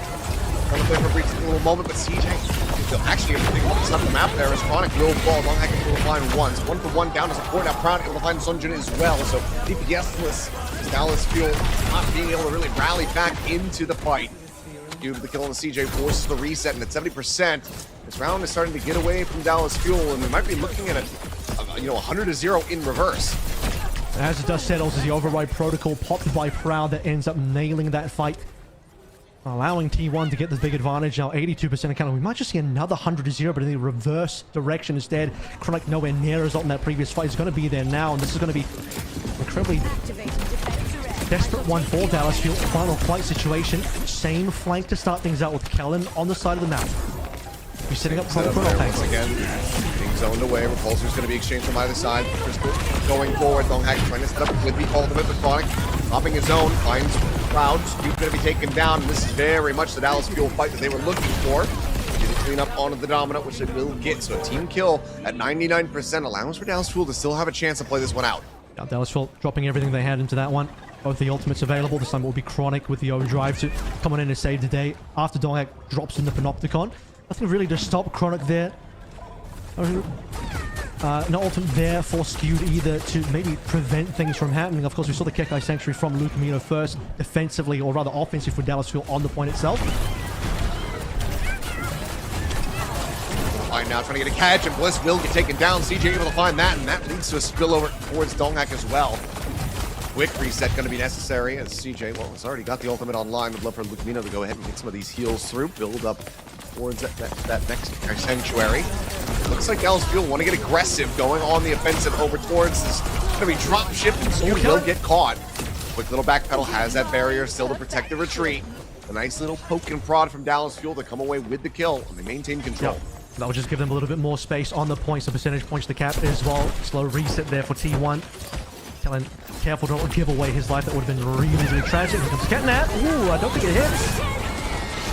Oh, well, it's going to be Luke Camino taking down Bliss. Change to find that one. Zest now getting involved. We're going to try to turn the tides of this fight. And widely, it is going to be T1 coming out on top, but narrowly so. Sunjin will be the last to fall for the team kill. Now the flip back into their favor, and T1 will look to try to close it from here. But CJ Kellen still alive. Can try to go for the contest. Already been marked. Big forward, but he gets bumped there, trying to get into the window, and immediately he's met with death. Proud to collect it, and now it's just going to be a desperate still forward here from Dallas Fuel as they get picked apart one by one. Proud to tuck it back. Still, however, lobbing in some shots. Donghak gets a repulsor hit to Sunjun to knock him off the side of the map. So tied up 1-1. T1 will extend this over to Control Center. Of course, Dallas Fuel had to go for the comeback play there. They were at risk of being a 0-100 by T1 on 9 market, and managed to get 71 in return is pretty decent. But as we head into that final fight, T1 in control of the point. Dallas Fuel having to go for the touch. No Tracer, no Lucio. Best touch is going to come from the Jetpack Cat. CJ flies on in, but using your boosters to get onto the point means you're going to lack some of those boosters to get out, sacrificing your own life. Not a lot more that you can potentially do there if you are CJ. So it's going to go to a decider. T1 showing that they're here to play, and that the first round, 0-100, might have been a mistake. All coming down now to this final round. As just zooming forward, getting the tether, grabbing up another now, looking to try to occupy this high ground with Chronic. Will be contested, however. You can see T1, very similar ideas. His nades are going to be exchanged. And Sunjin, off screen, able to find Zest. A couple of headshots going to be flying through just off the M1. Solid opening kill found here for the Dallas Fuel is 5 seconds remaining until the point unlocks. This little free fight to get things started there. I'll certainly help things out for Dallas Fuel first on the point. As T1 consolidate their backline. No contest for the opening cap. Fuel will get away with it for now. T1 have to be careful here. Proud down to 1 HP momentarily. Trying to strip their way forward out of this server room here. RT1. Chronic still occupying that high ground. Makes for a fairly difficult approach. That being said, Kellen's still taking quite a beating. So as T1 marches onward. Oh, he's just going to disappear. Donghak able to find the kill. Kellen now going to be taken down, and this could just be the defenses of Dallas Fuel starting to break apart. Sunjun quick on the exit, just using that Inferno Rush to go ahead and skirt out of the way of danger. So in control now, RT1 is Proud. Trying to try Chronic, but he's able to break line of sight. Gets out the safety. T1 taking down Kellen first, who had no escape options there. Didn't see a save coming in from CJ to try and drag him to safety. Either way, Dallas will look like they were going to have to give away that point. Didn't really contest, and mind you, that was actually before Ultimates are online. And now, for this next fight, number 3, Ultimates are on, and most in the T1 side, but Sunjin, he's down, that's 5v4. Huge kill from Skewed to find there. Forced reset effectively going to be coming in, and also allows for Zest to try to play catch up. Had that early death to Sunjin now is nipping at his heels for the ult charge towards the Vermilion. Things likely about to get pretty messy as both teams pretty equal as far as the ult's concerned outside of the tanks. They give Dallas Fuel the upper hand as Kellen closer and closer to having that Panopticon available. Last time it was the overdrive, and here we go. Pop. Yeah, defending this one out. For another target, tucks back over to safety. Donghack going to be taken down. CJ is able to find the kill. Skewed, kill off as well. Proud comes away with one, but he needs a hell of a lot more than that. As Blizz looking for the drag, trying to take somebody off the side of the map. Zest getting Lucamino at the same time, but there's the rescue. CJ perfectly poised, is fanning out the flames. Sunjin once again will get the better of Zest. So Dallas Fuel continuing to fight back. Still an uphill battle if they want to gain control and close of the map. And even with Proud getting one over Chronic there, still wasn't able to connect onto further shots to sort of convert additional kills for T1's advantage. Bliss trying to do something sneaky towards the end there. However, T1 going to this one, just an opening neutral free fight versus Sonjin again by the 4. CJ. No luck there. Cutting out towards that coast side, but Mino going to be struck down. Proud finding it. Bliss still under fire, but looks like the pressure has been peeled back. No, CJ will be able to find the one kill, but it's still so much damage dealt here as T1 continue to just regain control. Quick reset attempt from Chronic. His escape is there for CJ. Does manage to get away from the Domina, but this is time working against Dallas Fuel. No ults to speak of for either squad. 90% struck. They have to go for the touch, and they have to try to win this one out. As it goes to 99, Donghack will be the only one to opt here. So Panopticon is going to be potentially the game ender. If it lands, especially with Lucamino down, that's probably going to be it. That should just about do it here. This Donghack will just go ahead, invest the ultimate. Kellen, yep, just going to be zoned away. No way to step forward. So T1, a rough start on Lijiang, but solid enough closeouts on the last 2 rounds. They will take the opening map. T1, slow start, 0 to 100 on our opening round, but the last 2, especially that control center, you start to really see them shine.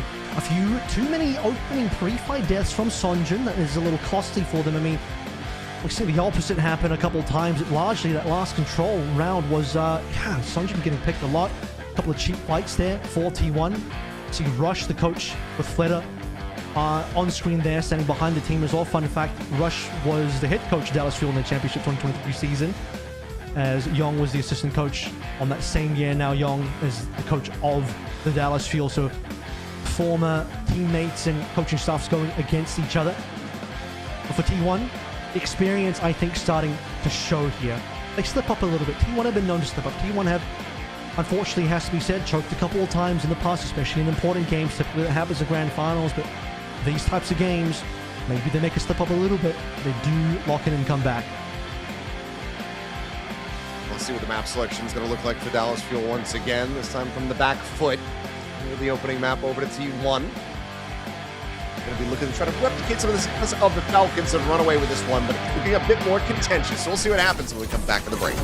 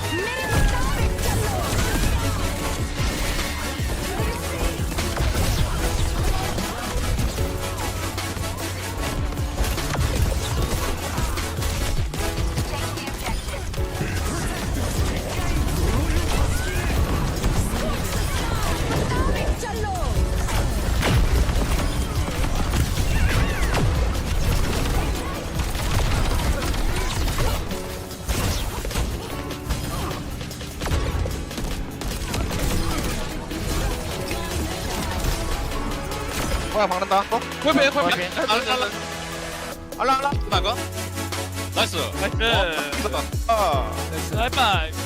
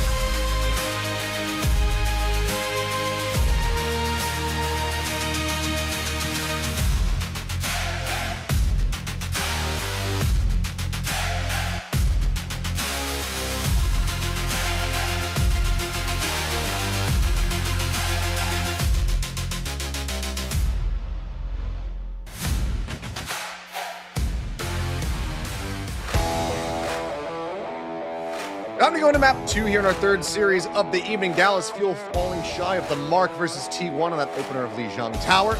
Able to take it 2-1. Now we look to the Fuel to once again select the map. So far, for our second maps, we've been seeing nothing but Mali Monastery. Let's see if that continues, as it's going to be Jasmine stepping in for Donghae. Jasmine, you would have expected, based on his hero pool, to probably be the player starting anyway, given that, you know, I suppose new tanks nowadays as a tank player, I'm still using old Overwatch 1 terms.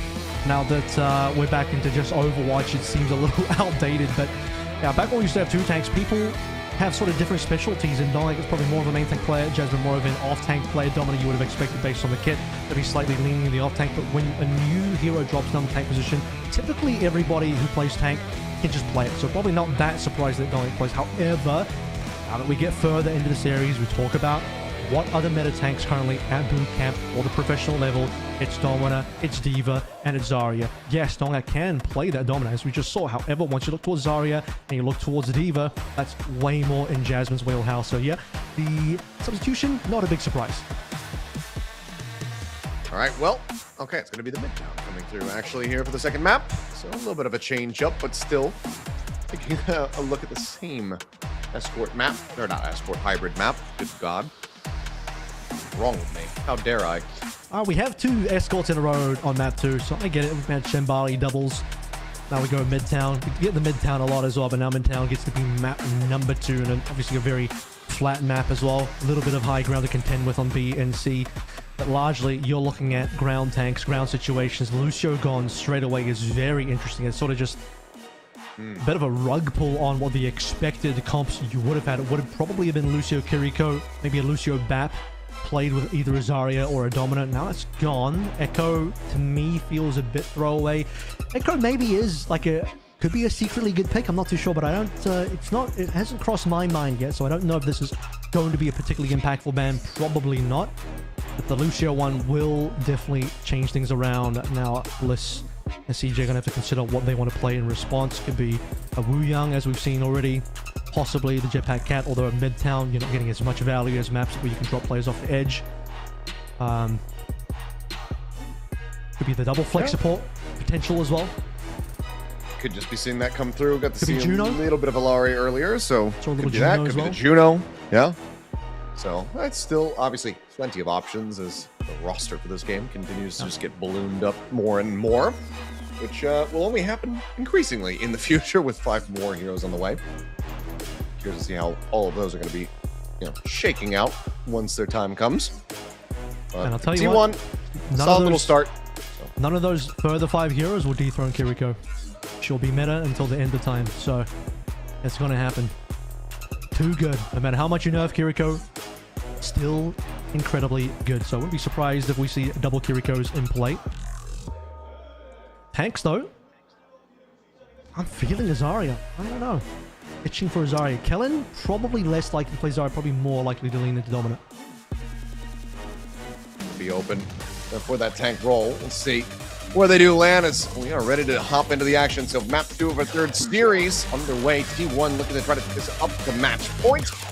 Balance Fuel looking to even the score.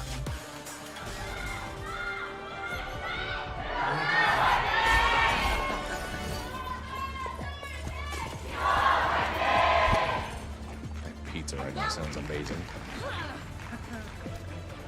By the time you finish capping the map, the pizza will still be there. As fresh as it was when you left the spawn. Well, if I order it now, something tells me by the end of the broadcast, it's going to be stone cold. So I think I'm going to just have to dodge that one out and maybe have some tomorrow. But let's take a look here. T1, obviously still some wiggle room to try to play around with. But as far as the supports you were talking about, yeah, Dallas Fuel pretty much bringing exactly what you expect to the mix, and it will be that vendetta for Sunjun. And I think for Kellen as well, as sort of mentioned, he's going to definitely lean more into the dominant. Jasmine, it's time to think about what he wants to play here. I do think in terms of pairing up with the Vendetta to enable Vendetta Zarya makes a lot more sense. Everyone else is going to be playing largely the same thing. It's going to be a complete mirror match on both sides. Proud has been more, I would say, signature on the Soju in the past. Chronic more known for his Freya, but Freya very much nerfed now, so unlikely to see that come with Chronic anymore. Still Proud can get going here already. Some very good early damage. Shot tag up, but not to find a kill. Going to put themselves forward over towards the firehouse here, but Sunjun now on the dive in alongside Kellen. Go ahead. Get the repulsor stun there onto Bliss for the kill. CJ at the same time taking down Zest. Now Proud gone, and that will be the first volley of T1. Very much getting staved off. Jasmine needing to die and get the reset, and will do so at Kellen's hand. Pretty clean opening defense there. Dallas Fuel in position to continue defending this one without having to really wait for respawns. Holding up forward, T1 rebuff. Couldn't really even move out of their initial left side from attacker's POV building to rotate further into the map. CG is very much getting ahead in terms of the ultimates here as well. Probably won't be using that one aggressively, but will be in position to respond as soon as T1 make a move. Oh, that's a big catch though. Yeah, disruption shot actually Proud. Come away with the kill there. Kellen now under pressure on the high ground, still sets a barrier to put some damage back across over towards Zest, but now Sunjun struck down. Using on the Vendetta here are Dallas Fuel. Kellen going to be popping the ultimate. On invested, as always, it's going to be chaos here at the train car. CJ and Zest both getting caught up. Low HP for Jasmine. Trying to keep him alive. Arbalist and skewed, but now we'll be able to out pressure. Dallas Fuel continue to get this hold. Chronic with a nice shot. Maintaining control. 2 minutes now gone from the clock for T1, and they still have not gotten a single tick on this point. Yeah, Jasmine going down there is pretty crucial for that push. Chronic coming in and finding the shot required. T1 less than 2 minutes to play through. It's looking a little bit rough for Dallas Fuel initially. They lost 2 players. And the neutral T1 didn't even have an ultimate yet. CJ didn't get a chance to respond. Kellen kind of just throwing that Panopticon in there to try and save the day. And I do want to say it was a great delay tool to allow the rest of Dallas Fuel to regroup and get Jasmine down in the neutral trade. I mean, look at his charge already. He's at 73%. Proud, however, pops the overclock, goes in, so going to be struck down. Today Rush is going to be exchanged on both sides of Proud on top of the truck. Able to find CJ. Still the ultimate title out to try to turn this one around, but not able to find it. But a kill on the Zest gives him a real opportunity back into this. T1 just going to be grabbing up that first tick for now. Still a ways to go. Zest on the respawn can quickly rejoin. Push forward Chronic, sending out his own ultimate, Sunjun down low. Kellen now investing in Panopticon with a try to get them back into the fight. Sunjun both gonna fall. Chronic, however, able to find 2 Scoop Bliss, both eliminating. Jasmine now gone. It's just Zest left standing. Get up to 96%, but they will be held at bay. Another reset going to be necessary for T1.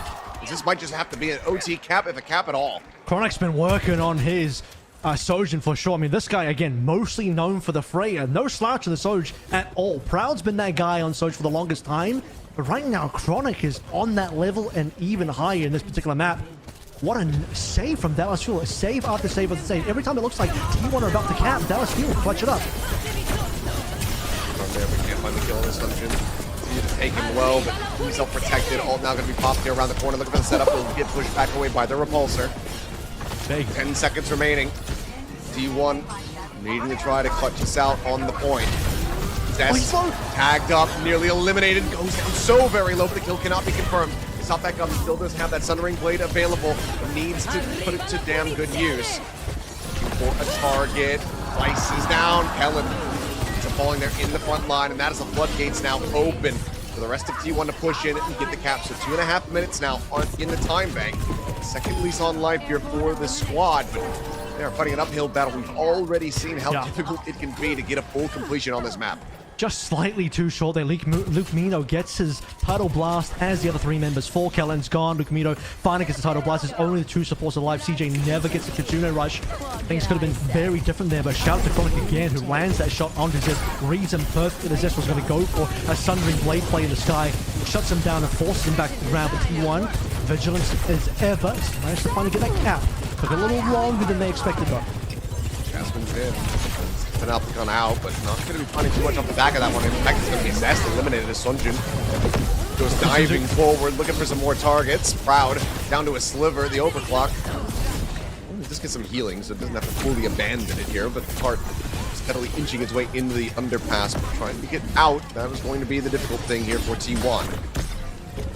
Into that time bank, now gone. Kellen poking and prodding here from the back as they have Jasmine completely surrounded. You want to have the ultimates. Here we go, waiting to get the high ground advantage first. Crystal charge to try to dissuade them for the push-up. Still going for it here.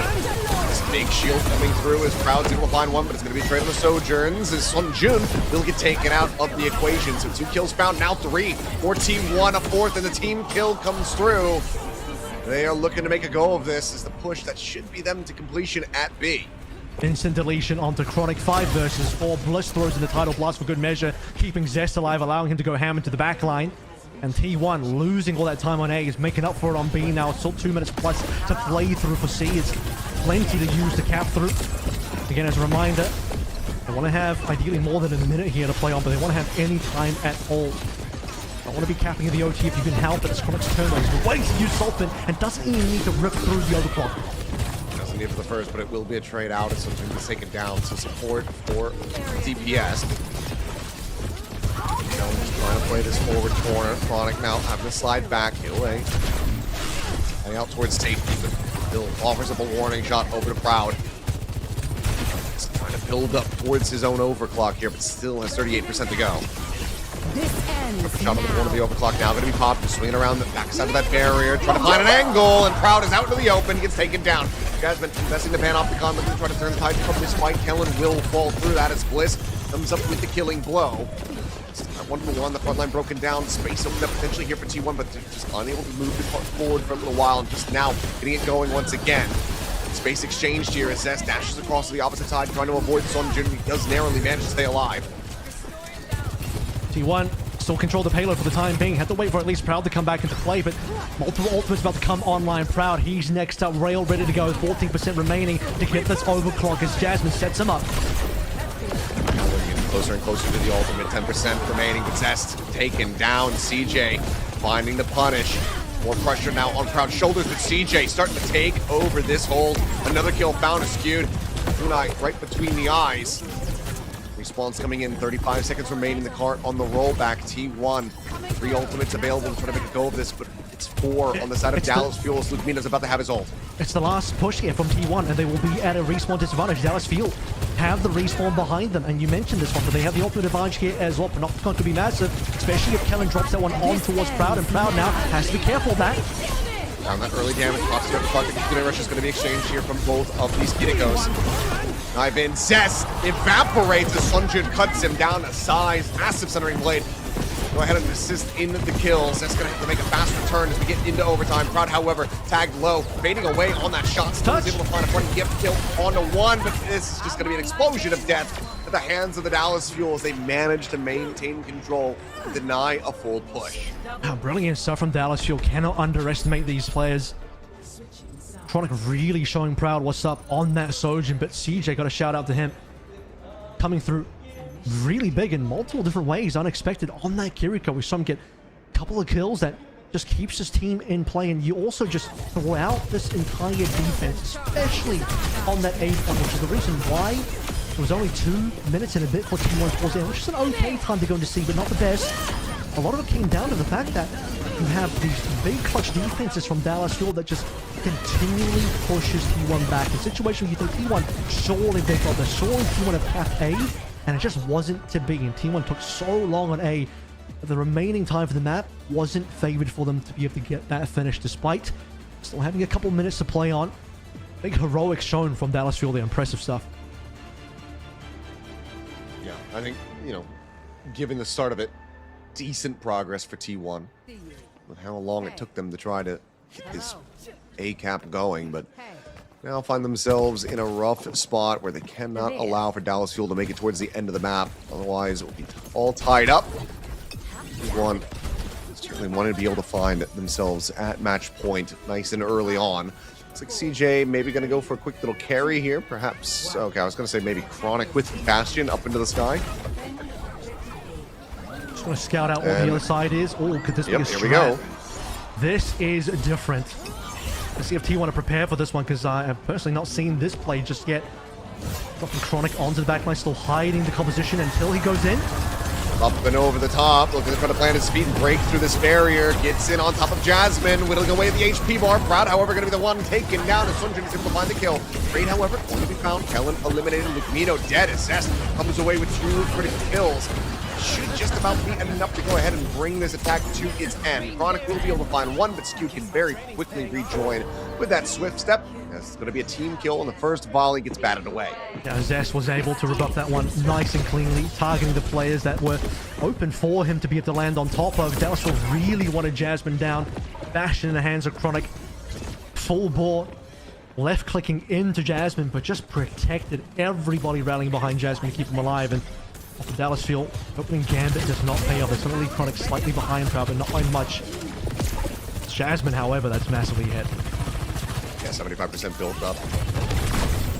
We'll have a solid pace towards that Panopticon as Sunjin over onto the second floor, now into the stairwell. Just a bit of a vendetta battle here, but health pack going to be scooped up by Zest. Has him contained for now, and well, as they just spill forward, they will find both of those players. Now the rest of the team all the more vulnerable as Chronic will get taken out of the equation, and the cleanup will continue. Kellen down 67%, Jasmine already with the ult. I mean, Zest has had a little bit of a rough go of it on the attacking side, but on the defense, Zest has been monstrous. Defending every single angle, challenging Sunjin as well, making sure that he's contained and not allowed to get a flank of the backline. And now T1 dragging this one down to just the 2 minutes now for the offensive Dallas Fuel. Ults coming online. We talked about Jasmine being largely ahead. Waiting for Dallas Fuel to still find their first ult to push into. Going wide. Online for Proud. Chronic still a world behind, just over halfway on that build after the swap. To make every rail that he's able to build up count. Now Zest tagged up, but steady stream of feels coming through. So you'd about to have that Kitsune Rush online, now does have it available. Proud opts the ult for a target, and this has everybody from the Dallas Fuel scattered back into safety. And Sunjun still nearly dead in transit. Want to pop too early there. I mean, it drags the timer down. Sunjin did go to 1 HP, but unless he can get a kill now, Proud finally gets close. That's terrible for T1. Or rather, Dallas Fuel. Sets it up for him. Caught midair on that slide. Zest down to about half HP, trying to survive. Keeps the blade raised, tucks back around the corner. Will be able to persevere, but no kills to be found here for T1. Bit of opportunity perhaps here for Dallas Fuel. Zest still does have that Sundering Blade, but dash in the pin in the corner. Bliss going to be taken down, but the response from T1 is swift and just.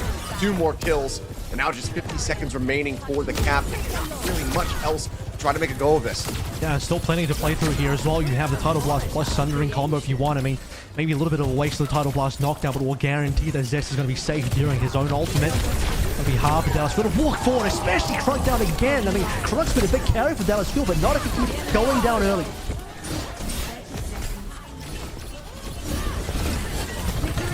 Back foot once again. Chronic back into the fight, still trying to get this overclock online. One last push, 15 seconds.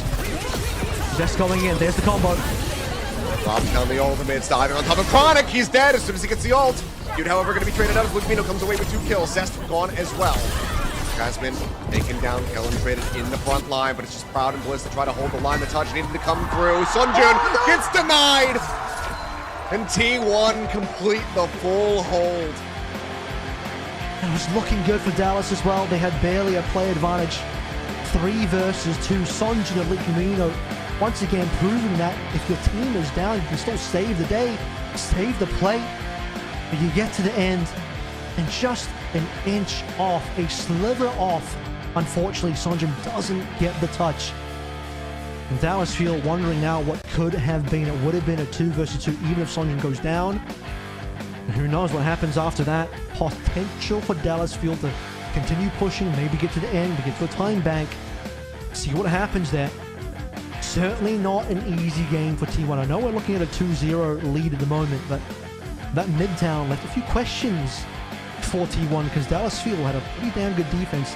Shame about the offensive side though, just needed one more fight or a little bit more time. A little bit more time, and also I just a faster build on that overclock. I mean, that was the ACAM blade of overclocks right there. Chronic just getting it available right as he dies, never able to utilize it. Ends up being brutal, considering how clean he was looking when they were on the defender side with that Sojourn. So now, backs up against the wall. Dallas Fuel needing to pull off a reverse sweep of their own, get a little bit of that Peps magic, perhaps, if they want to best T1. Otherwise, they'll just be looking at another concise and clean 3-0 by T1. I mean, pending how the next map goes, if it is a 3-0, you'll say it was a close 3-0, which no one on the losing side of that 0 part ever wants to really hear, but what you do have for the time being is a 2-0 situation where we'll even count the first map into that one despite the restrictions on what heroes you can pick. But it's been a close showing. Now Midtown, okay, they got full hell, but you saw enough out of Dallas Field to believe that they can do a little more. Let's see if they do that after this break.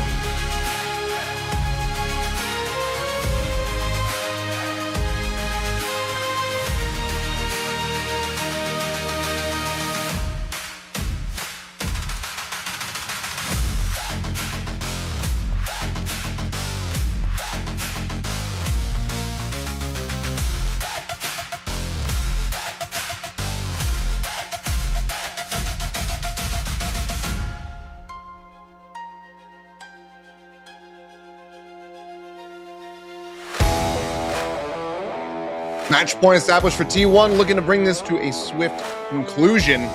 Look again, Dallas Fuel to try to see if they can rally this one back. They need a reverse sweep here in the single elimination bracket if they want to stick around in the boot camp. We saw some good moments out of Dallas Fuel there, better moments out of T1 obviously, but Dallas Fuel held on in some very distraught and dire moments that you would have really favored towards T1. It was just an attacking side. You start out with the unfortunate Bastion Gambit that didn't work out for them. In another world, that would have gotten the kill to Jasmine straight away. They would have been off to the races, potentially an opening cap then and there off of one strat alone, but it just didn't work out for them. Slowed them down a little bit. Chronic, unfortunately, individually never really recovered on that attacking side. Zest kind of going full sicko mode, controlling everything on the map and setting the tone. I mean, the first blood after things were all reset, I remember seeing it was Zest on the flank, taking down Chronic, and then, well, after that, Zest kind of just stole the show on the defensive side. Yeah, needing to have much more concise game plan. That being said, still, fairly contentious outside of that attacker side of Midtown. Looking back towards that Lijiang Tower, they show they can hang, but I need to see a little bit more. I do like the creativity. I think the Bastion idea is good in theory, just didn't really come through with the execution, as we're going to be going to Havana. And I haven't seen this map in so long. It hasn't been in the professional competitive pool for some time. I was going to say, same. And even when it is, it's not that often picked, if I'm honest. So here we go, Havana. To get things rolling here for a map number 3. More Shambali to be played in. And a very poke favored map. If you actually remember old Havana metas, super Sigma favored.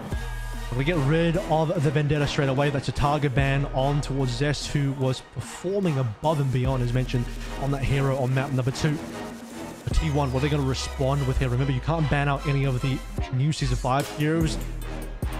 Kellen, would Winston have been played is a great question. Now, Kellen does play Winston as one of his core heroes, but I'm not convinced that this would have been a great Winston map or a great opportunity for Kellen to bring this out. I think Kellen would have probably leaned into the Domina for this map. So I don't know that this is an amazing ban coming through from T1, but 2 maps deep in. I don't know if they're saving strats or something, but 2 bans that I don't think are potentially the most impactful, but hey, T1 are winning. Well, that they are. We'll see what exactly they're going to have up their sleeves going into this one, but he said a lot of poke, a lot of potential for different comps and different heroes we haven't yet seen today to potentially come through here on Havana. No, First Sight's trained on this one. Let's see what Dallas Fuel have up their sleeve. It's their map pick, and it has to be their last little bastion of hope. They try to turn things around. Now, looks like Kellen might be going for the Sigma. Sigma versus Dominant is going to be the poke tank battle of the century. I mean, this is looking very classic. Widow, Genji, the Ana in the mix. And the Genji doesn't even always get played here either. Sometimes you get like a double sniper situation. We've seen the Hanzo on this map being played plenty of times in the past. It's been such a long time we've seen Havana. I can't even remember what the last Havana meta is. I just know that a lot of previous Havana metas have been revolving around the Sigma, and then a couple times in the past here, Ryan's made a bit of a comeback on this map in particular as well. Great play in towards the Sigma, but yeah, Dominant into Sigma is going to be a very interesting matchup. Very similar heroes. Looking to try to find an early pick on that line. Not to be, at least not yet. Proud mirroring on the opposite side. Let's see how this Widow battle is going to be playing out. And speaking of which, I haven't seen much of Chronic's Widow, but Proud, this is one of his signature picks. Yeah. That made his mark earlier on in 2024's OWCS, and even earlier than that for his Widowmaker. There, the pylon. Reflect through Sunjun. Some of these projectiles back. Quick dash up over the top. Over to safety. We'll just get some heals from Luke Mino.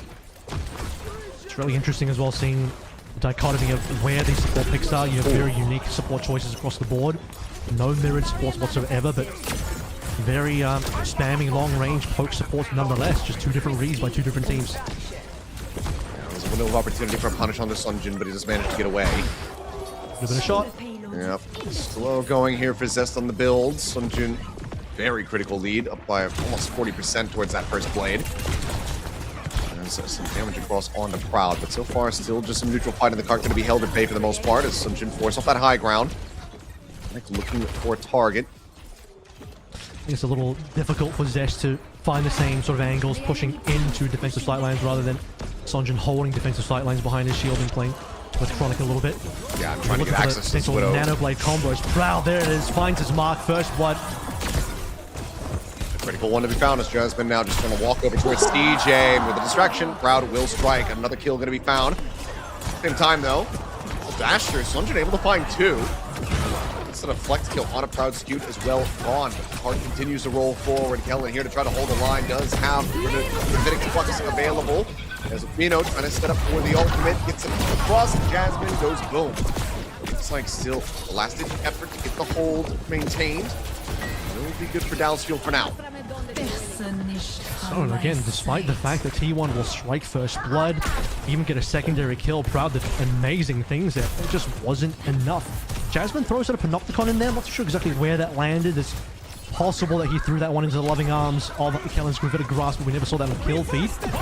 Yeah, that's a solo kill. Yeah, taken down. Success. Trying to get his way into the back line. Pulls the blade and immediately just gets melted though. Chronic able to find that kill. That being said, Kellen's still dead with Mito gone. As, well, man, I'm not going to help spare the blushes here. Cap is still through. It'll just be the cleanup as they make it a little bit more bloody with Proud getting taken down. We're likely going to be seeing the swap, I would assume, as we move indoors. I mean, it's just been such a back and forth affair for both teams so far. I mean, even though you have a bit of a whiff on the blade coming through from Zest, largely the rest of his team is able to get that win. Jasmine in the driver's seat coming back onto the D.Va. D.Va is going to have a very decent high ground, low ground play for this part of the map. This is probably the best part to go D.Va. Might look to swap back to Domina for the last point once we get there from Kellen. So going to use this ultimate to see if he can find some value. Could just be Flux Blade perhaps here, a little bit of a combo to come through. Sunjin keep himself alive as he draws it out. Not full maneuver like Zest did, but there it is. Tagged at low. 1 HP has to dash away. The heals will stream back in, but this denied all of that blade timer. So will resheath it. T1 doing well to stave that off. Kellen still a Flux here in the back pocket. CJ tagged low, but he's taken away and will be able to stay alive at least for now. To be considerate of the space coming up. And Kellen needs to just look for this high ground again. He's been pushed back a lot. Dallasfield almost back against the wall, considering that Halo is slowly moving up, and they might have even just lost a player. They're low HP on the Sunjin, but surviving. Flux for the grab, the drop down. Proud going to be smashed as Sunjin will get traded out. So 1 for 1 on the damage dealers. Muted Bliss getting tagged lower and lower, and eventually the kill will be confirmed as Luke Mino comes away with it, taking down the enemy Kiriko. It should give T1 some pause. The payload though really pushed up again because you had that sort of situation in the mid-fight. Kellen, the rest of Dallasfield giving up all that space. Finally the Flux comes on through to claim that kill onto Proud in the small room. No follow-up required. Had to really calculate the HP remaining for Proud on that one. And T1 resetting. Tsune Rush, Tidal Blast, those are the key tools here. Tidal Blast onto Zest, deliver that in the back line. Box to the face for Jasmine. Sunjin sniped. Proud.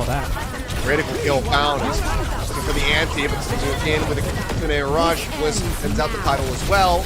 And immediately, like 3 kills potentially if Kellen does get finished off. And yep, there it is. Jasmine will be able to find it. He'll whittle away out there in the mech. The kills stream back through. Does still have the self-destruct. We'll leave it right here at the doorway. Selling them all back. Chronic dead as well.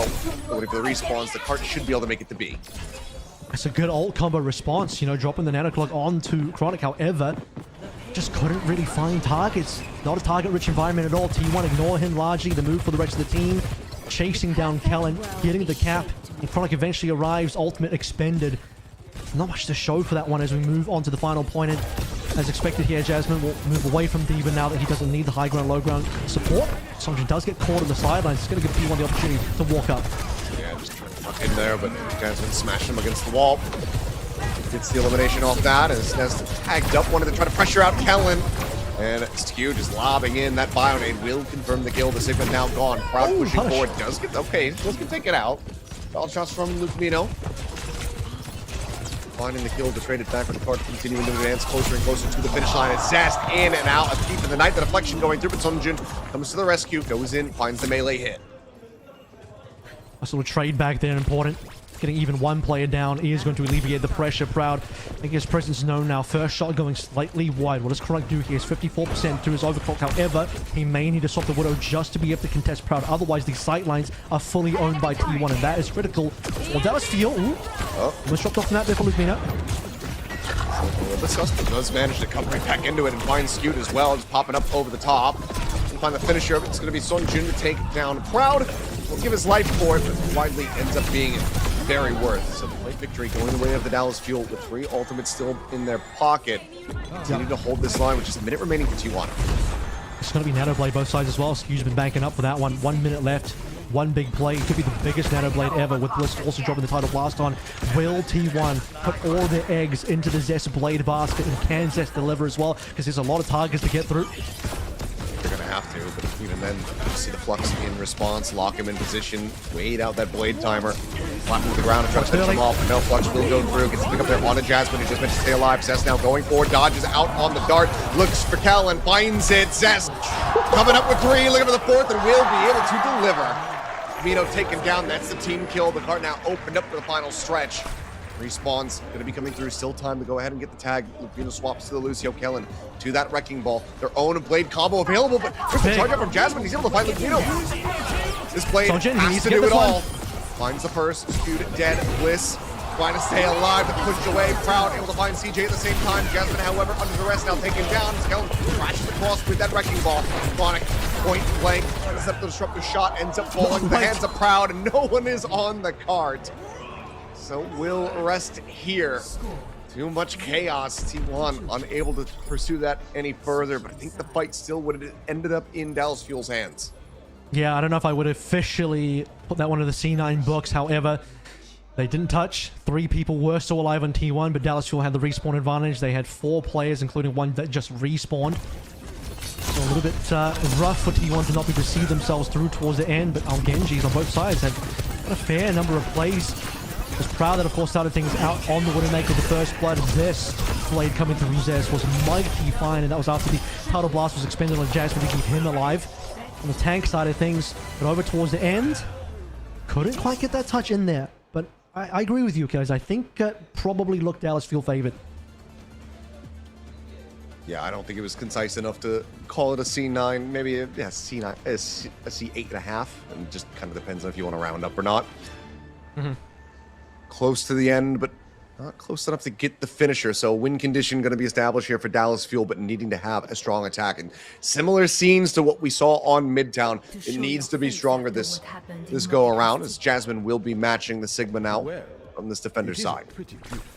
I think what we're really seeing so far across all of our maps is just the capability for Dallas Fuel to have these sort of clutch moments when back's against the wall, and then Sondra rips out a blade that kind of saves the day by getting enough of T1 down that his own respawns will be able to take advantage of the situation, and they'll win it in that sort of state. However, as good as these defenses, remember Midtown also a big defense on C, but they couldn't cap A. Dallas Fuel, it's the attacking side concerns that I'm looking out for this time around to see if we can fix that. Shot's gonna go whizzing past as Jasmine just gonna hold close. Leaving those spheres. Build up towards that Flux. His change-up, though, is skewed moving over onto the Baptiste, so a bit more reinforcement there from the support. Having that mortality field. Jasmine trying to set these barriers, but they're getting broken pretty quickly. Proud still just putting some pot shots in there, both Chronic and Proud not really finding too many connections at the moment. A lot of shields to get past. Like from the Genjis as well, none of the supports poking their heads out smartly, keeping themselves safe, but Jasmine's low. And Skewed is down. Jasmine will join him in the grave as Chronic, 2 clean shots. Zest gone as well. Bliss will kill back. Just a singular kill on Lukemino, but will quickly die as this kill feed all Chronic. Push continuing, and Dallas Fuel looking alive and well on this attack. Yeah, and some of the things we saw, again, from T1 did the same things. However, Dallas Fuel held for a little bit longer when Proud got those shots. This time around, Chronic might have just delivered this attack over T1. Have an opportunity to come back in. They will barely be able to make this touch happen. Jasmine's already there. Pushing on his shield. He's expended all of his cooldowns, however. Grasp having to be used to try to get pushed forward here. Does get stunned up, taken low, continues to get whittled away at as pop shot attempt. Chronic able to find that one, but turns sights over the side, finds Proud. CJ going to be traded out now. Sonjin dead, so 2 kills found for T1. Should enable them to continue this hold as Chronic will soon follow. Gets picked apart, and Kellen, he's not going to try to go for a reset quite just yet. He continues to play forward. Zest is more than happy to use him as an ult battery. This defense again. Oh. Okay, here we go. Dallas Field one more time. A 5 versus 4 Flux in play. No, that's the Nano Boost rather. Here's the Flux. Nano to Kellen will get picked up into the air. Drop down, push to half HP. Lukmino with the ultimate, trying to find a kill. One more taps would do it, and there you go. Skewed explodes. Kill found. Still just, let me just go Proud. Returns, this time able to find a gorgeous shot. Lukmino's going to be struck down. Jasmine, a big shield going to be generated. This blade gets pulled Songjun, hunting the Widowmaker, finds the kill. Zest dead as well. And this should be the cleanup necessary. This card across to A. Chronic with a double kill there as well. Songjun says to Proud, this blade is just for you, son. Dallas Field finally getting past those A attack woes they had on Midtown. A couple of slip-ups there as well. T1 defending a little bit longer than Dallas Field would have liked. It does basically cost every single ultimate. And as we move indoors here, Chronic hasn't died yet, so he hasn't swapped. Proud understands what the objective here is. Very close sight lines on B, so going to go over towards the Soj. Blade available from Zest. It's going to be the first ultimate. How aggressive does T1 want to get? They can play this one a little slower if they want to. Wait to see what Dallas Field do on the opening. Continuing to click heads. Proud taken down. And this is where the Widow should be a little bit more disadvantaged, but still making it work. Zest now similarly falling. It's just going to be a full push forward, full steam ahead for Dallas Fuel. T1 frantically try to backpedal their way out towards their own spawn. Bliss cannot survive. Songjun getting into the mix, finding that elimination. They're going to have to go for a reset, but this is a ton of space bought for Dallas Fuel. It's going to be a final fight already on to B. This is a 3B push all the way to the end of the point. Waiting for Bliss to get back. He is a quick character, but still have to reset onto the point itself. Proud's been locked out. Oh, and he has to be careful about that angle. Blade pulled. Like out, Proudade will clip, but CJ going to be cut to pieces as Zest finds one, finds two. Kellen gone. Headshot off the rail from Proud finds Songjun. And while Zest will get traded, it's still very much a T1-centric fight. So the card still going to be a little ways away, but it's 2 minutes and 20 seconds remaining for Dallas Field to try to continue the push. I feel bad for CJ a little bit. A couple of times in a row now, Zest when he blades, lands on top of the honor of Dallas Field and just outplays the sleep dart every single time. For CJ, sings a frustration there, but not much you can do against a Zest that is able to find that sort of situation and mechanically execute. 2 minutes and 3 seconds of playthrough as Chronic swaps on the Soj to match Proud, but Proud is going to be hit an ultimate. Rail ready to go. If you're going Flux for Flux here, maybe even with that Nano on the Sigma for Dallas Fuel, but no, it's going to be invested to just try to bail Songjun out. Doesn't have a blade to pair with this one. He still is eating an immense amount of damage, tries to pull back away, but Zest now isolated. Yeah, fancied out and does get picked apart. Bliss dead, Chronic finding another nice headshot as Flux is going to be committed, but Kellen not able to find anything off the back of that one, but still will just plant his feet and get the melee hit to take down Jasmine. No point B about to be obtained. A little bit more time added to the bank. Dallas Fuel still holding these two ults. Kellen actually ended up whiffing that ultimate, but still the cap will come on through, not required. Let's just forget the Flux entirely missed onto Jasmine. It was everybody else that managed to get things done. And Songjun, what a turnaround.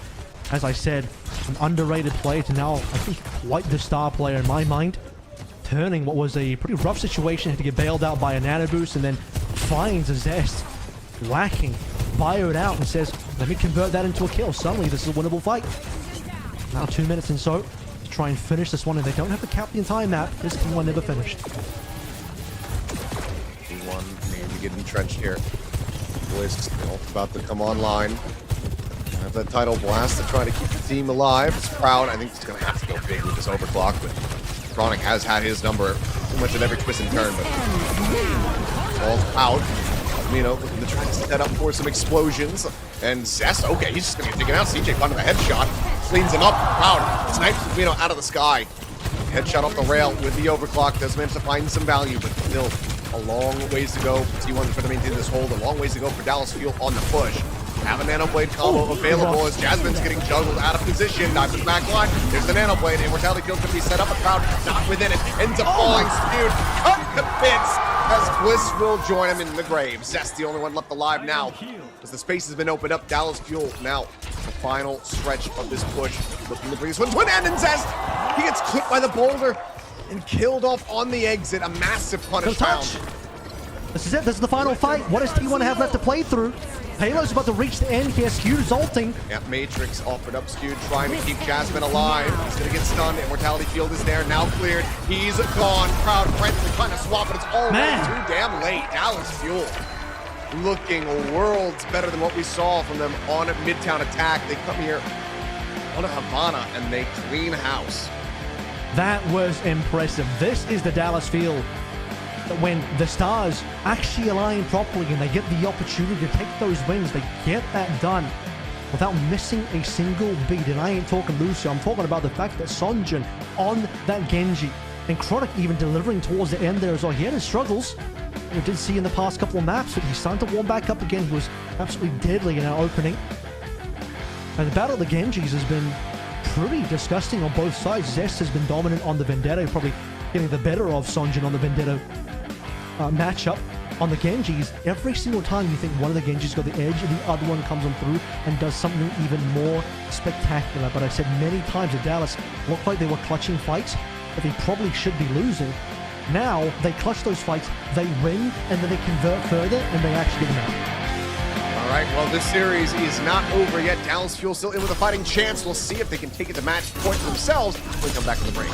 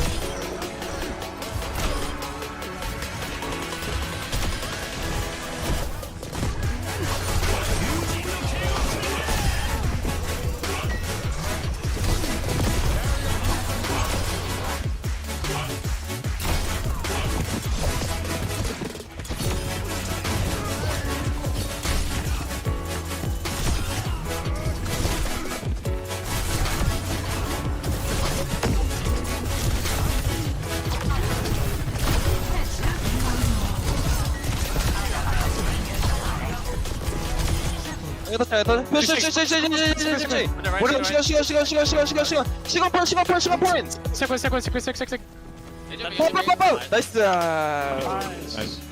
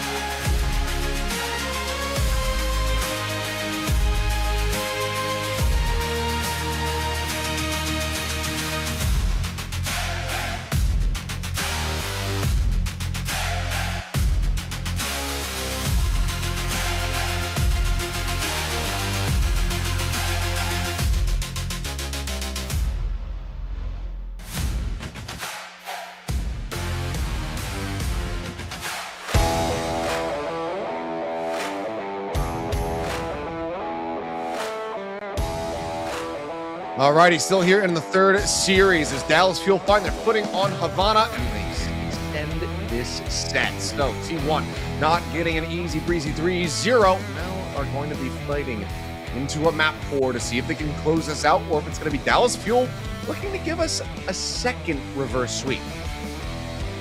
What we want to see out of our cross-region opening game days. Nice close competition, bit of a 3-0 in the middle of this one. The full 6-map reverse sweep to start the day, and now Dallas Fuel looking like they're getting into position to try and do this same. T1 slipped up a little bit on that last map. It's a lot better in a couple of previous ones, but I could say similar things where Dallas Fuel looked like they had the potential to maybe win something like a Midtown. Couldn't quite lock it in. Here on Havana, didn't let anything slip by. No, they did not.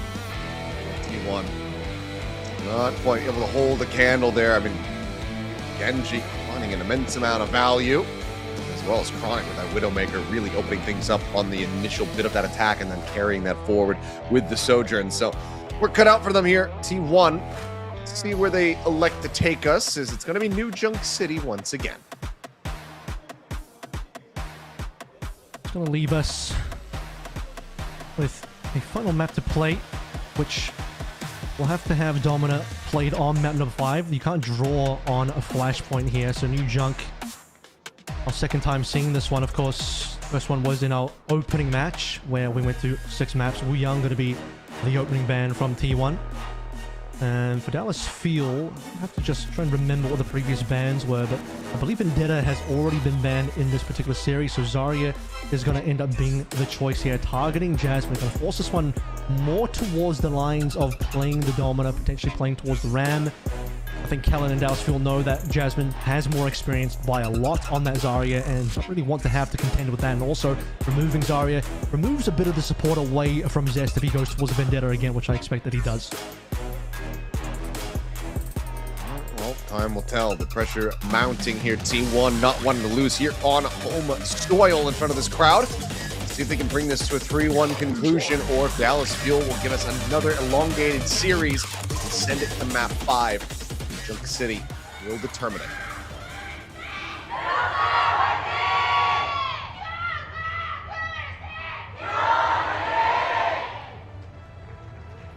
So Kiriko finally making its mark here, as probably much default of the backline comps that you can have.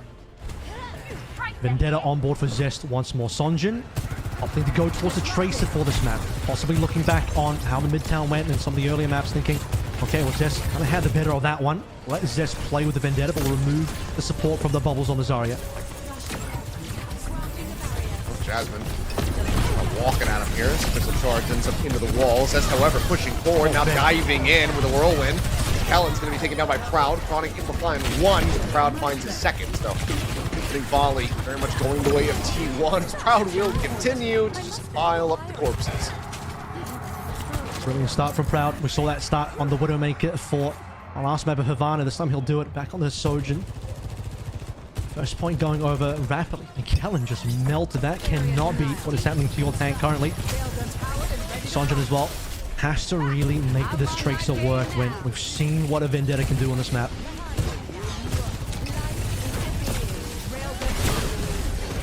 Sliding back with the 4 entry point here are the Dallas Fuel. Rail built up. Oh, yep, there's that crystal right in front. Chronic having to try to duck into the corner, get some heals streamed in, but at the same time, Zest has been opened up. Take down Kellen. Chronic can only find the 1 as all of T1 spill forth, just getting these kills. Sunjun already gift kill, sends out the pulse bomb though in his dying breath, and it finds absolutely nothing. Curious if we'll see a swap now. Yeah, I think that might be the indicator. However, sometimes Tracers do, in fact, just go for that last pulse bomb. But in fact, the swap is going to come on through, understanding that, okay, the Vendetta probably needs to be played here. Vendetta, what Zest is doing, he's just working his way past Kellen's shield. The burst damage from that 3rd hit on the melee as well is just a little bit too much for your tank to be able to take on. But for Dallas Fuel, no opportunity to contest. T1 very much in control so far, with Sonjin freshly onto the Vendetta. Even in the neutral without the ultimate, see if the fate changes a little bit. diving back here. Over towards the point itself. At the inside track to Dallas Fuel. As Jasmine kind of leaves something up. Panopticon going to be invested. He's able to find Kellen with the kill. Chronic, however, still fighting back. But a Proud, Bliss eliminated before the sound barrier can come through. And now Skewed is dead as well. Jasmine, last one standing. Just tucking away and trying to escape. Punish here, though. Could be found, but it looks like widely it will just be Dallas Fuel focusing on getting the cap. It really should have been Bliss going for the ultimate, but he was already half HP. He was under a little bit of pressure. He had but a moment to go for that sound barrier, and it's really a split-second decision he needed to make, and by the time he thought maybe this is when I go for it, it's too late, taking too much damage now. He won. Using that one early. Here comes Overclock. It's going to be extension. Oh my god, it's an Ajax with Vito. Cannot get the beat out. Zest, what a kill from him. Boring Slice to go ahead and collect it. That is a hefty investment. 3 ultimates used from Dallas Fuel to no avail.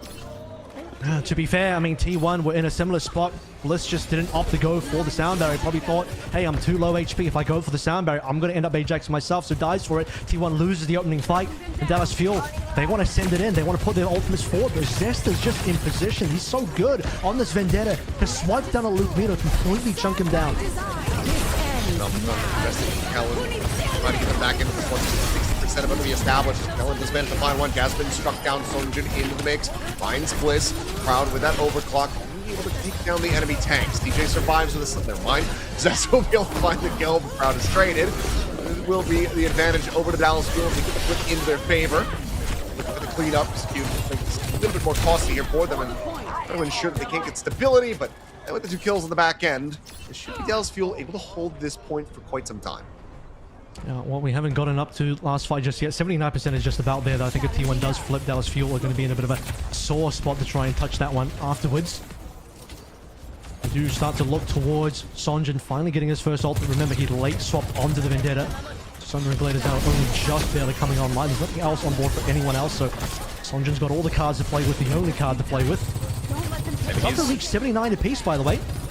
Yeah, it's going to be tied up. The lead gained by Dallas Fuel on this point. Songjin now, Sundering Blade at the ready. Pops it, looking for a target. CJ tagged low. Waiting for it. It finds Zest. What a hit. Zest, yep, taken down. Now up and over the top goes Songjin. Slip the dive into the back line. Continue to wreak havoc. Jasmine at the same time able to find CJ. Songjin's going to be taken down. Jasmine coming away with the kills. The Panopticon gets popped. 5 players about to be strong here for T1, but this will fall. But it's looking like a flip about to come through just as Dallas Fuel get it into OT. These late kills, that should be the second point going to T1. Even with the heroics coming through from Songjin 2 times in a row, back-to-back maps. But there's Genji, we're seeing it on Tracer, we're seeing it on the Vendetta as well. But Jasmine holding strong on the point itself. Might have been a 5v4, but Jasmine will turn those numbers around. Solid on the tank, solid on the point, 2-0 on the map now. Dallas Fuel really back against the wall. They have to reverse sweep the map now to even get a chance to continue reverse sweeping the series. And the pressure building once again. Getting themselves into position, try to set up a defensive line, lock T1 away from this point. Chronic, it feels like a lot is going to be resting on this overclock, needing it to connect. Mito as well. Second chance to use the sound barrier. Double supports for T1. CJ still working on his. On running the Dallas Fuel backline. It's been a rush. Opened up from Skewed as they make their way forward towards the point. Overclock from Chronic here on the high ground. Taking him a little bit low. Unable to find the kill quite just yet. Is going to go beat for beat. Can rush there on the back end from CJ, but Zest will find the first kill. Mito is taken down. Zest on the trade. Pop from Kellen. Anything more there. That 1-for-1 thus far as Jasmine steady streaming of the heals coming through. Keep this tank alive. We'll be able to work a trade as Proud. Shuts down Songjin as well. Dallas Fuel in control for now. 28% built up. T1 trying to take this out of their grasp very quickly as Zest on the chase. We'll be able to find Chronic. We're getting away from this player. We are going to get a recap now finally. T1. Zest still holding on to ultimate this one. All support ultimates being traded in there. Kellen definitely got at least a little bit of value on his Panopticon. Dallas Fuel probably wish they got a little bit more in terms of percentage to really build the lead that they're looking for to turn this map around and the series around as well. T1 in the driver's seat now. Zest, the driver, both hands on that steering wheel. Sundering Blade available. 18% away from the zone. The Blade's going to be popped. Zest looking for it, unable to find it. Not going to be leading into any eliminations, but lead is established now for T1 here on this final point, or what could be. Needing to stay alive, dashing over to the side, taken low, nearly taken down. He's elusively enough to escape. Jasmine now having the backpedal, getting a bit surrounded. Trying to offer up some peel and will be able to do so. Sunjin now fall in, beat, interrupted. It's done out of that one. Bliss does get denied, and that's a critical misstep perhaps. Kellen's still going to be taken low. With the pen up, they're going to knock him off. Try to turn the tides of this one. The Chronic with the overclock. Able to find the one kill. 99% now established. Back cap going to be coming through. Dallas Fuel able to steal this one away. T1. Four players still alive, but Zest is now falling. We'll have to go for a reset. Spice, some critical time for Dallas Fuel to try to take this one up. Should be the end, but Skew's gonna pop in as Kitsune rush. Sanjin goes down to be disastrous. Jasmine manages to clutch it up. Oh, it absolutely is disastrous. Two players dead to Jasmine. Another Wrecking Ball coming back through. Stunned into the wall by the repulsors. Chronic finds a headshot. Bliss going to be taken down, but they need so much more than that. The overtime starting to bleed away. Push forward from the Wrecking Ball once again. Just continuing to try to get the tags, but needs some healing desperately. Kellen continues to fall lower and lower. Mino needs time. And Opticon once again available. Back in the overtime, nearly gone there. Lupino, however, dead. Just a shot the crowd. Able to find the kill. CJ sending out this Kitsune rush in desperation, needing this to get them over the line. From Jasmine, he's juggled low, taken down. Chronic going to be able to trade. Zest going to find it there. Kellen, however, a sliver remaining. Now finished off as Zest finds a second. The overtime bleeding out so damn fast. As that will be it.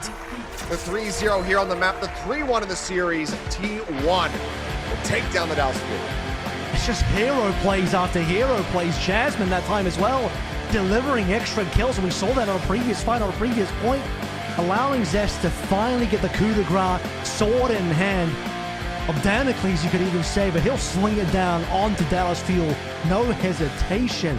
That will be a 3-1 now confirmed. And Dallas Fuel, they tried really hard. It's some really impressive stuff that we saw in there. Sonjin in particular, really stand down. I expected him to be, but he even exceeded that up against a very frightening looking T1. But T1 looking pretty fallible in this series. Dallas Fuel certainly pushed him. It's one of those series where if it was a 3-0, as mentioned, it would have been considered a close 3-0, which I'm sure, again, no one on the 0 side that wants to hear that. But taking that one map does prove that Dallas Fuel has what it takes to hang. But when you start moving into the big open maps once more, you look into the Vendetta situation. Sonjin had amazing plays, but Zest absolutely owns that hero, and he showed why. Yeah, incredible performance from him. And you can tell just that comfort was never really able to be found. The constant swaps back and forth. I mean, Sonjin in his own right, as you're saying, still putting up a strong performance overall, but I think a bit more stability needed for them. But Zest, the one getting all the praise here, is going to be our player of the match. And I think quite well deserved. The Vendetta was looking damn good, as well as the Genshin. Yeah, I mean, earlier on, map 1, obviously, no real standouts just yet. No real Chio shenanigans on the Jetpack Cannon. Well, the on-runs are okay. They both did fine. They both did adequate. Once you start getting into his POV on Vendetta, backed up by the POV of the Genji on Hivana as well, I mean, we've just seen unbelievable lights out gameplay. This is the Zest that was Rookie of the Year candidate all the way back in 2022, and now years later, this is 4 years later, he's as good as ever, maybe even better than what we saw before. And last year, he was already on his way to be one of the best players in the entire region, shut down at the Lucanina, forcing the Ajax, everything else on top of that one, forcing even Sonjin to respect the fact that, look, you've got to have a Vendetta in this matchup because we are carving up your tank. Kellen is not having fun here, with Zest completely dicing him up, and Sonjin couldn't hold a candle. Zest is your MVP. Well, now we'll go ahead and get ready to hear from him as we get into the interview. 준비된 세 번째 경기 댈러스 퓨얼과 T1의 경기에서 T1이 깔끔하게 승리를 가져갑니다. 승리 축하드립니다. 감사합니다. 네, 승리 축하드립니다. 오늘의 POTM은 제스 Congrats 선수가 on the win. 차지하게 됐는데요. 스크림에서의 두려움을 그대로 보여준 오늘 경기가 아니었나 싶습니다. Bootcamp 첫 승 소감 한번 들어볼게요. 일단 다행히 처음 이기고 시작해서 기분이 좋고 다음 경기 더 잘해야 될 것 같다 생각합니다. You showed your strength in your scrims. How do you feel about the victory here today? 보여주겠다라고 말씀을 해주셨는데요. 오늘 제스 선수의 칼춤 And quite simply, does I want to show an even better performance in the next match? 벤데타 활용 레벨 자체가 다르다라는 반응도 많았는데요.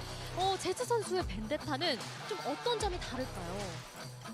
일단 개인적으로 오늘 진짜 너무 아쉬웠어요. 뭔가 벤데타를 대회에서 처음 쓰다 보니까 전것도 많았고 원래 이런 퍼포먼스가 아닌데 It's about the 일단 vendetta 전 and 약간 what makes your 시원하게 vendetta 박는 걸 different. 좋아하는데 약간 그런 식으로 플레이해서 Says he 어그로를 was actually a bit disappointed. He says it didn't seem like his usual skills were on full display, and 들어갈 땐 들어가고 that's considering he absolutely 뒤를 dominated. 돌아보지 But 말아라라고도 little harder 말씀을 than very high himself. bar. 그런데 오늘 제트 선수의 활약이 또 한 번 있었는데요. 1대1 데스매치 때 이게 무슨 일인가요? 네. 이게- 본인이 왜 짊어지신 건지도 먼저 물어볼게요. 일단 동원이가 안 한다 했고 네. 그리고 누가 할지 정했는데 1대1로 제가 이겼어요. 네. 제가 하기로 It 했는데 says, I like the play style of charging forward and then retreating flexibly. 방벽을 좀 활용을 못한 게 미스이지 않았나 싶습니다. 네, 오늘 좀 Every 재밌는 unit 인간미까지 tester. 엿볼 수 있어서 좀 좋은 하루가 We 아니었나 싶은데요. decided to do the 1v1s and like Donghak was originally supposed to do it, but he declined. 가 기다리고 있습니다. 월드 파이널에서 좀 고배를 마시게 했던 팀이기도 하죠. 복수의 기회가 기다리고 있는데요. 각오 한마디 마지막으로 들어볼까요? 일단 저희가 월드 파이널에서 틈한테 조금 아쉽게 역수입을 당했었는데 내일 경기 오늘보다 준비도 잘해서 꼭 이겨보도록 하겠습니다. 감사합니다. 네. 그리고 제가 보내드리려고 했는데 오늘 직관 오신 팬들이 너무 많으신 관계로 팬분들께도 한 말씀 What are 부탁드립니다. your plans for the next Twitch to the Mind match? Sorry. And well, we lost in a reverse sweep last time, so I'm determined to get revenge. 모습으로 돌아오겠습니다. 감사합니다. And we're fans. 네, 내일 더 좋은 모습 기대해 It's been a 보도록 while since we played 하겠습니다. together, so it's 지금까지 nice 제트 to see all 선수와 of you 인터뷰는 again. 여기서 Please 마치도록 support our 하고요. match 저희는 tomorrow. 다음 경기로 돌아올게요. 버투스 프로와 올 게이머즈 글로벌이 That is going to do it here for the interview. And coming up next, we're going to have Virtus Pro going up against All Gamers. Another international matchup. So I'm excited to see how this one is going to square up. It's the final series of the evening. You guys see this out of the break.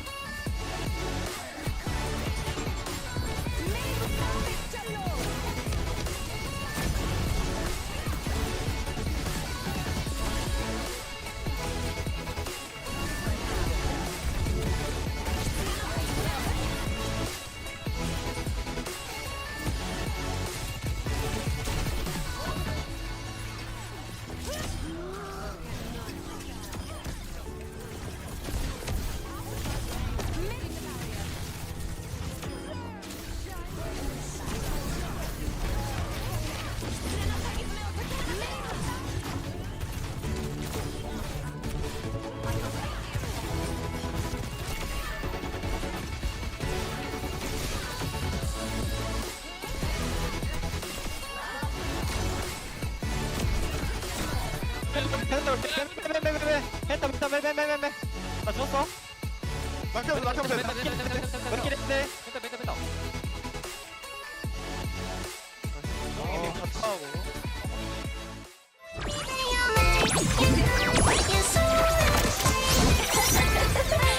Brighter than a shooting star!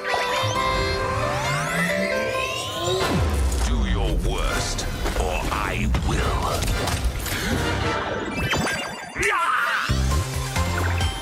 Oh! Feeling better yet? We'll show them a trick or two. Let the kitsune guide you! Supernova ready! Greetings, Earthlings! Come closer. I won't bite. Boom! I'm feeling it!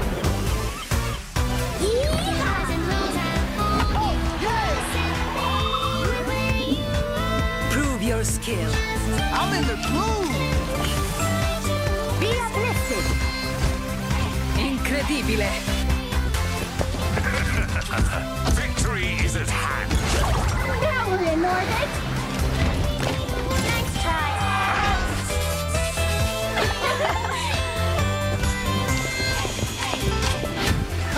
F it up! Magnifique. How do I look?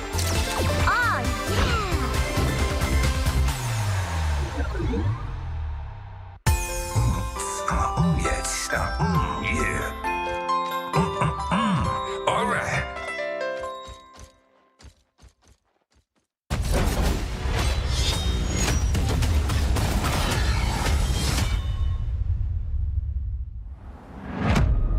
world has changed. A new enemy has risen. The power of Talon, now under my control. This is a fight we cannot lose. The war is here. Let's fight fire with fire.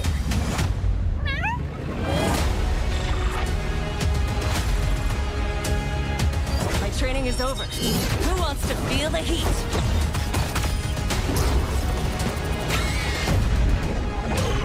I do enjoy a hostile takeover.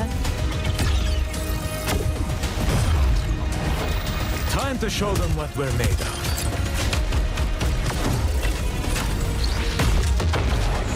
Can't live without me? I'm getting into this.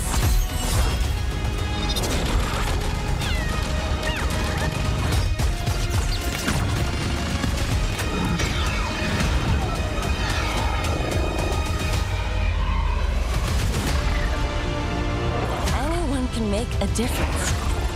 The choice is yours.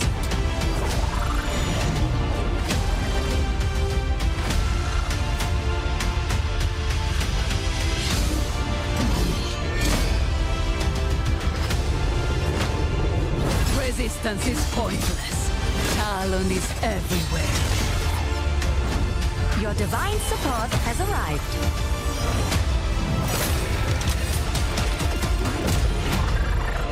I have landed among the stars.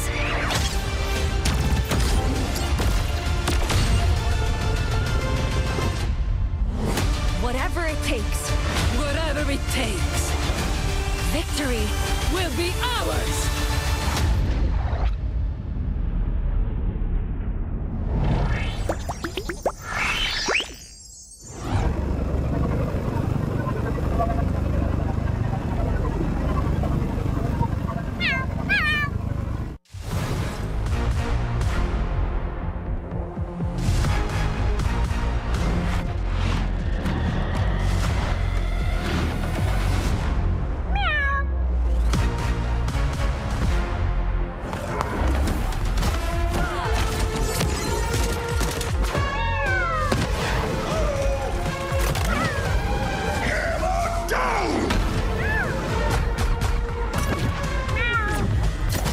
blazing a path.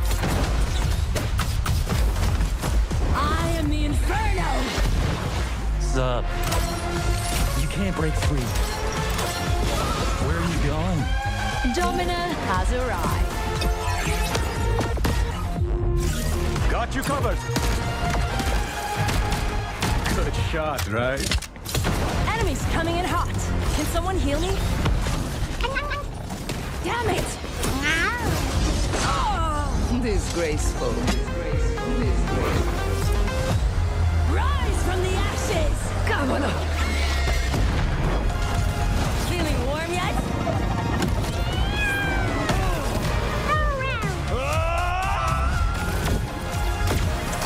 Such a bull. Too easy.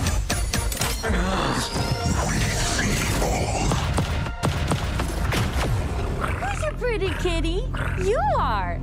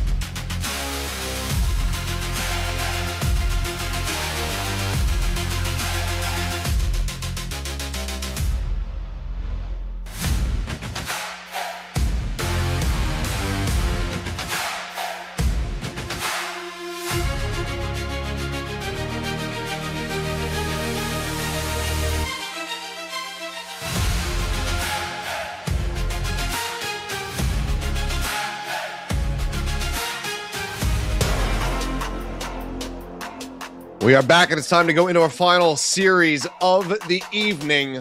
Fourth and final match here on a long day of Overwatch on our first day of the preseason boot camp.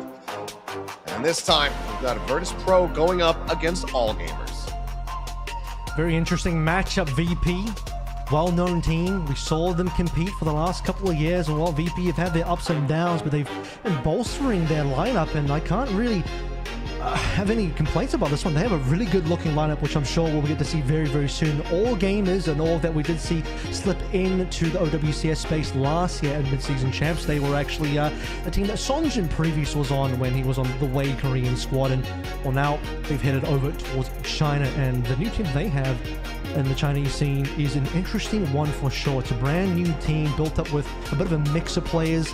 It starts to look like the top of the China region is getting a couple of Korean imports in there. That includes Weibo as well, for what it's worth, so we'll have to see how Weibo goes tomorrow. But the new All Gamers lineup, I'm sure it's going to be really exciting as well. I won't spoil it just yet for those who haven't seen it, just for the time being. They'll walk out and you'll see what I mean. Alrighty, well, should be an exciting one to round things out. Take a look at the AG squad. But so far, I think, decently high bar to try to clear when it comes down to the entertainment value for this series. The T1 versus Dallas Fuel 1, I think even closer than the 3-1 scoreline might, detect. And of course, I mean, the 3-2 scoreline in the first series doesn't really give a full picture of what had happened in that first series. As here's a look at some of our lovely Korean commentators. As I guess we're coming back to camera here, so might have a little bit of a delay of getting the players out on stage, and I'm gonna have to kick my lights on because it's dark out now. Yeah, I want to see what you look like, dude. Don't be hiding out there. There we go. Speaking of hiding things, we're just hiding the rosters for the time being, but I think it's time we can sort of talk through these teams a little bit as they get ready to come up on stage and set things up. If you noticed during the break, you saw a little bit of the Virtus Pro players in there, notably star player Kevster is still in the lineup. Plenty of Kevster fans in the crowd. We saw all those placards, all the Kevster fans in Korea out ready to welcome him into Korea to play something, because we didn't get to see Kevster go to an international event last year at all. He didn't, unfortunately, qualify for any of them, which is really rare for a player of his caliber. So 2026 might be a turnaround yet. I mean, one can hope, and I mean, like you said, plenty of fans right there with the Kevster signs, but also, Gladiators fans in the audience and whatnot. So he's been a big name here in Korea, ever since the Overwatch League, ever since he really started competing in Overwatch, because he's just been so impressive and so fun to watch throughout his career. So definitely caught the eye of many a Korean viewer. And I'm sure he's going to be signing plenty of interviews after this game, win or lose. But I thought they would obviously rather have the former on that one. So VP, I think they're going to have to work cut out for them going into this one, but I'm excited to see how they stack up against AG. Yeah, the real thing for me looking at these teams right now, we'll talk about VP first, is they are not coming into this tournament with a hit scan at all. So a little bit of context here. They unfortunately failed to qualify for the World Finals last year in Stockholm, despite being, I would say, quite heavily favored to do so. Very disappointing end of the year finish for Kevster and his crowd, as we get to see Virtus Pro now taken on the stage. VP's third year in the Overwatch ecosystem, rebuilding the team around the core players of Icenom, Kevster, and Fixer, and adding in Psycho and Landon into the mix. Landon, who just came off a second-place finish in last year's World Finals, and Psycho finishing first. This guy won the World Championship with Twisted Minds. He's basically been traded with Jaywu. Jaywu went to Twisted Minds, out of VP. Psycho is now onto VP. But when you look at this roster, there's no Shockwave, there's no hit scan players, and I wonder how that's going to impact them.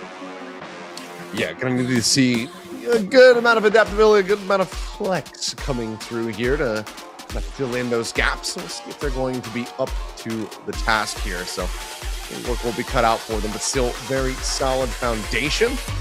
But I don't know. Maybe they don't even try to fill those holes. Maybe they just go for playing flex, basically, to avoid going for the hit scan completely.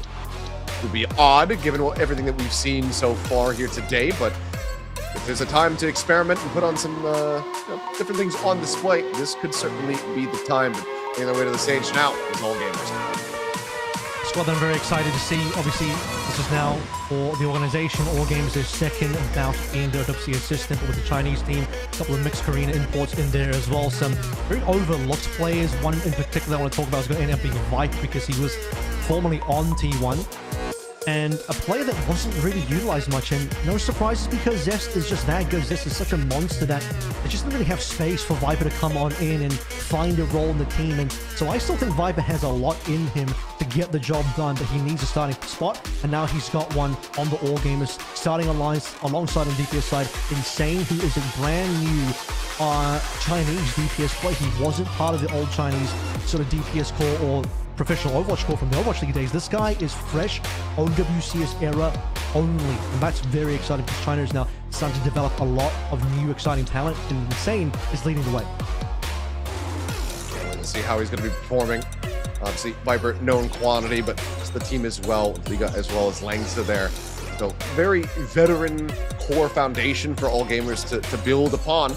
So, if Insane is going to be able to come out and have some strong performances, could be in a very good spot. I mean, all gamers across just the organization, I'd say, have been having a really good 2025 into 2026 on other titles, and they would love to have Overwatch join that as far as racking up accolades is concerned. So if you're just joining us late, we're going to have a 1v1 deathmatch between two players to determine who is going to be getting that first choice as far as the map pick is concerned.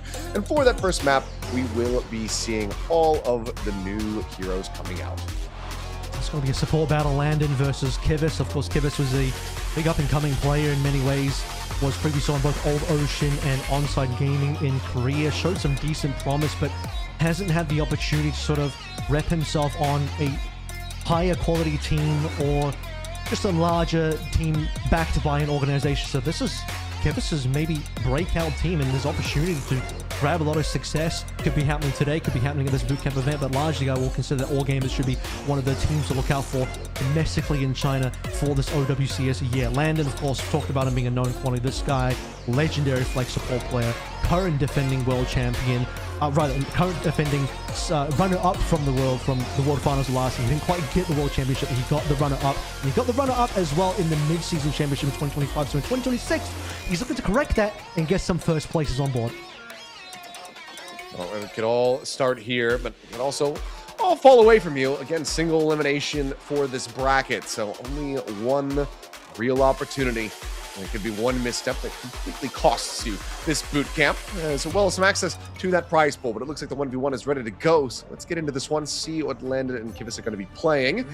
Who can come out on top? And okay, looks like a bit of an agreement. It's going to be Mizuki coming through. It's going to be a big one for landing the binding chains. I think that will be a key ability, a key skill shot that whoever managed to get it on the other player, that's guaranteed damage. And limited amounts of self-healing as well. Mainly from the healing cast of the hat that you can throw. Of course, if there's no one to throw it to, you just kind of frisbee it back to yourself. All right. Here we go.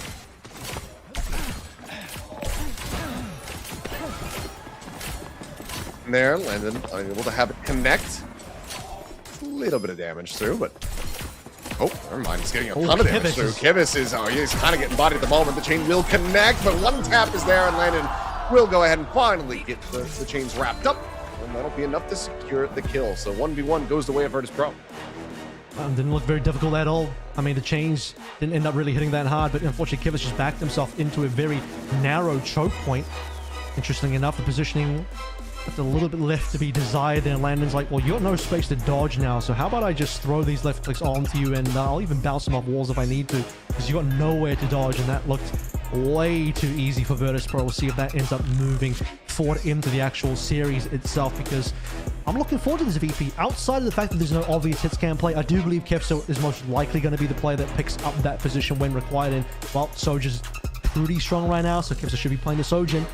The rest of the team, no complaints from me at all. It's a strong-looking team. They have a current world champion, Psycho, a runner-up to the championship in Landon, and everyone else extremely, extremely experienced, and Kevs has just got a ton of wins under his belt as well.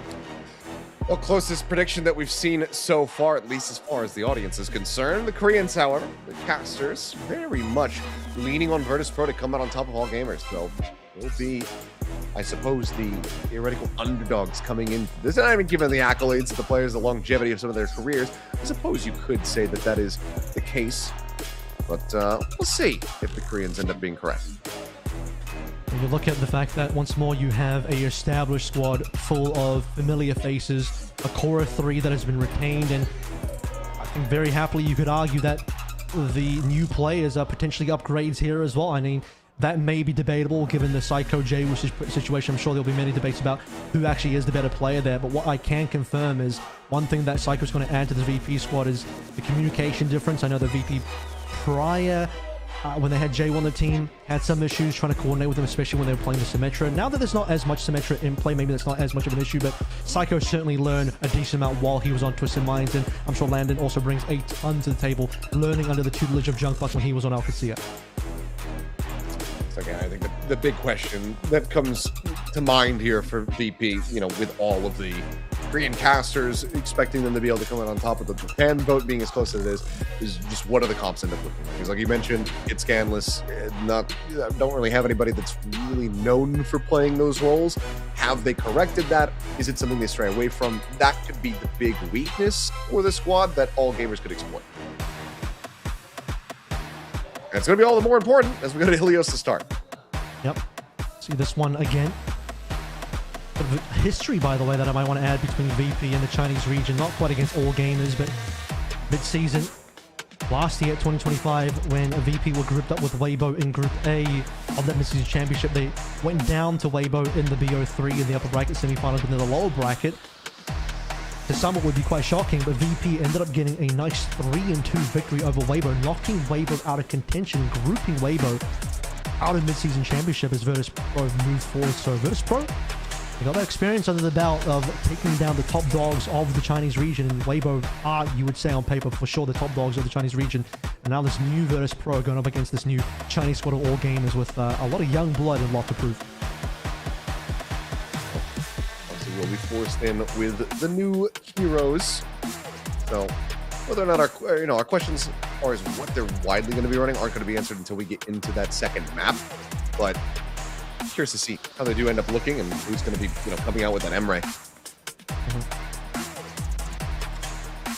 Got veterans, Langster and Liga on the all gamer side as well. Langster himself having played with a lot of the core of the Weibo guys. He was on LGDOA, and once again, Andrew Spark and all the rest in his history, one of the more storied players from China. Now on one of the few mixed teams he's ever played on. Just look through his history, I don't think he's really had too much experience. Rock Esports was another mixed team, so looking for the best for him. However, map 1, Achilleos, let's get into it. It's the final match of the day. EMEA versus China. All right, let's go out with a bang here as we jump onto Ilios. First map of the final series. Looks like maybe Kevster with that Emre. Sane on the opposite side, bringing out the hit scan.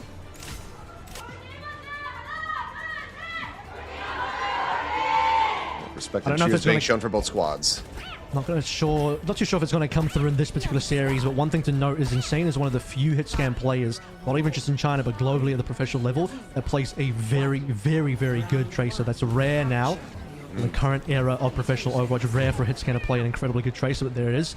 Probably won't end up playing because you got Viper on the team. Certainly not in this particular map, as Kevster, you mentioned on the Ombre. However, Ice just gets dropped on by Liga and just dropped immediately. I mean, he just got dropped right into the middle of him. Now that's just going to be the repulsor from Liga, able to find the kill on the Psycho. And this is a very clear-cut opening volley in the hands of all gamers. And this guy, Liga, on your screen right now, he is a very experienced Sigma player. It's probably his signature hero. When you have Dominant out, very similar skill set to Sigma. No doubt in my mind that he's performing right now. Ice have to do a little bit more catch-up in this particular matchup. Absolutely. 30% build on the ultimate is trying to live up to the name here. Fix these HP bars, keep the teammates alive as the poke and prod does come through. Ice again, under some fire, trying to take some space forwards under the wall. Looking for that elimination. Once again, it's going to be Liga coming out on top. Kept with the nade, able to find one as Liga will get taken down, but the fight still widely goes the way of all gamers, with 3 players still sustained and alive. Heals to come through, and no real contested point available for Virtus Pro. There's a lot of pressure being put on the tank of Virtus Pro so far, and all gamers will lose Liga finally, but fight is largely done. And you have that tank trade going in your favor to begin with, and now we're going to move this tank battle over towards the Lighthouse itself. Trying to get into position here, but Liga doing a bit of damage. Down to about half HP, but does nearly have an Opticon online. He will finally be felled, though, as Kevster comes away with that elimination. So first real steps onto the point, and now the flip in their favor. Virtus Pro able to get that fairly cleanly, but Landon going to be taken down to the back end of that fight. But with Insane falling, this should still be Virtus Pro holding the point for now. Fix is just finding a low HP Insane on the side of the map, able to sweep that one up. So even one-to-one trades, however. Look at the cat nap. Webster getting the better of Viper, and now Kiva's going to be taken down. So VP continuing on their way, but Flip is there. All gamers kind of stealing the point away, getting some extra percentage and buying some more time as they go for a reset. Okay, ultimates now. This is what we've been waiting for. Several fights in a row. Players have been slowly building things up. Landon is surprisingly quite a bit behind. Maybe just hasn't had the opportunity to heal or deal too much damage as Lynx tries to allow Liga to swap over the side of this middle portion of the map. Nice, finding Insane. Maybe a bit of a rough go of it. First time on a stage like this is 5 down, fix it, looking for the drag, pull up the side of the map, and Langza just unable to come to the rescue. Landon able to find Viper at the same time. It's only Kepster on the exchange. All gamers just picked apart here. Needing to reset once again, and that's going to allow for Virtus Pro to gain the lead. Yep, 57 Flip will come on through now in terms of overtaking AG. Is just sitting all these ultimates.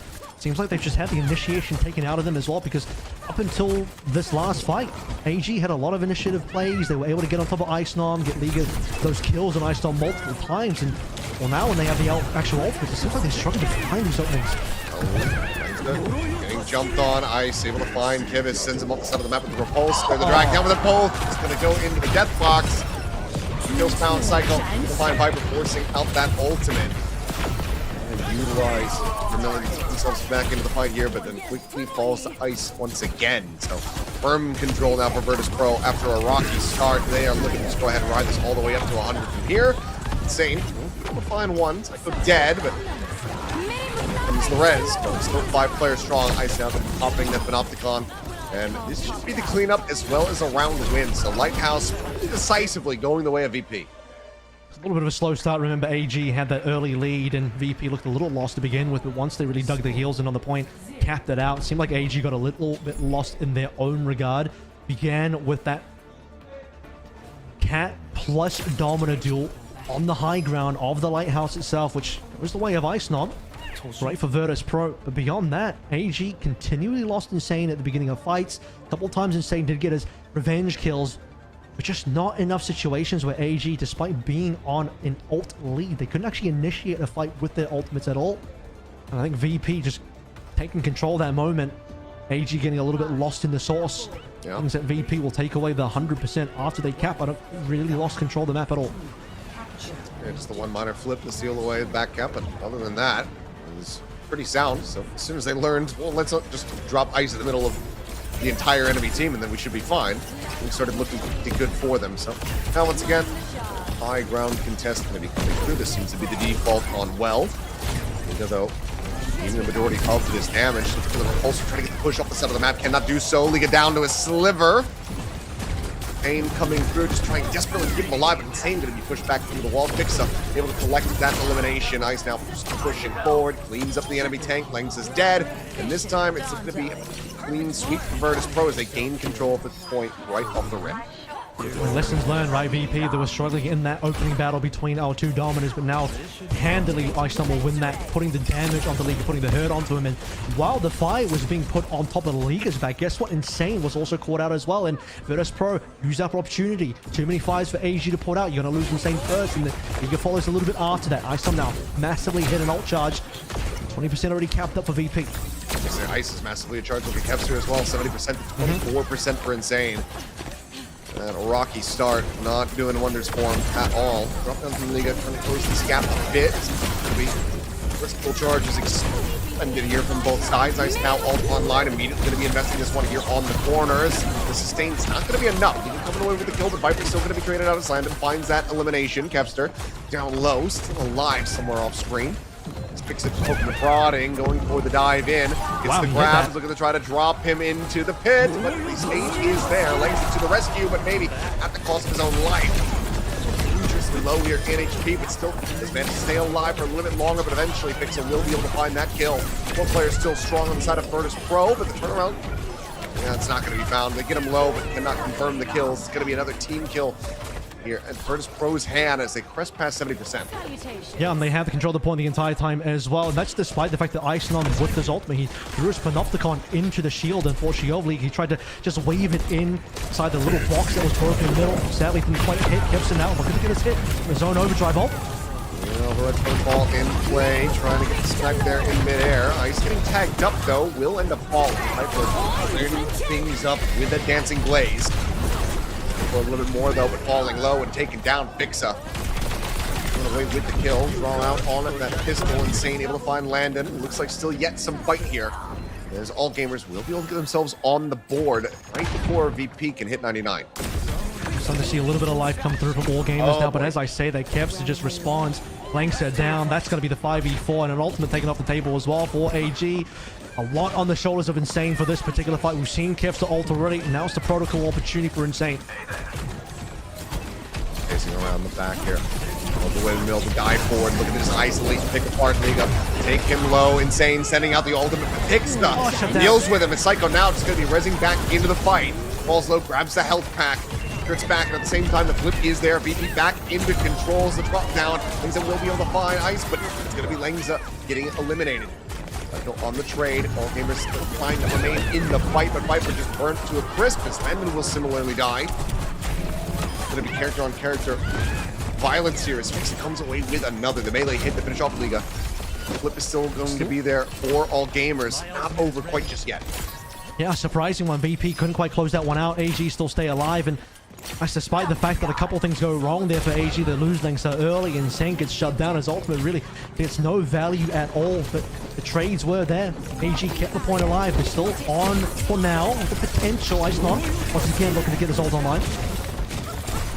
On Asa ready, but Ice getting juggled into a corner, and they cannot sustain. Kill found, fixed the on. Solid advantages in the fight for all gamers as they look to hold this line, which they absolutely need to do. They're fighting a massively uphill battle. Not only are they down to a 99% build up for Virtus Pro, but VP are also going to be coming back in with 3 ultimates. Exactly. As VP are losing this one, they're still banking up ultimates, so you are going to see that one big push come on through. Eventually, this is probably going to be it. Icenon has been waiting, but Kevster's not waiting any longer. Yeah, Override Protocol going to be popped. There's looking over the top here, whittling away at these HP bars. And it's just going to be an explosion of death here. 3 players from all gamers disappear. Virtus Pro looking for the flip back into their favor. Insane getting taken down. Viper, the last one standing. Respawn's going to be coming through, but I'm not sure if they're going to be able to get the touch fast enough. Langza, it's going to have to be on him, but Viper now gone. Insane dead. And that will be the cap in the map finish. Ilios, a 2-0 victory for Virtus Pro.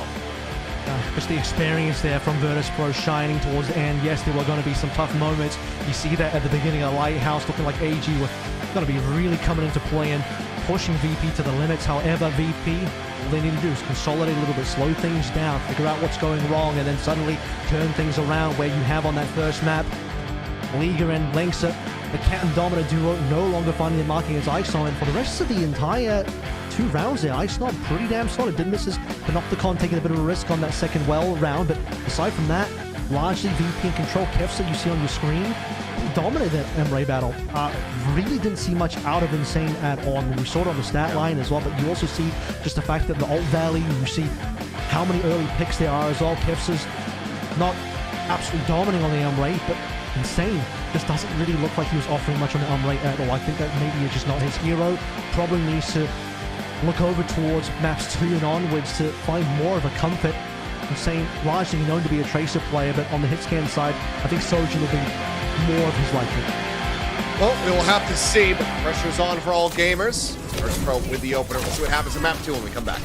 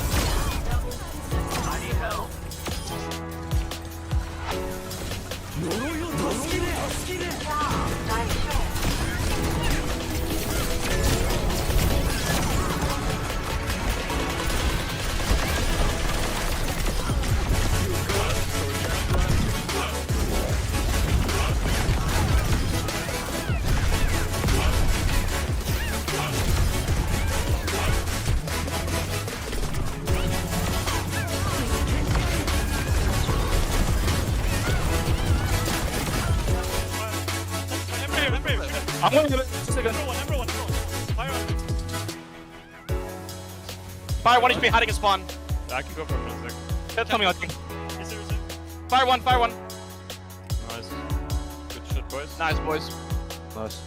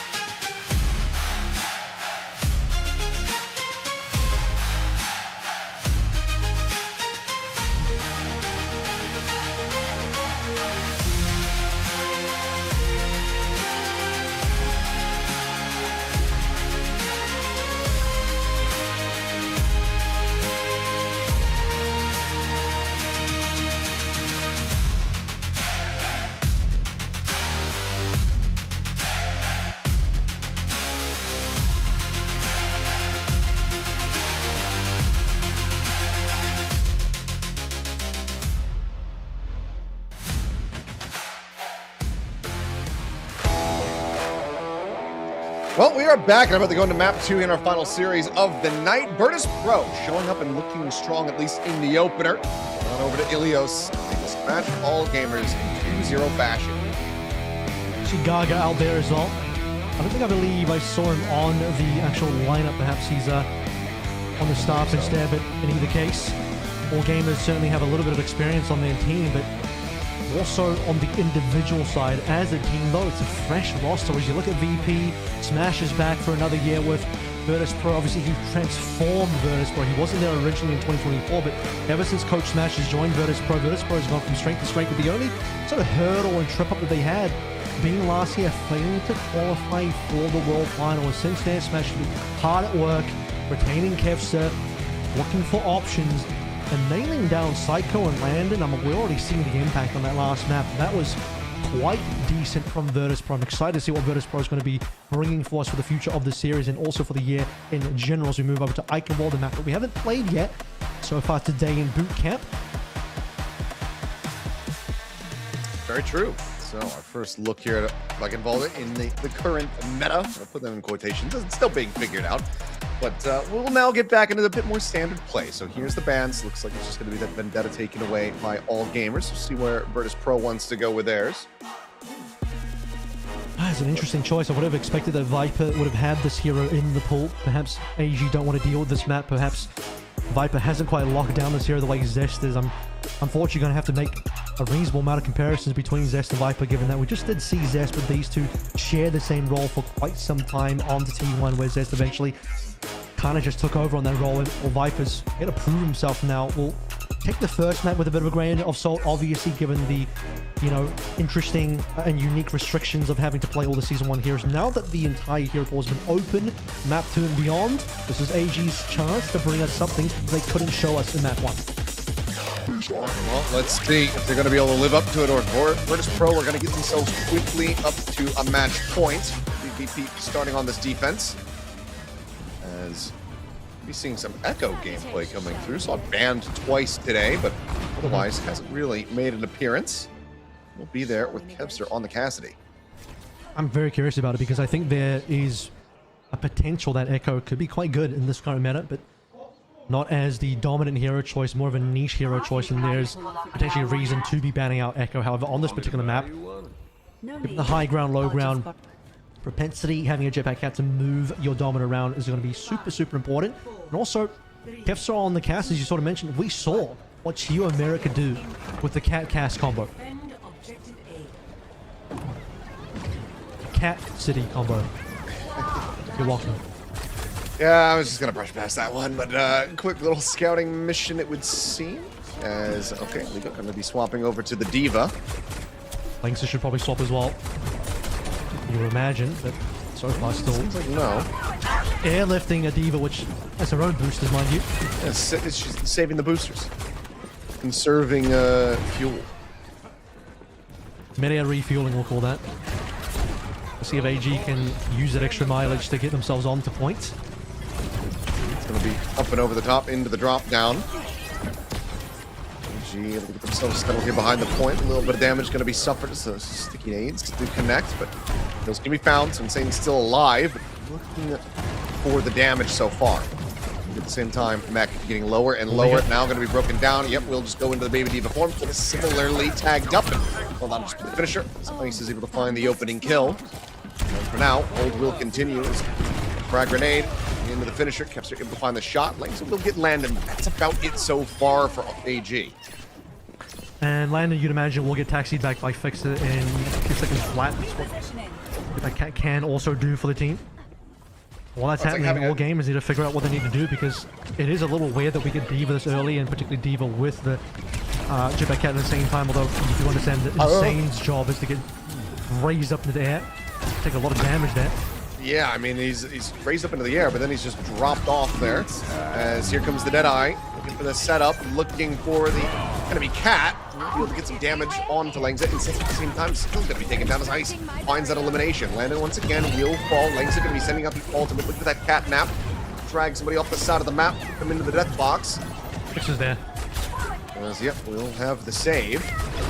Keeping them protected, and for now, AG still struggling to work their way forward onto this point. Opticon still available for Ice, just holding that for when the real contest starts to come through. But they're going to be taking down Psycho Pawn as well. Ice will find Liga, sending them off the side of the map. Still an opportunity, but there's the stick. Nope, still not to be found. Landon in pole position. Ice continuing to try to fight back. Viper dead, just hitting into the corner, trying to play in behind this barrier, and yeah, he's just not going down. Lenza, the one to get traded out. Looking for the pushback now, just needing a little bit more damage, trying to finish off Kivas, who's desperately trying to escape. Has to swift step back over, joining with the D.Va. And AG still have been held at bay. That first tick not even grabbed up. I mean, that's been the best fight for AG so far. They got double VPSs down to the VP side. Kivas goes down late now. That's going to cost a lot of time for all gamers. And despite everything, VP stays strong. I mean, this is partially the reason why you have a hero like Domina, a ground tank on the first point of Eichenwalder. Now, going into B and C, well, most particularly B, C is whatever. On B, you're going to need a lot more airlifting. You're going to need a lot more help to get the Domina onto high ground, low ground.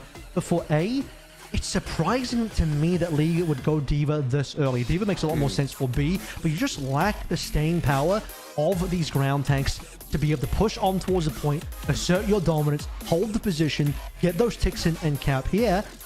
AG are finding out why Domina's getting played. Ice never died. He's on critical HP, hiding behind shield, getting topped up by Fixer every so often, getting kills on the side, because you got to respect that Domina damage, and eventually VP regroup, get the DPS back into play, and they win the fight. AG just can't do enough.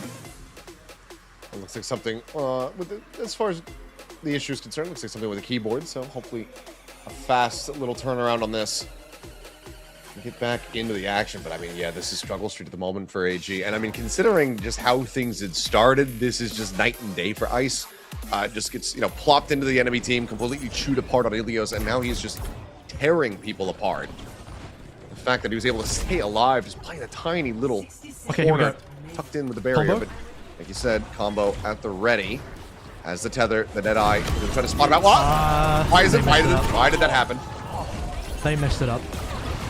Oh, yeah. Somehow Insane got disconnected and he got dropped in the middle of nowhere. That's not the location where he was supposed to land the plane. I mean, you would think he got disconnected from the lobby, the way that one just played out. Kevster at the same time able to find Viper, and this is crumbling. He was under fire, trying desperately to get out to safety. Well, quick pop from Psycho on that Duke. Saved himself. Couldn't quite get the pulse bomb out. But now we're down to 20 seconds remaining. Let's see. AG can somehow pull a rabbit out of the hat, but already Viper dealt with Kevster finding that kill. Liga alone on the point, trying to skirt out to safety, get the health pack, but cannot. It's broken down, melted by Psycho. As it seems like this is just going to be the hole. That's how you do it. Yep, this gets right in the Insane space. Deadeye to put him down. Lang's up looking for a kill. Gets a drag off the side of the map. Lendon unable to go ahead and just TP back forward, but nothing more to be done. A full hold perfection at the hands of VP. Not a single % given away. That's about as dominant as you would ever hope for a defense, especially on Icon World A. And now, I'll tell you this, Liga definitely cannot be playing D.Va on the defensive side. You need to be bringing through a very solid defensive tank, Ram, or Domina. Even a Sigma will accept that. The very unfortunate showing on the attacking side from AG. Just looked like they didn't quite have a clear idea of where they were kind of going here in the comp or otherwise. And this moment that we just saw in the clip, kind of ridiculous. This one as well for a very different reason. But Ice never dying, and then the complete untethering and whiffing of the Lifeline Deadeye combo, and then insult to injury would be Kevster and Fixer doing it correctly straight into Insane's face to close the map out, or the round out. Yeah, 10-1 for Ice, just disgusting performance from him. And I mean, obviously credit to the supports as well to keep him alive, but micro plays on that Dominus looking very well practiced. So now all gamers need to get strapped in and play for a draw with a fuller hold. If they're going to be able to do it. As VP, they say, well, you know, we got 4 minutes. We could have some fun and play some silly stuff, but it looks like they will lean into something a bit more standard here.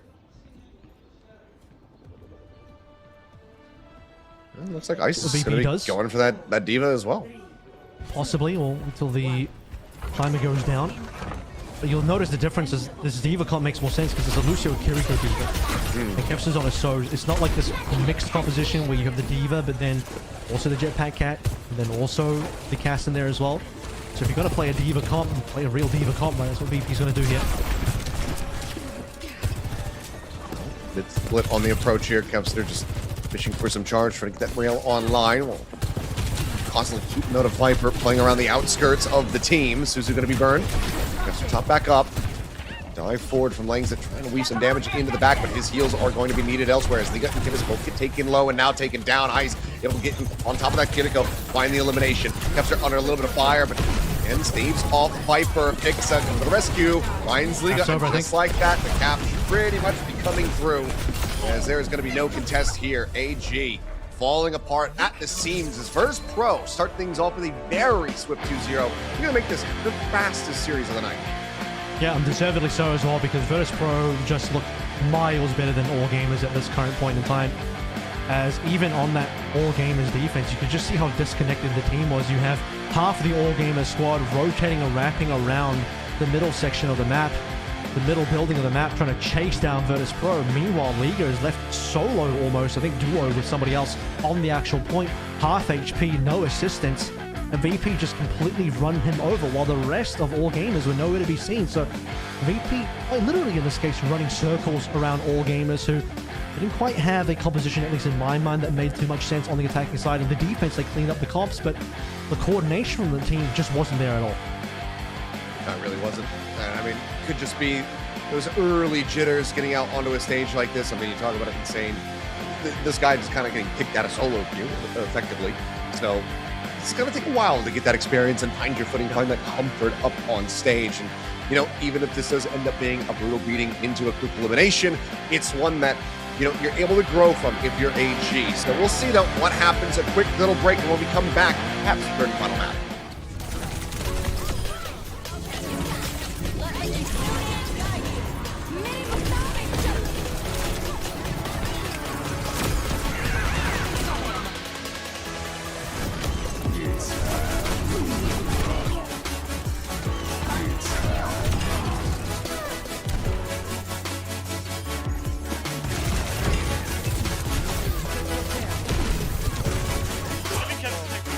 Barney Kev.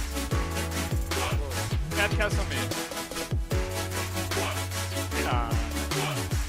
Nice.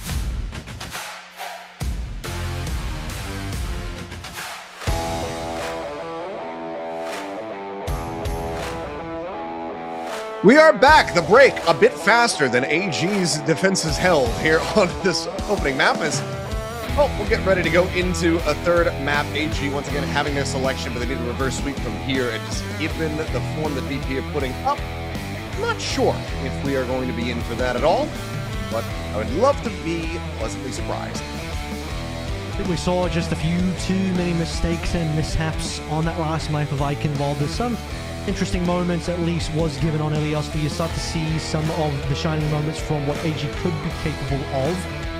And individually, a couple things are okay on the AG side, but as a team, Virtus Pro just look well oiled, and unfortunately, those gears do be creaking on the All Gamer side. It just doesn't quite seem to be gelling together and working together as a full 5-man consolidated unit would be. So a lot more time, I think, required still in the oven for this All Gamer squad before they can be a competitive force.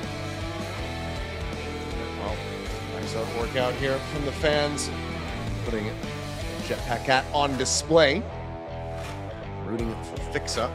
It's not a great time so far. See though if the tides can turn. Saw the wake up from Team Peps. We need something very similar for AG. Yeah. I saw a little bit of wake up from Dallas Fuel as well. So I mean, it certainly is there, but this is going to have to be a big wake up. This is like, we're talking about an AG that currently, run along the analogy, they're in the deep sleep portion of their sleeping mode at the moment, and to wake them up, I'm going to need a loud and rude awakening. Nothing ruder than I can imagine Icon Volta that we just saw full hold into a one attempt from VP that included plenty of blunders from the AG point of view. Plenty for them to talk about in terms of what they need to fix, and I'm still just kind of waiting to see what else we can get out of Insane. I don't know whose fault it was, that whole Jetpack Cat Deadeye situation. Could have been either of the players, but yeah, certainly need to see a lot more here, because it's individual plays that sometimes work. You're seeing Viper getting in there sometimes, Lynx are getting in there sometimes. You know, the more experienced players that you do expect more out of getting something in there, but you know, this ain't solo queue anymore. It's a team environment. No, not at all. And it felt like overall the complete synergy with the Cassidy and Jetpack Cat was off from the outset. I mean, because, you know, you expect the pickup to come through. You're going to be flying him around as he's taking pot shots, trying to make him an elusive target for somebody else to counter snipe out of the sky, but a lot of times it was just pick up and drop off, and he would just be plopped down on the floor in front of a multitude of VP players. So it seems like that synergy is something that really needs to be worked on if they're going to continue to lean into that combination. But it looks like Shambali Monastery going to be the final map pick for all gamers. We'll see if this can be the turning point for them that it needs to be. Otherwise, we'll be just looking at the swift 3-0 fastest match of the night into AG's elimination. BAP gone signals no Lucio BAP combinations, or does also remove a decent chunk of double flex potential here as well. Landon obviously super well known for his BAP. That's his signature hero. I would say it's Landon's historically best hero by far, so an opportunity for VP to bring that one through. Targeting Liga, Sigma has been Liga's traditionally best hero, so going band for band here in terms of specific targeting. Vendetta is going to be available this time. We do know that AG banned out Vendetta for a previous map, and I wonder if that was for a particular reason. I wonder if Psycho's got a secretly good Vendetta. However, it is Shambali. Might be a slightly more difficult map for Vendetta, unless your name is Zest. Could be the case, but it all comes down to this one now here. AG, can they make this a longer evening of action? Give us another map of play. Will Virtus Pro. We roll over them once more. We go into Shambali Monastery.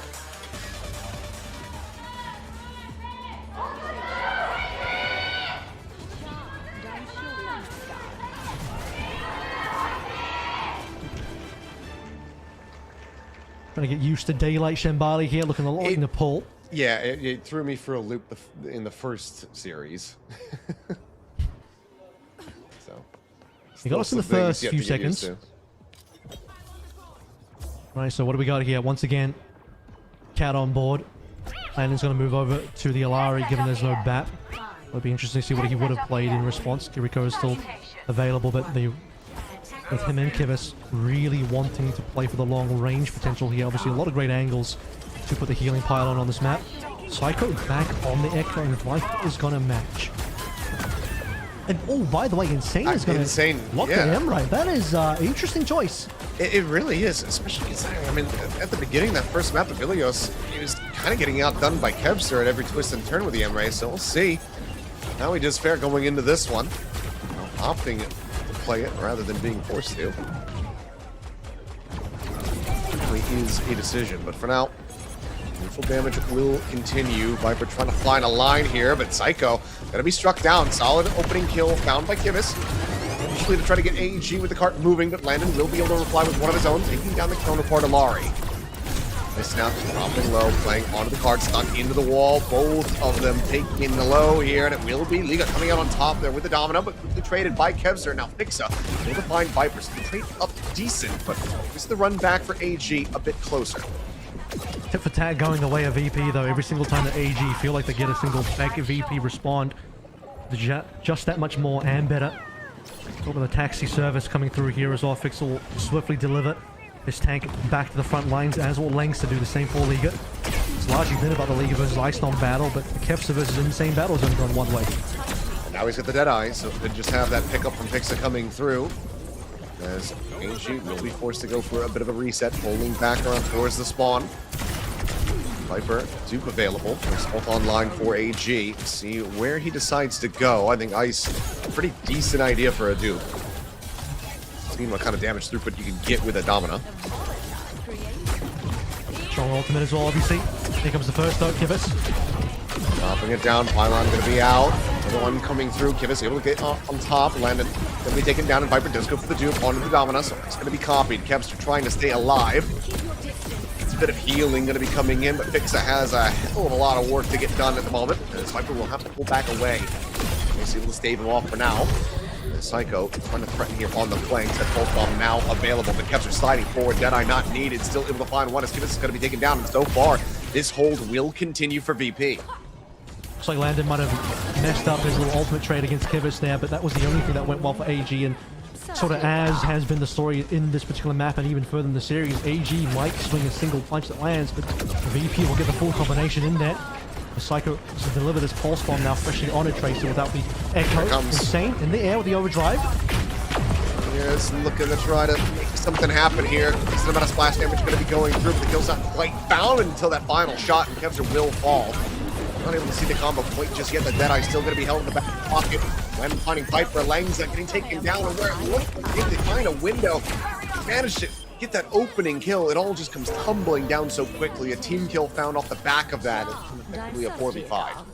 Another situation where, look, you get that opening pick, AG are thinking this might go well for us, and then suddenly you lose Liga, Ice is in charge, VP continue to just collect up those kills, and all gamers have no real response.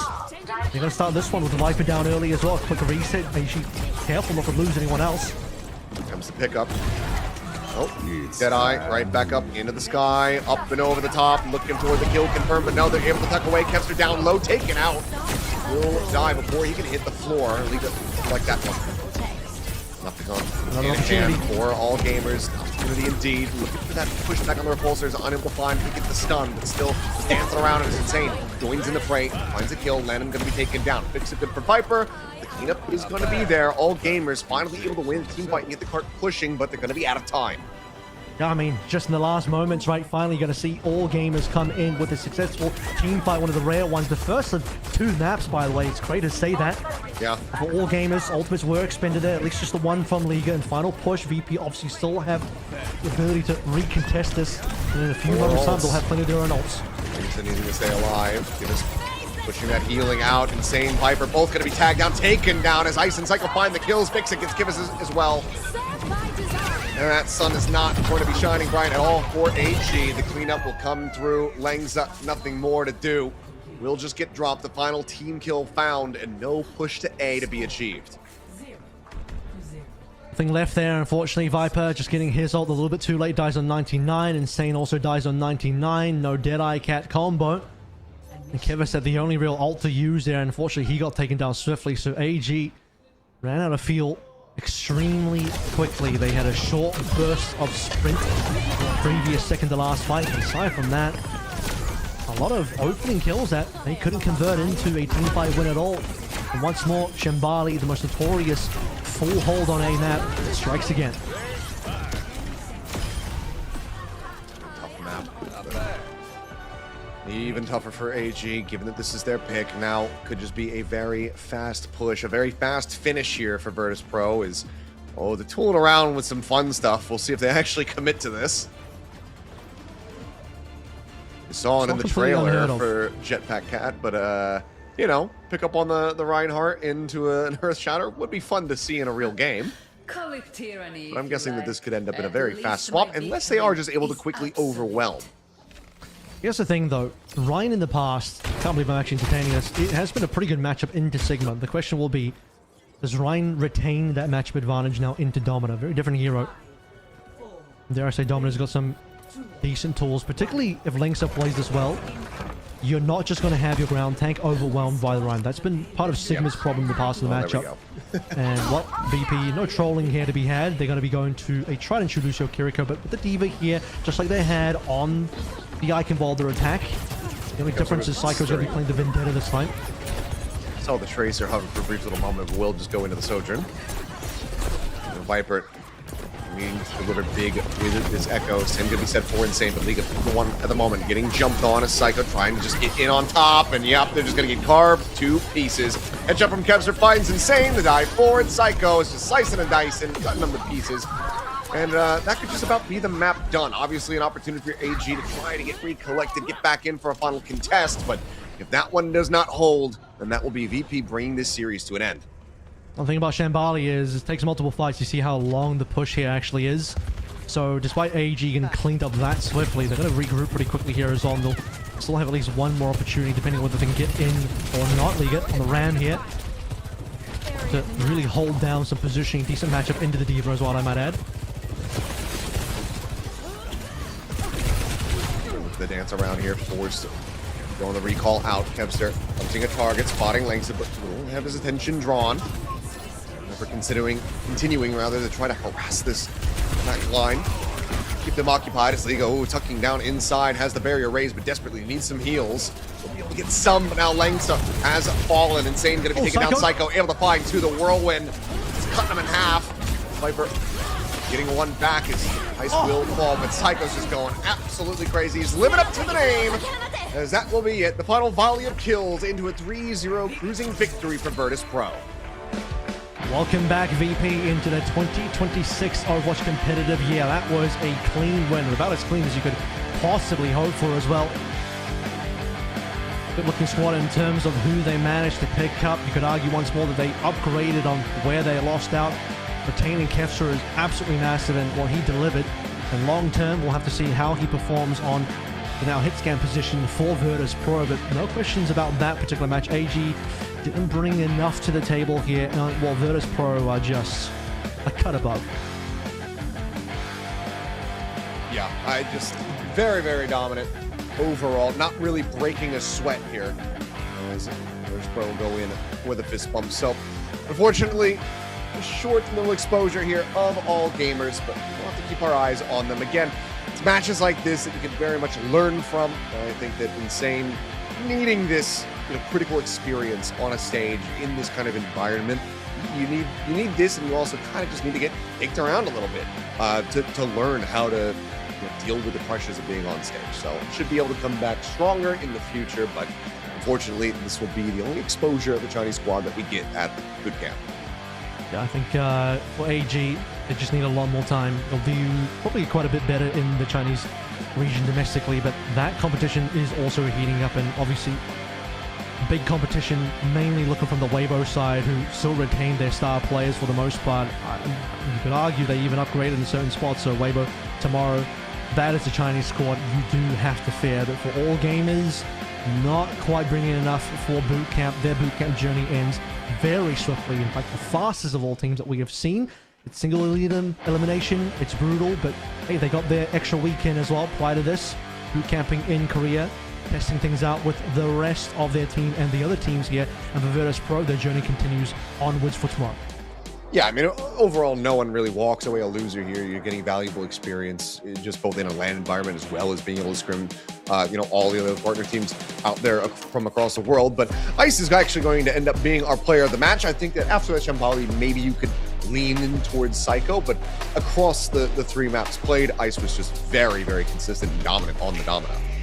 Yeah, I mean, you don't have to have always the flashiest plays, but you just need to be a stable, reliable tank. And this moment that we're seeing right now was the moment that sold it for me. Completely living through that situation. Critical support will also keep him alive, but also the fact that he's small enough to also move over towards a diva. And the reason I say that is because this guy, to me, previously had sort of leaned a little bit more, at least from my experience, into the main tanks, played a lot of the hazard, and now looking really strong on these off tanks.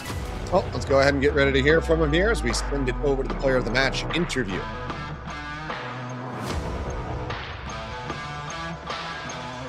네, 오늘 준비된 마지막 경기 버투스 프로가 깔끔히 승리를 가져갑니다. 승리 축하드립니다. Congratulations.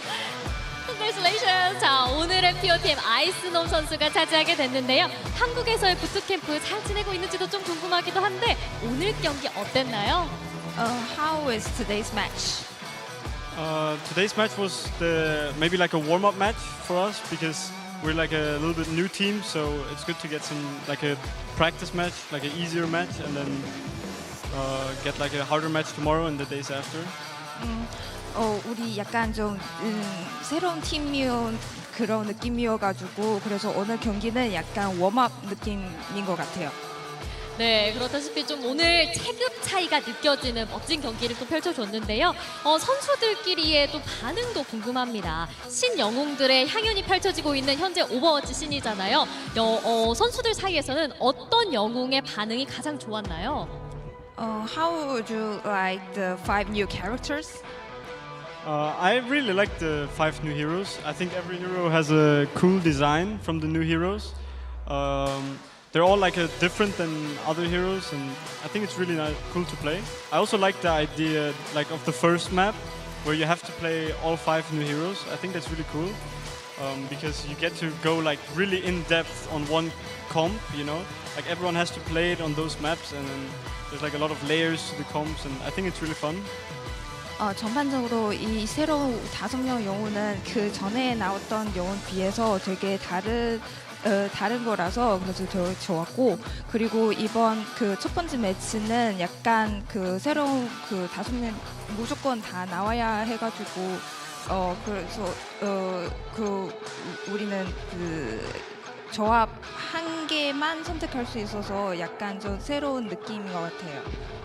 네, 그렇습니다. 모든 영웅 하나하나 정말 고유의 매력을 가지고 있어서 좀 하는 재미가 느껴지기도 마련인데요. 그런데 또 도미나 하면 이번 시즌 좀 가장 핫한 영웅이 아닐까도 싶어요. 오늘 아이스놈 선수가 도미나로 너무나도 잘 버텨준 덕분에 AGG가 조금 힘들게 오늘 경기를 펼치지 않았나 싶은데요. 도미나를 좀 아이스놈 선수가 생각하는 좀 포인트가 있을까요? 잘할 수 있는 포인트? You have shown a good performance with the Domina. So, what do you think is the important for playing Domina? Domina kind of works like any ground tank, like pretty similar to like a mix of Ram and Sigma or something. So, what's important, I think, just having a high uptime, trying to do as much damage as possible, using your cooldowns. I don't really know, just trying to play the game like any other ground tank. 그 도미나 할 때는 약간 좀 시그마 하는 그런 느낌이라서 그래서 그 약간 스킬 쿨당 이런 거 잘 신경 써야 할 것 같아요. 네, 그렇습니다. 자, 이렇게 또 꿀팁까지 알아봤는데요. 이번 부트캠프에서의 활약이 기대되는 버투스 프로가 아닐까 싶습니다. 앞으로의 각오 마지막으로 한마디 들어볼게요. So, would you like to say something for the future match? For the future match, just hope we win. We're gonna try our best to win. 최선을 다하고 이기겠습니다. 네, 최선을 다하고 앞으로도 멋진 경기 보여주길 바랍니다. 오늘도 멋진 경기 감사합니다. 자, 이렇게 마지막 인터뷰, 마지막 경기까지 마쳤는데요. 오늘 총 경기 결과는 화면으로 만나보시죠. Well, taking a look back at the long day of Overwatch we've had, it started off with a banger, 6 maps played between Team Peps and Disguise as that reverse sweep came to fruition. Then we started to falter a little bit. Falcons getting the better of Varel. T1 taking down Dallas Fuel. Pretty contentious series, I will say, despite the 3-1 scoreline. Into a bit of a blowout with VP over AG. Yeah, I'm glad we got that super competitive game to start things out with, but some games probably left a little bit to be desired, but that's the nature of the pro esports scene. Sometimes there will be lopsided games. I thought AG would bring a bit more heat to the table here, but VP a little too good. Can't wait to see the VP TL game. The NA versus EU is always a banger. T1 versus TM is going to be a rematch. Falcons Weibo is a very storied matchup. These two teams have been at it for the longest time, and what Crazy Raccoon and Peps, they better level up because Crazy Raccoon are here to play. Yeah, that's going to be a tough battle for them. Pep's not going to be able to afford to have that soft start. I mean, we heard it from the interview saying, okay, we think we had to wake up a little bit to get into that one. You got to show up prepared because Crazy Raccoon, they're going to be bringing the game to you. But Falcons versus Weibo sounds sick. I mean, all of these matches should be bangers across the board tomorrow. So it's going to be a lot more Overwatch action for all of you guys to look forward to because I know you've been fiending for it just like I have been. I've been maybe fiending for a little bit longer. But yeah, off-season coming to a close, baby. 2 more days here at the boot camp, and it's just been sick already. Yeah, and of course, if this is your first time, or maybe it's been a long time since you've been here in the Overwatch Esports channel, don't forget to subscribe and follow on wherever you're watching, because Overwatch is back, baby. Winston said it some time ago, but now it's more real than ever. It's been an incredible week, an incredible day, and now we get to finally see what the new season looks like with all the new heroes in the hands of some of the best players in the world. And we still have 4 teams we haven't even seen yet. I mean, tomorrow you're going to be looking at the likes of Crazy Raccoon and defending world champions Twisted Minds, where honestly they have a lot to show. I'm excited for that. Yeah, I think there's a lot more to be seen, but that does it from me. It's been fantastic to step back in to the Overwatch scene, albeit for a very brief time, but I had an absolute blast here today. Avril, always a pleasure casting with you, my dude, but you know, try to make sure that Avast doesn't go too crazy on the broadcast for the next 2 days, so keep him contained. But guys, thank you so much for tuning in. It has been a pleasure. Until we meet again, good night.